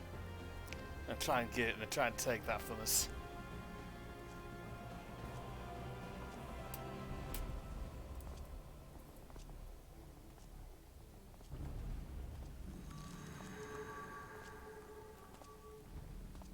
Still fighting the good fight.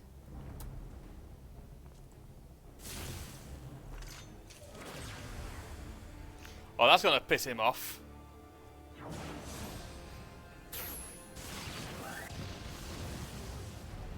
His shoulder's It pissed. is true that all we hold dear is fated to fade away. But that is no reason for us to forsake it. To take what steps we may, and thus mark the road for those who would follow. To strive for the best of all futures. Be this not also thy purpose? Dude's read too much Shakespeare.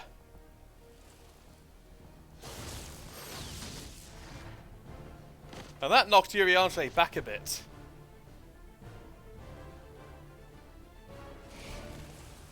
Do not presume to speak of my future. Yeah, never do that to Amitzel, because the dude is pissy about it. And you? Why waste your final moments in futile defiance? Weary wanderer, you've no fight left to fight, no life left to live. Well, you always have a fight, mate.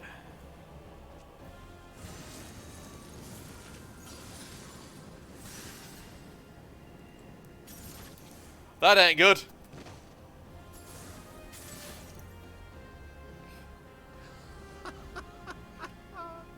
You see, the light will not be denied. Surrender to your fate, and let the transformation take you. Fuck you. Rise up in madness and fury.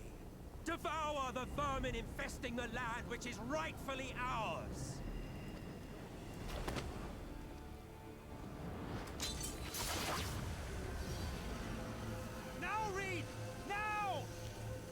he's going to try something, but whether or not he gets the chance, I don't know. Oh shit. Oh dear.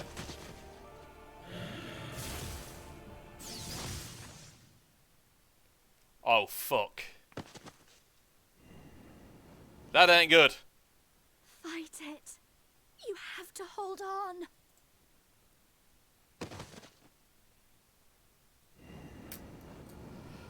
We're almost there.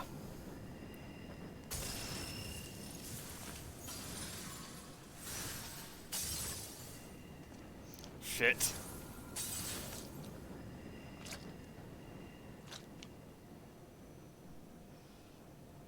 That's bad.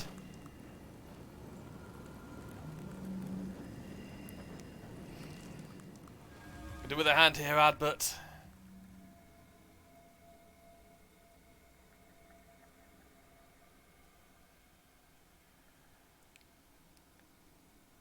Okay, what? If you had the strength to take another step, could you do it? Could you save our worlds?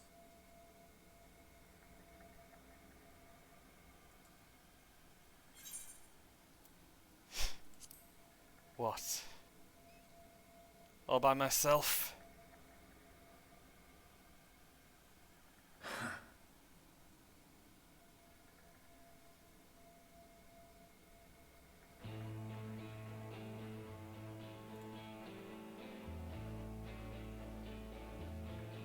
Take it. We fight as one.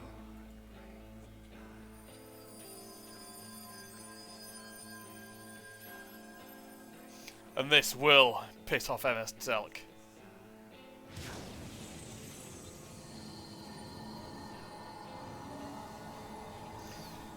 Right then. This world is not yours to end.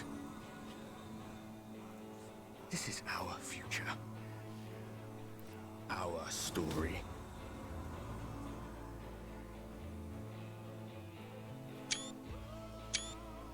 Let's get some tunes there. No, it can't be. Hell yeah, man.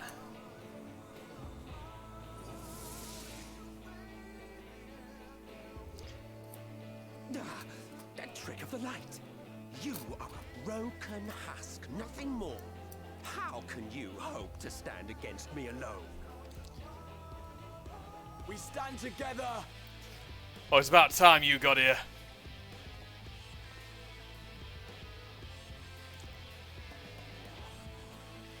How? I'm surprised you can stand at all. You know how. I could not well leave matters half finished. Let expanse contract, Eon become instant. Oh, he's doing something serious now. Champions from beyond the rift, heed my call!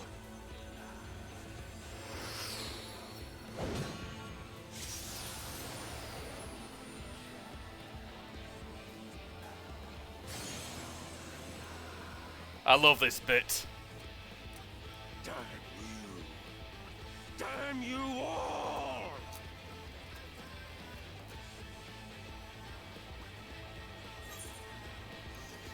You know what? It ends this day. One way or another, it ends. I've been waiting a while for that. Very well. Let us proceed to your final judgment. The victor shall write the tale, and the vanquished become its villain. But come, let us cast aside titles and pretense, and reveal our true faces to one another.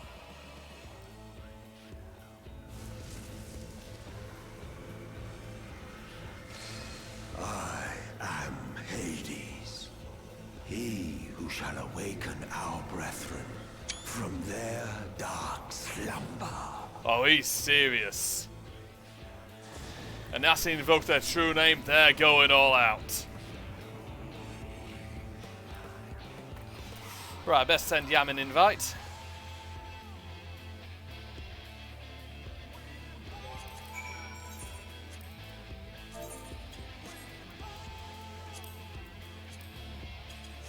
See if anyone else wants to come along. Oh, he must be farming it. Right then.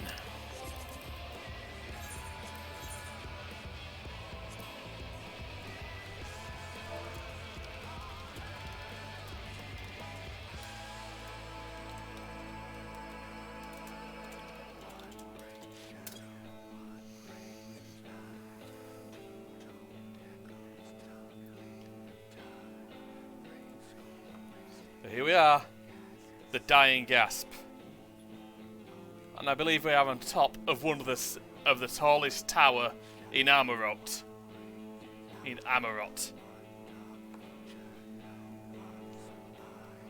Hell of an area we're in.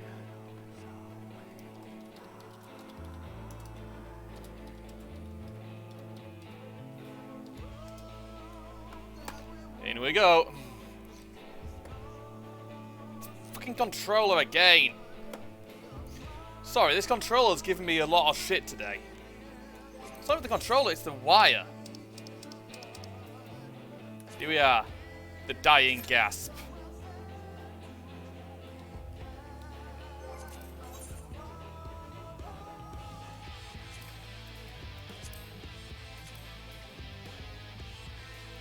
Ready?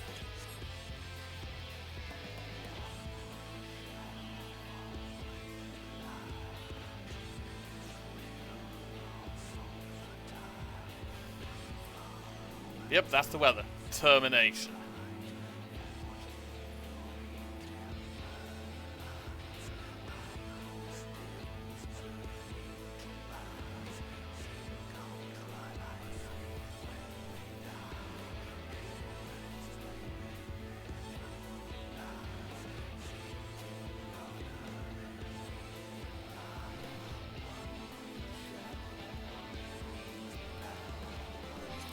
I think Leont is AFK, which is a shame because Leont is brilliant.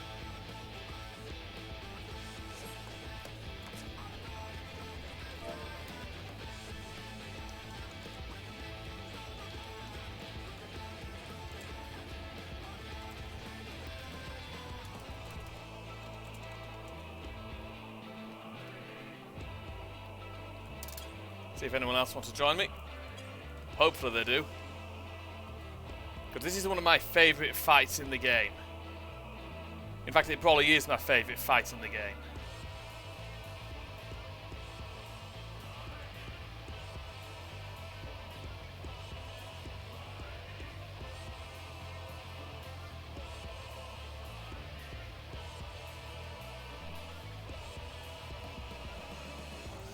It'll pop soon.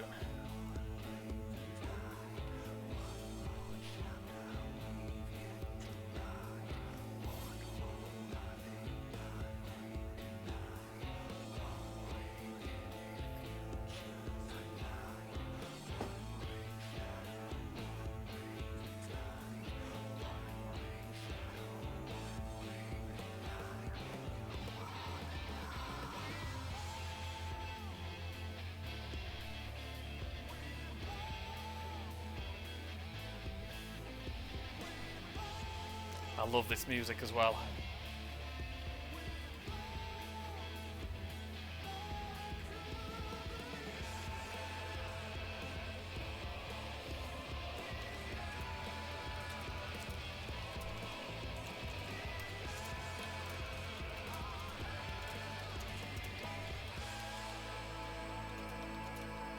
Should be quick in popping now, just need one more heal and one more DPS. And DPS at 10 a bloody penny.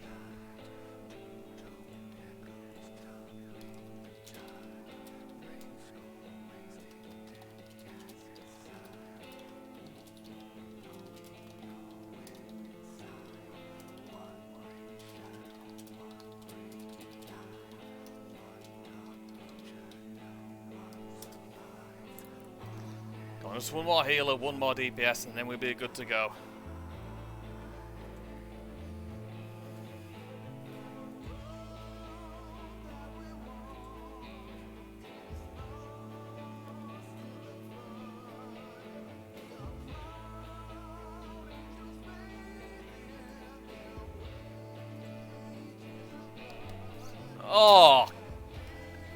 Oh, Oh god, my neck just bloody clicked. And that wasn't nice. That really wasn't nice.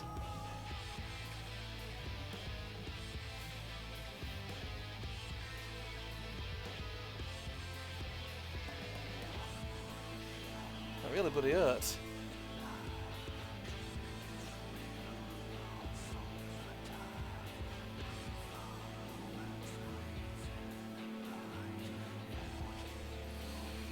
One more healer. Then it'll be time to kick this guy's ass once and for all.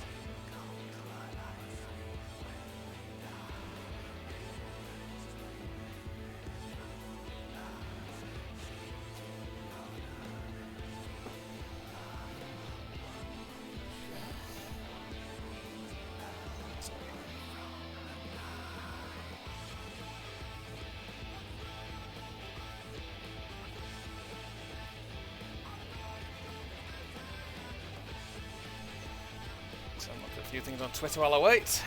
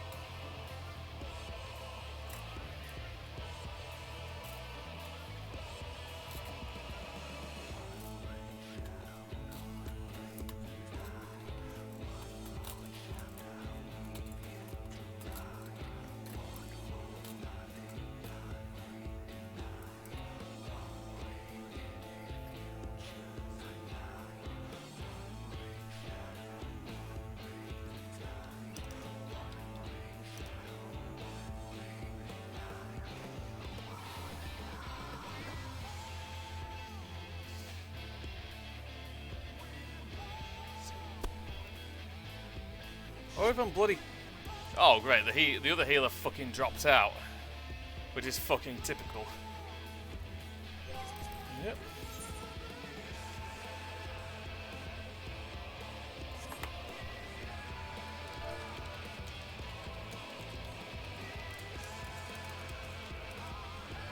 See if you've answered the dying ask Leon's now then.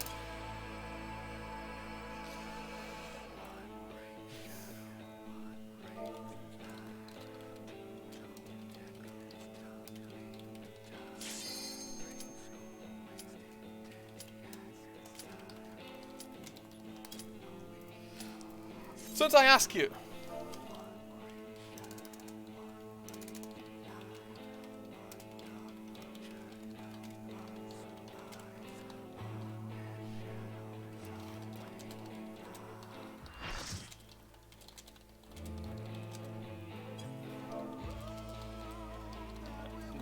Oh, brilliant. Here we go.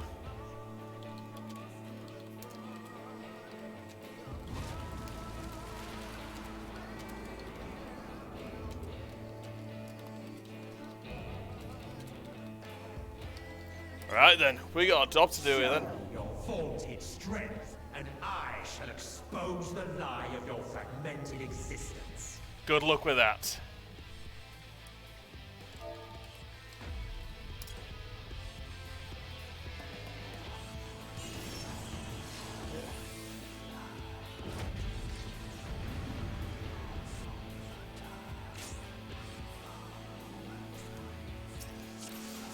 And your Miller is by... Oh shit, your Miller is really well geared. This will not take long.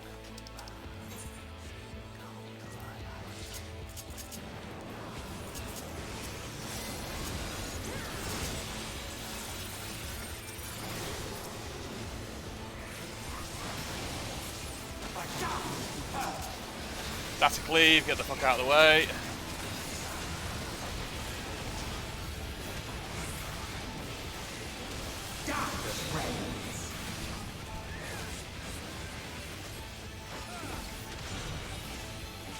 This is a monster and a half, innit? I ain't running.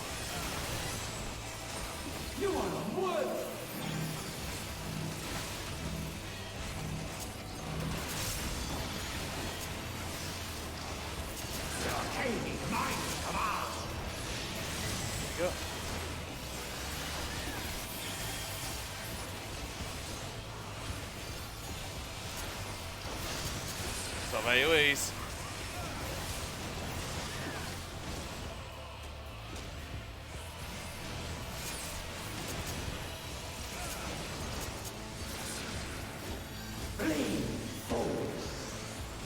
There we go.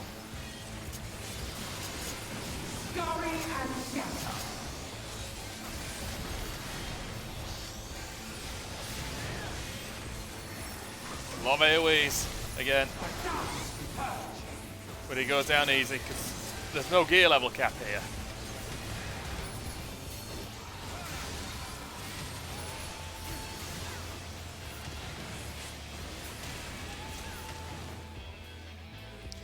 Give voice to your anguish, my brethren.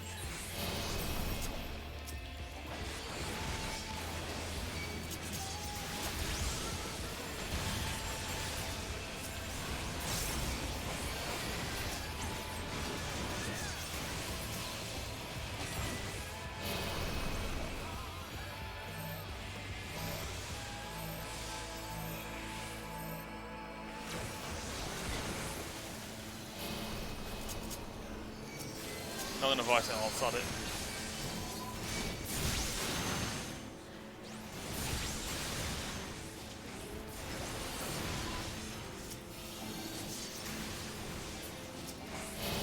That's the ad phase pretty much annihilated.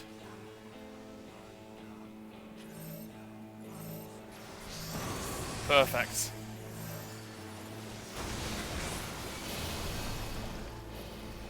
Well, maybe if Jeremy didn't run over. Or Germany.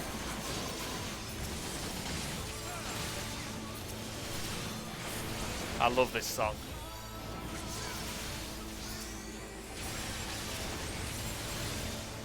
Oh yeah, Chloe. Becca, do you remember earlier when I was talking about the Bishonen line? Well, it's transformation time for this boss. Time for phase 3. I am stifled by this vessel of flesh.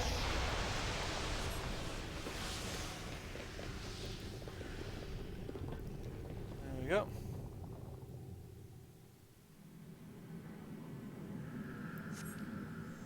See, you know how a lot of bosses become really cute, hot, bishy boys? Really pretty. After transforming? Well, we're about to see that Emmett Selk, Hades, doesn't agree with that.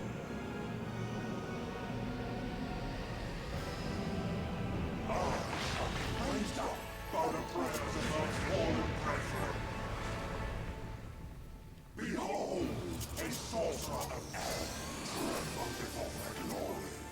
It's time to put him down.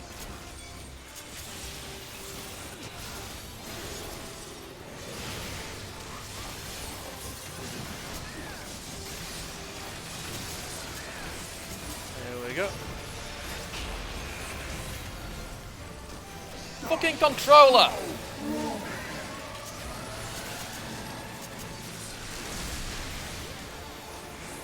A controller went fucking rogue right in the middle of that.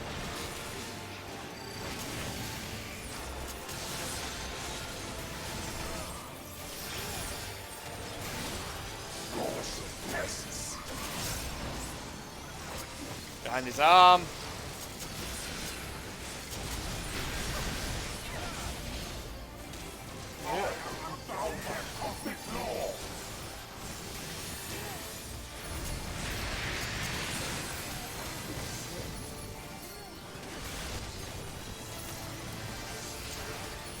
We'll have to ask Yama something after this fight is over.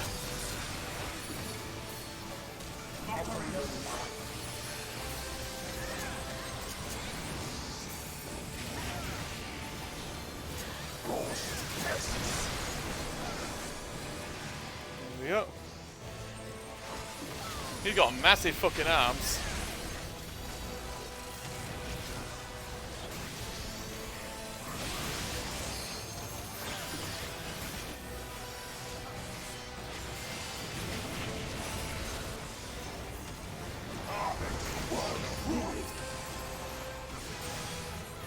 There we go.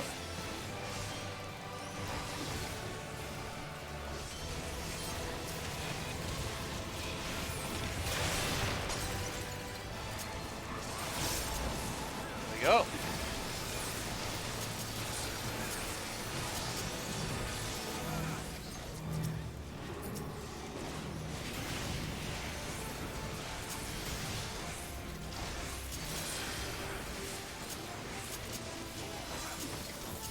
This place will be your tomb.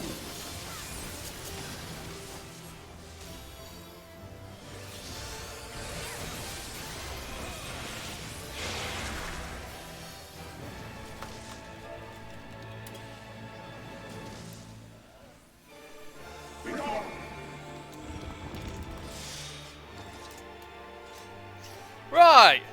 I just typically got a wipe. Sorry.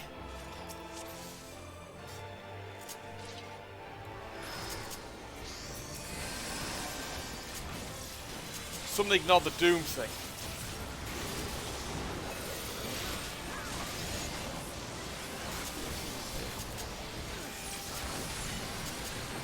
There we go. There we go. Out of the way of that. I'm not in the best luck of going white free, am I?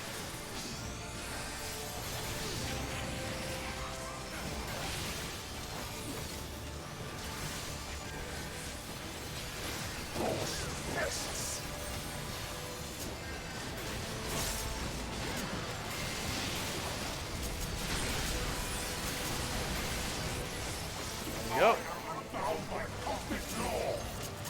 Middle. Yeah, not even gonna hear me.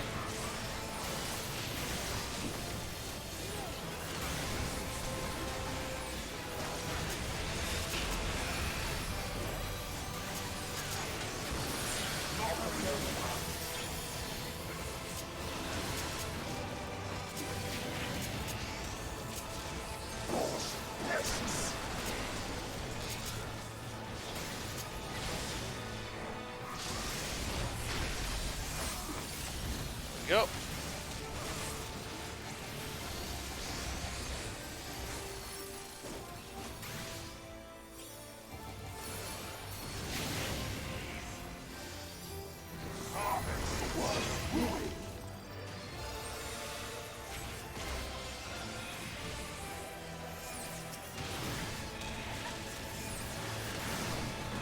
Well, that ain't good.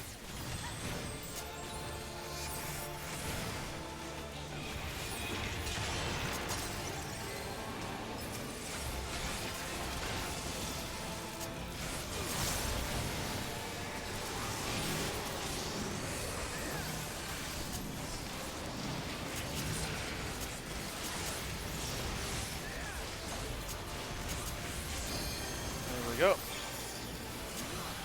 This place will be your tomb. There we go.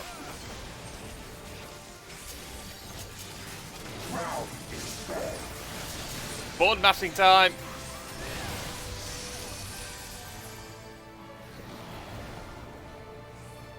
My dormant breath, dream now for the dark tomorrow. All gathered might must reclaim these vain reflections. In Zodiac's name, I beseech you. The light within the champions grows faint.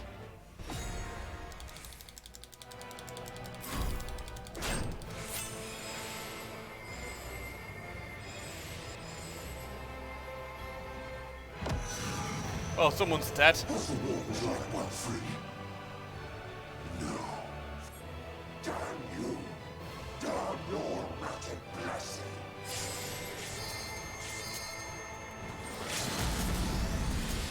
Let's see how much damage this does. Oh! That did damn near 1 million damage. Which on some early game bosses would be enough to damn near to pretty much kill them.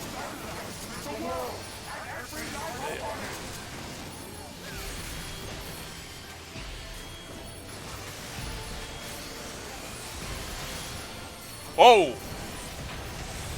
That was a big hit, 90 plus 1,000.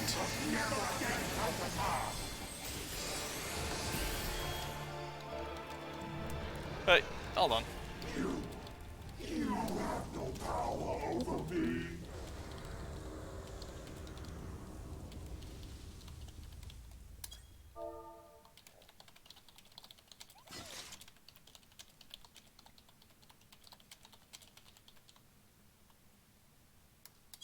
I'll take it. I'll take a win.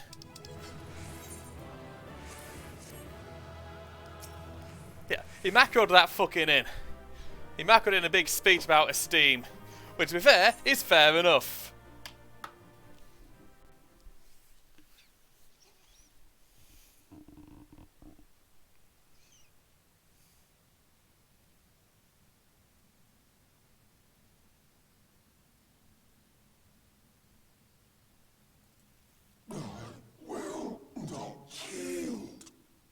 We're not giving you a choice. What the hell? Should Isa end this fight, what will become of it all?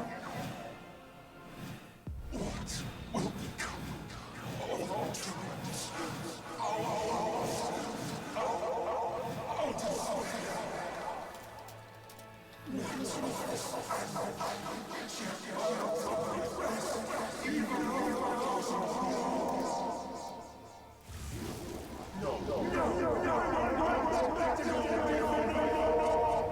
Oh, he's pissed.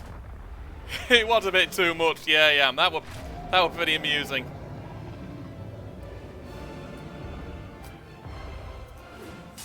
Enough, damn you!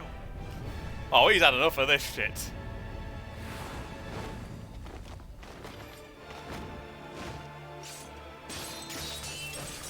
Just throw it at him. You don't need to smash it. That's probably not going to help. Oh.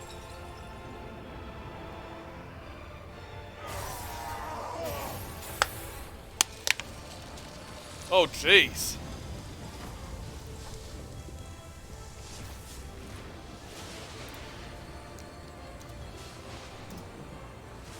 Such infernal strength! He's the first assassin you see who resists white auracite.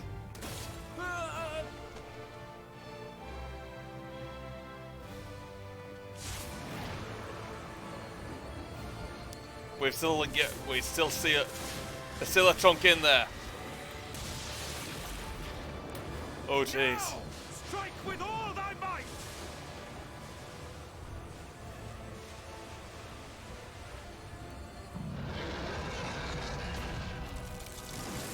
He's breaking free.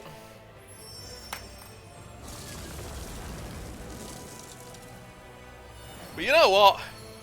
It's about time we got rid of all this light.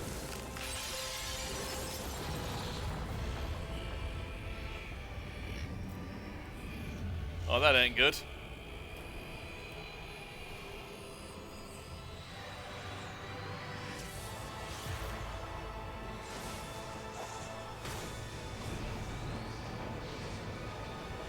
Oh. All that light. And that must have been a little bit of white auracite stuck inside him.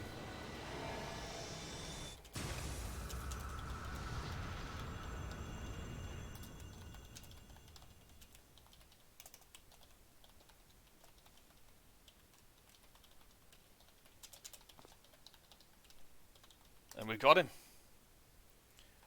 And I got rid of all that blasted light.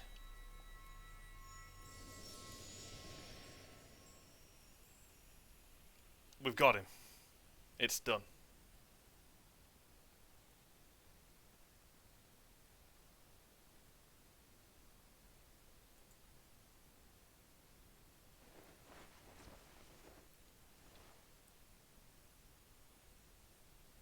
Remember. Remember us. And he knows he's beaten.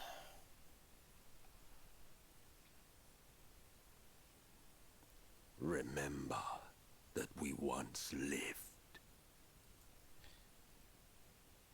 I won't forget.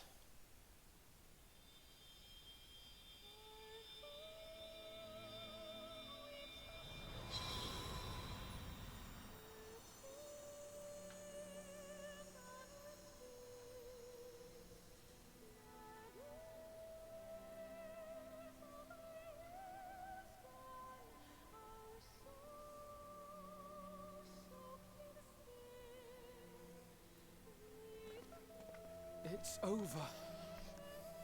Emmett Selk is no more. We've won. More importantly, how do you fare? I think I've got rid of the light.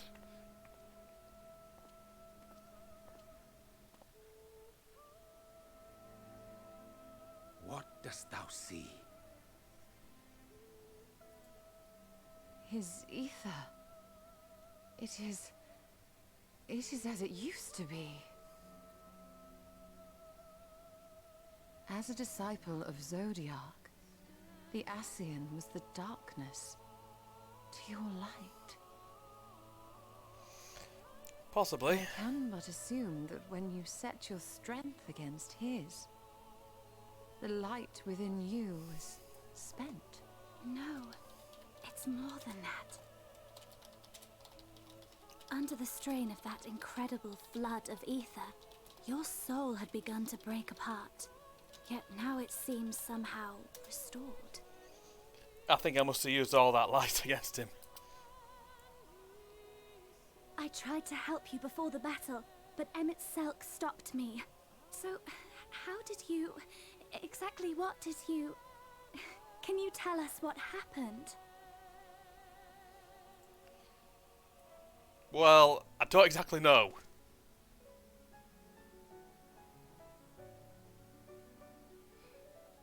I think that axe made of light should be a clue as to what happened.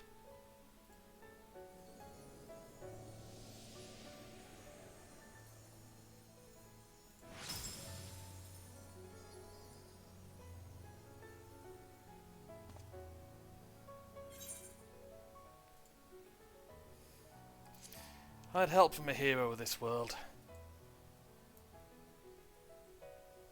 I see.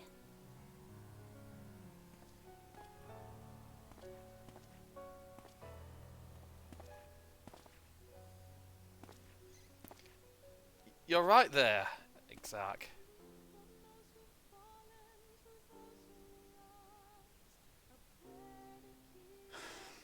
Where to start? I believe I owe you all an apology. And you, most especially.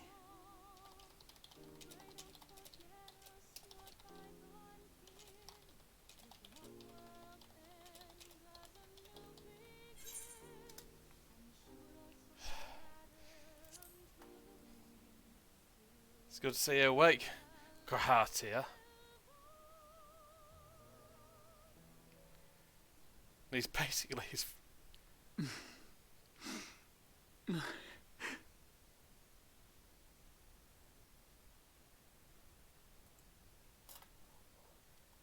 Well, 'tis good to be awake.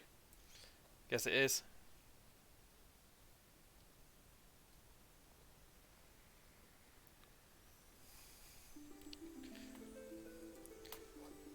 And there's the Exarch's theme. Well, Graha's theme, really. I can't remember the exact name, but it's from Final Fantasy III. But yeah, we've done something we needed to do.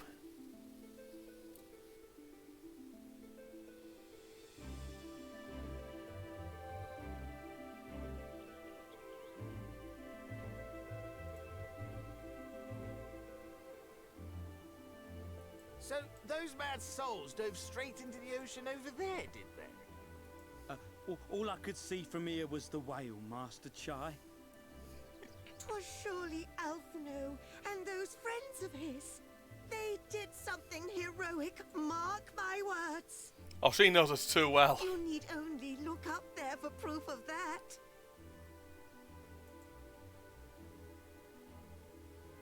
As you say, my love.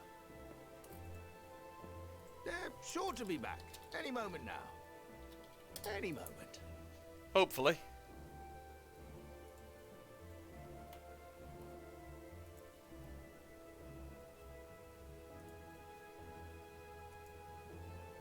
They are coming back, aren't they? I couldn't bear the thought of...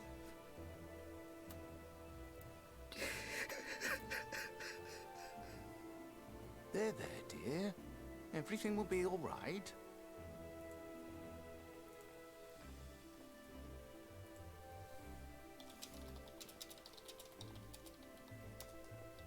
There, look! Over there, over the beach!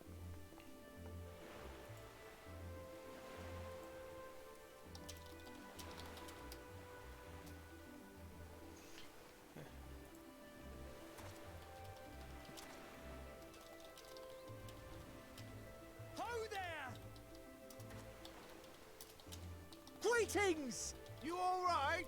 Welcome back! Well, looks like we made it. Glad to see we've got a warm welcome. And that really awful light's gone. Oh!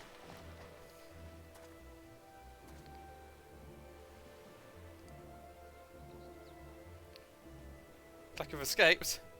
I didn't think we'd be swimming the whole way back. Heavens. Heavens. Take me. Alphino! Oh, hells.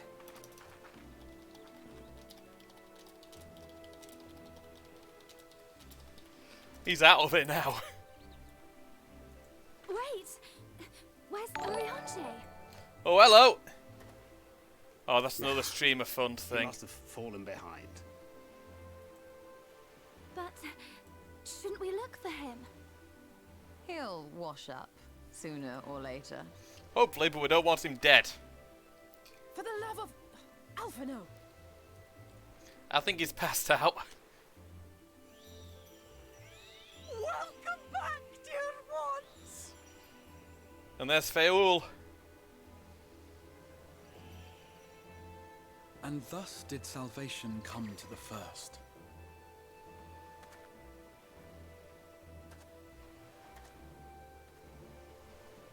The lamps of Amarot will fade along with Emet-Selk's enchantments, and the depths shall be as once they were.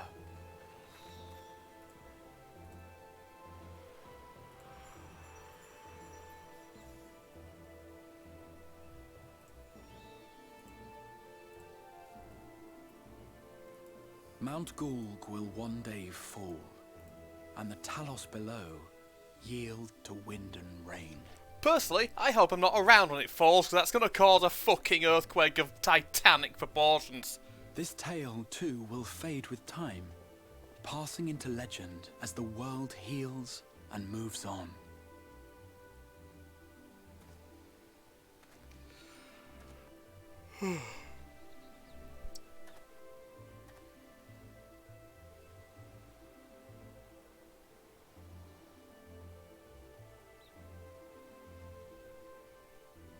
I like how he's... Nevertheless.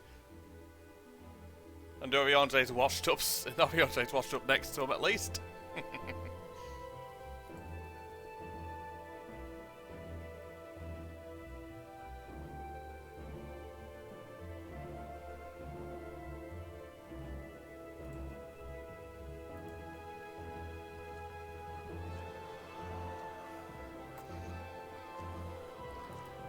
We did it at least. Oh, looks like everyone's in a good mood.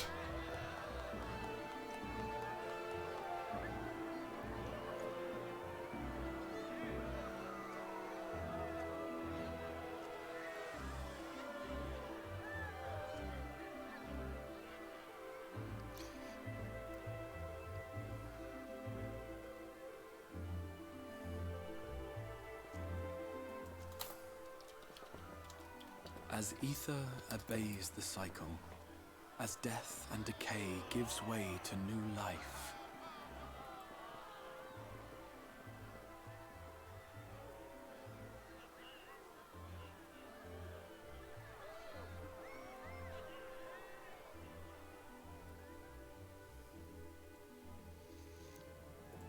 And the warrior... so too do the memories we share inspire others to rise to greatness. And the first warriors of light. For we who walk before may lead those who walk after.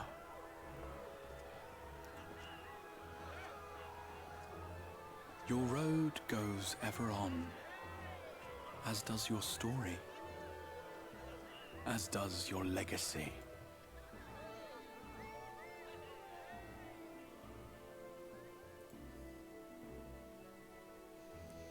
A win's a win, and we fucking made it. Such is the hero's lot, to touch the lives of countless others. Excuse me? You're the Warrior of Darkness, aren't you?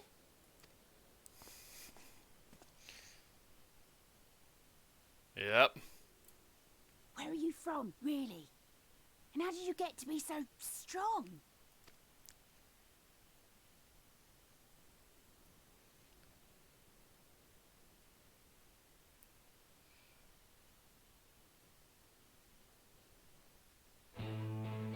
Oh, I love this music.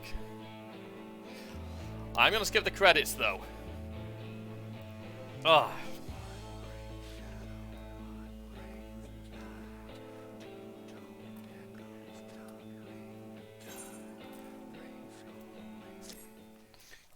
Because those credits are long.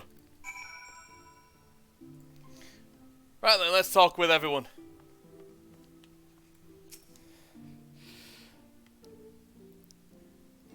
I knew the nice blessed were among the revellers, aye. The Crystarium was so crowded I thought it's safe to speak my true name. Poor Runar and his ill-quick grip with panic.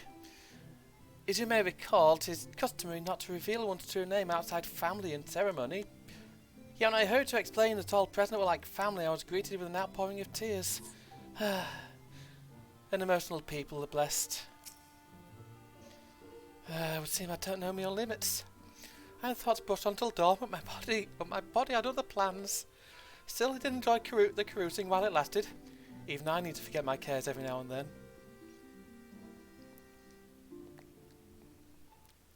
What I don't need to wake up to is Alphino smirking at my bedside. He said my face was a rare sight while I slept. God, I hope I wasn't drooling. You had seen the city celebrated long into the night. Not that I would have known. Not that I would know. As embarrassing as it is to admit, I woke to find myself in the infirmary, having apparently collapsed from exhaustion. My aching pride was somewhat soothed by the sight of Alice asleep in the bed next to mine. She must have been just as weary. As long as it's been since I've seen her face so peaceful in repose. It was a rare, tranquil morning, made unforgettable by the sight of those clear blue skies. The ending to this tale hath been a joyous one indeed. Myriad were the lessons learned, yet there is one of particular import. It is imperative that I master magics to grant my feet purchase upon the water, or else allow me to part the sea at will. Learn to swim! I must needs visit Bismarck in due course, and scrub his teeth in thanks. Mayhap the airy arts of a fairy whale might be imparted to mortal men. We shall see. We shall see. People came from Marms to join the festivities, but most seem to have stumbled home by now. Even so, I dare say Norvant will echo the sound of clinking mugs for some while yet. I thought to indulge myself in a little reverie last night, until Uriandre began to list all the names of my drunken conquests. I ended up drinking water. Water! I think his accent would have slipped then. Oh, are you well? No, out of effects. To my eyes, you seem completely healed. Really is a miracle. Speaking of happy surprises, I was amazed to see the crowd that greeted our return. I hadn't realised just how many people we'd met along the way. Did you see their smiles? Right then and there, I vowed to do whatever I could to keep the joy from fading. Right then.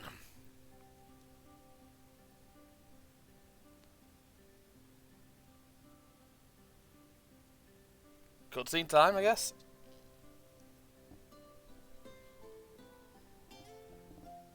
By your deeds has the blinding light been banished from these skies, and the Sin Eaters driven to retreat.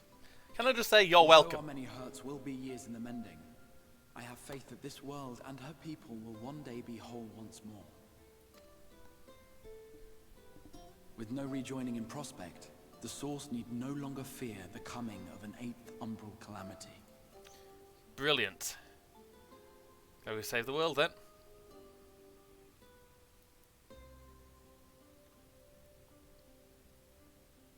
And with that triumph, the future from which you came will no longer come to pass. Yet here you still stand. So I do. I wonder if that other age continues onward somehow, cut adrift from time's flow. Or have I simply etched myself a place upon this new block of history? Multiverse theory is a bitch. Either way, this is an unexpected development. As the summoner of your souls, my death was meant to release you back to your world. Yet I am very much alive, and you are still stuck here in the First.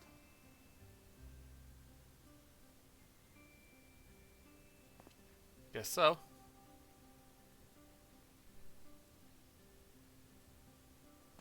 I believe I speak for us all when I say that we are happy to postpone our return if it means your life is spared. We will seek out another way. Well, that's good at least. Besides, I never had any intention of rushing home. There are people here I still need to thank, and this means I might actually have time to do so.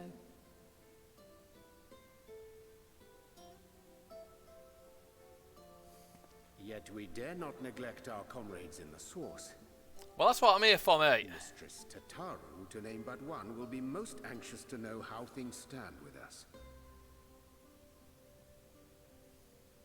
So, you'll just have to make the journey alone for the moment. Be sure and give a full report to our fellow scions, will you? Oh, and we'd also appreciate any news you can bring us from back home. Will do. Then I see no reason to delay. I can open the path from here. Oh, good.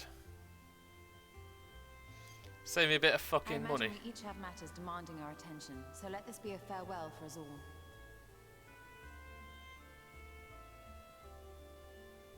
Send word when you've resummoned our friend. Oh, and do try to ensure he arrives within the city next time. Of course. I shall strive for utmost accuracy. No strange forests or unplanned passengers, I promise. Hopefully not. I don't think people would be happy.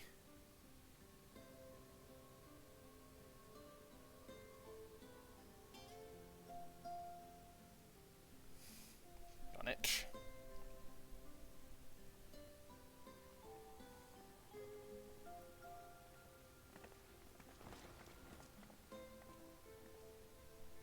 I'm a little relieved, to be honest.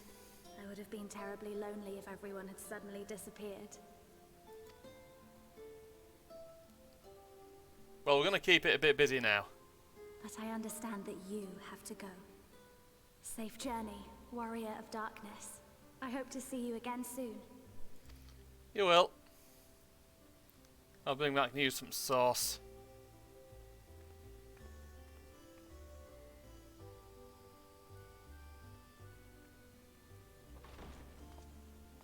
Just a moment while I attune the portal.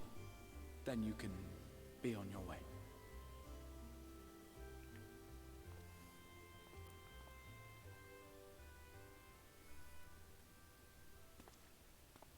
When I was a boy, many long years ago, I yearned to stand tall as the heroes of Eld. But like a fool seeking to pluck the stars from the heavens, my every attempt to reprise their deeds fell short. And then one day, an all but forgotten dream from my youth stood before me in the flesh.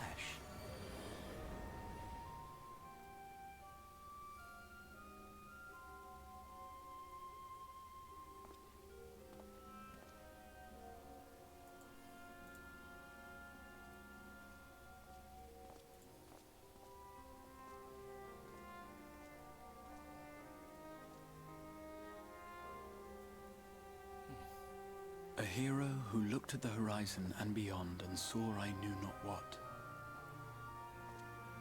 All I knew was that I would give anything to stand at that hero's side.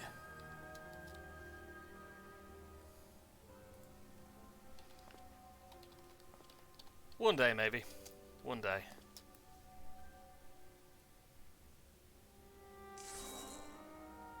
Yeah, well, yeah, you're not attuned to it, I guess. Would that it was so easy. Yeah. The glory of the heavens was ever beyond the grasp of those who never thought to reach for it. But if I have gained anything from all of this, it is the courage to stretch out my hand. I bet.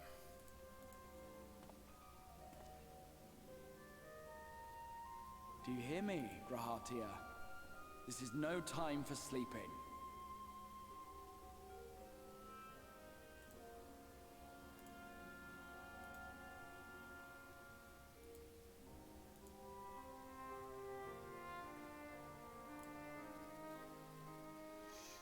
Right, let's get going. Right then. Meanwhile, in the Imperial Palace in the Source.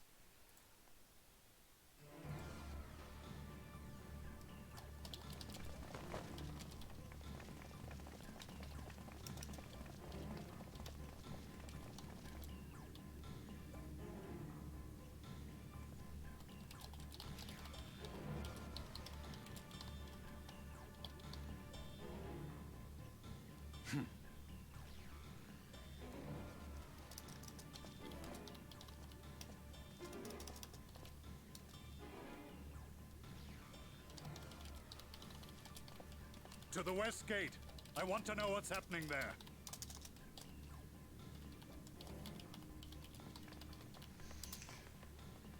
Here we go. Well, that's not good.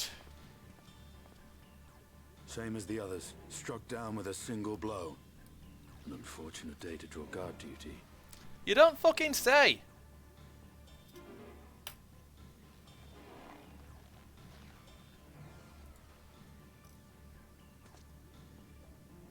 Forgive me. These were your people. We took advantage of this slaughter to slip into the palace. 'Tis not for me to grieve them.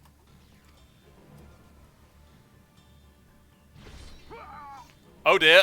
That was the Emperor. So that battle between Xenos and Elidibus must have lasted a while then. But something. Maybe running so quickly ahead wasn't such a good move. Oh dear. Your Radiance!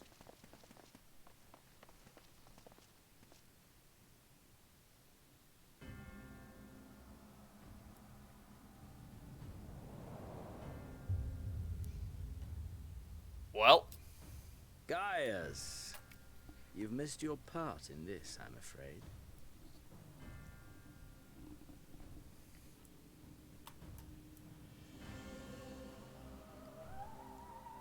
Identify yourself, demon!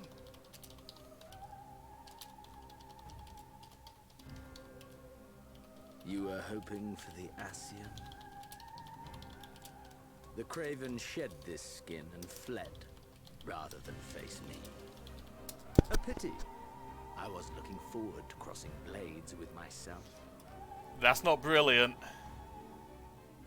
But I cannot deny the feeling of satisfaction. Body and soul reunited at last.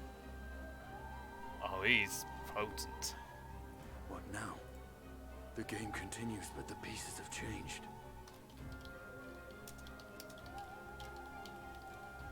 Only if we trust in a paragon's words. A mistake I do not intend to repeat.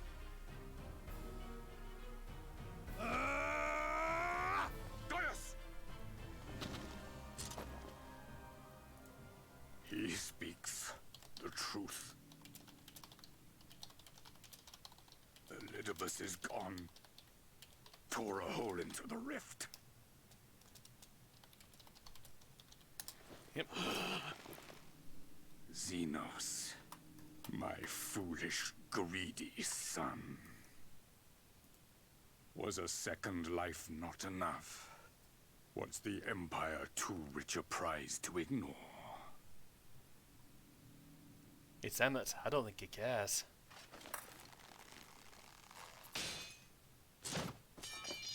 True freedom for our nation, our people, will never be won by a spoiled princeling.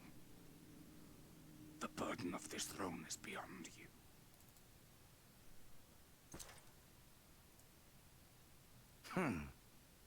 'Tis you, father, who have struggled with this burden.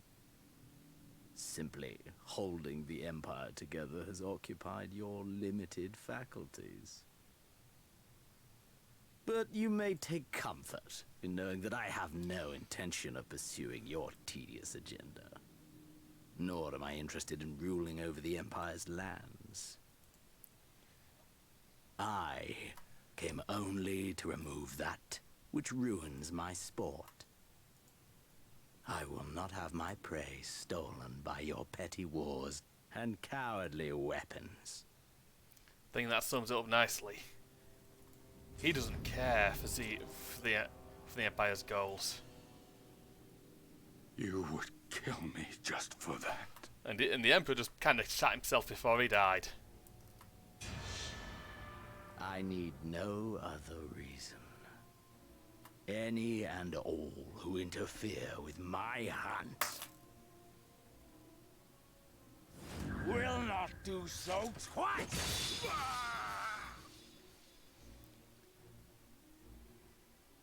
Yep, and he just killed the Emperor.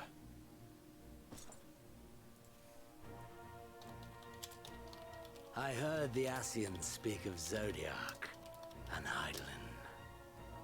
Even the will of this star is but a construct of our own making. We shall gorge upon their strength, and then, my friend, our contest shall begin anew.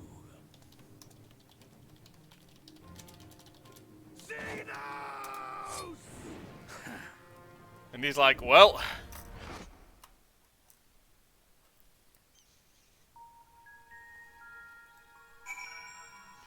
And here we are. Right. I'm back.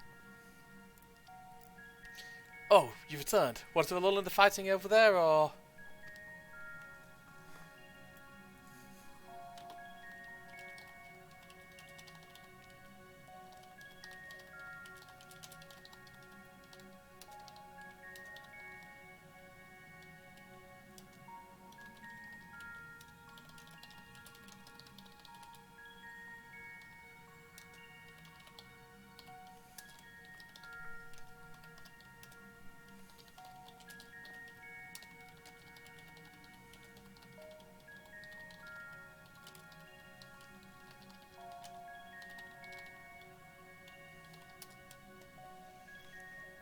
Right then, back to North Silvertier.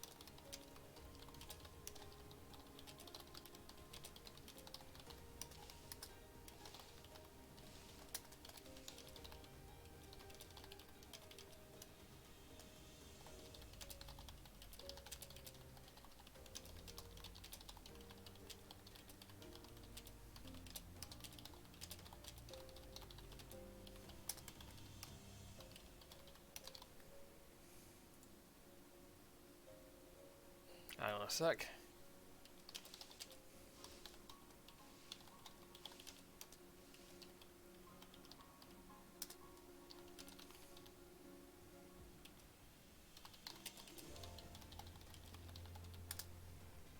Right then.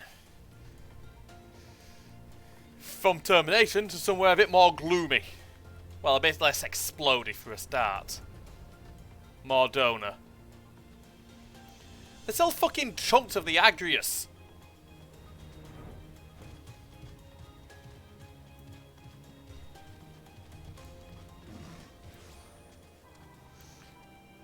Right then. And here I am. Back into the Rising Stones. See how everyone's doing. Oh.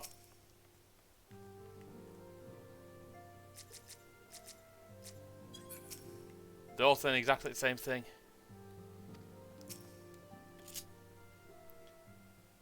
Hello, Tataru.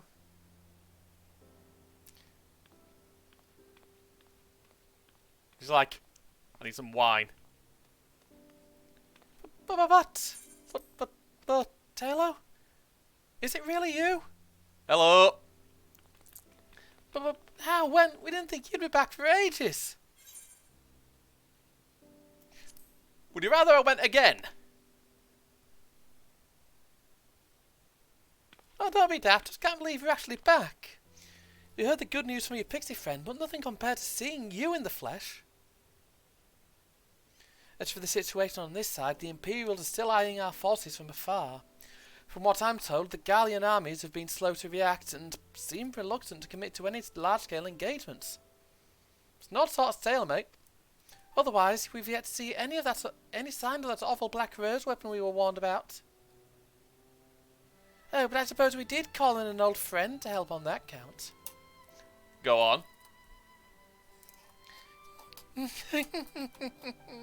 Crowned Eye had a terrible time tracking him down, though it will be worth it to see the look on your face when you find out who it is.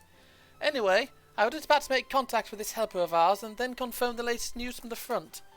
Might you fancy having a rest while I do? Ah, the Warrior of Light back where he belongs. Just as if nothing had happened. Though you do seem different somehow. You'll have to tell me all about your adventures when we next have a spare moment. Until then, welcome back. Welcome back.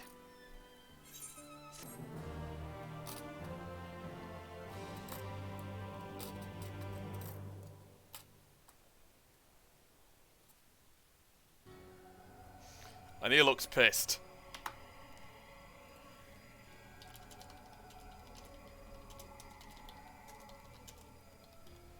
Oblivion has claimed him. Emmett Selk, gone. La Habrea, gone. I alone remain, the last of the unbroken.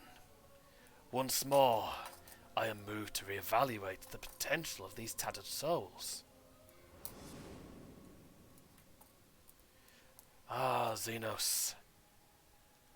Never did I dream you could overpower me so completely, possessed as I was of your body, and for all of its uncanny strength.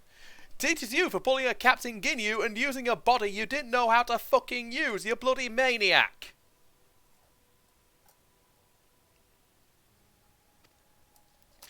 And now that I've shared with you the truth of this world and its reflections, who can predict how events will unfold? Not I. Emissary. What a poor jest that title has become. The flow of history has become modelled, its currents wild and beyond my capacity to direct them.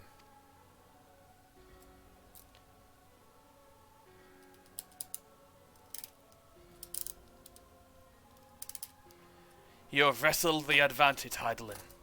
The thieving hands of your disciples tightened their grip on our star. The origins of the world remain hidden, and its inhabitants ignorant of their broken existence, just as you and your creators desired. They celebrate the gift of imperfect life, uncaring, unknowing as we weaken and fade.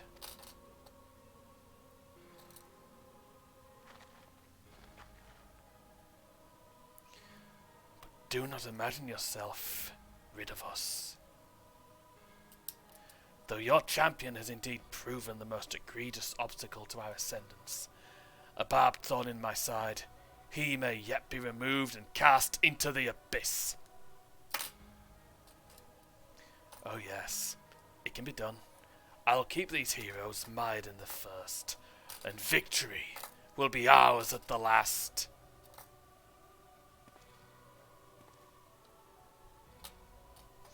Warriors of darkness now, are they? Then their fate is decided. They shall meet the same end as those who came before. Death at the hands of the warriors of light.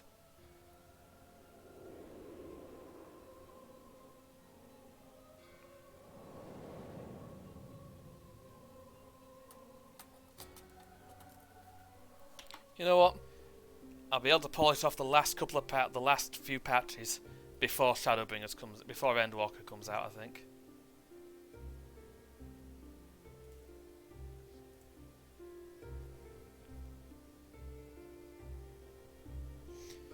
Oh, it seems you were right. Yes, there is something out there.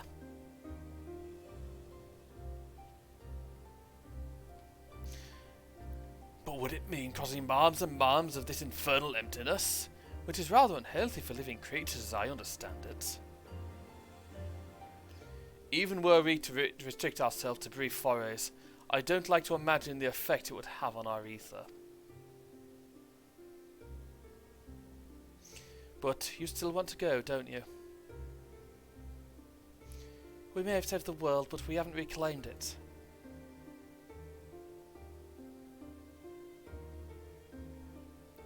Ah, when you put it that way.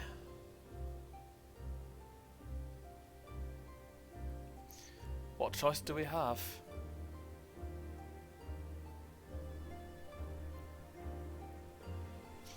Well, of course I'm going with you. That's what family's for, isn't it?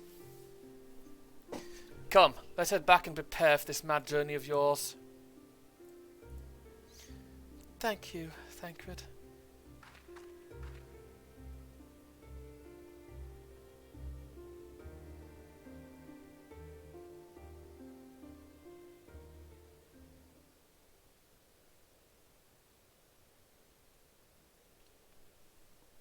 Oh, that's what it's setting up for.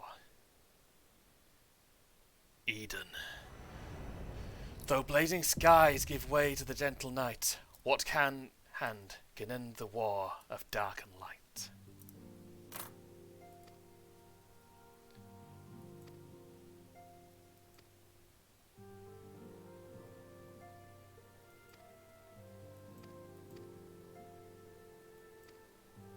Right then.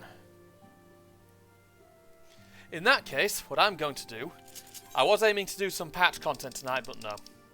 We've saved the first. That's enough for me. We'll be doing the patch content. Patches 5.1 and 5.2 tomorrow.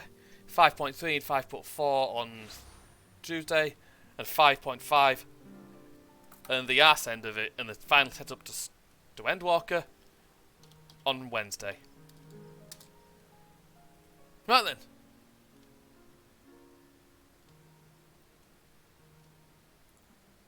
Let's find someone to go for.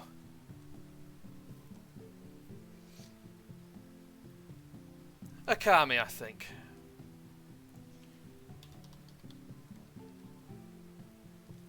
Sure he'll appreciate it. In any case, do take care. As always, I've been your host, Mr. Snakebite, and I will see you all tomorrow night, hopefully. I am at work, so it'll be a bit later. Do take care,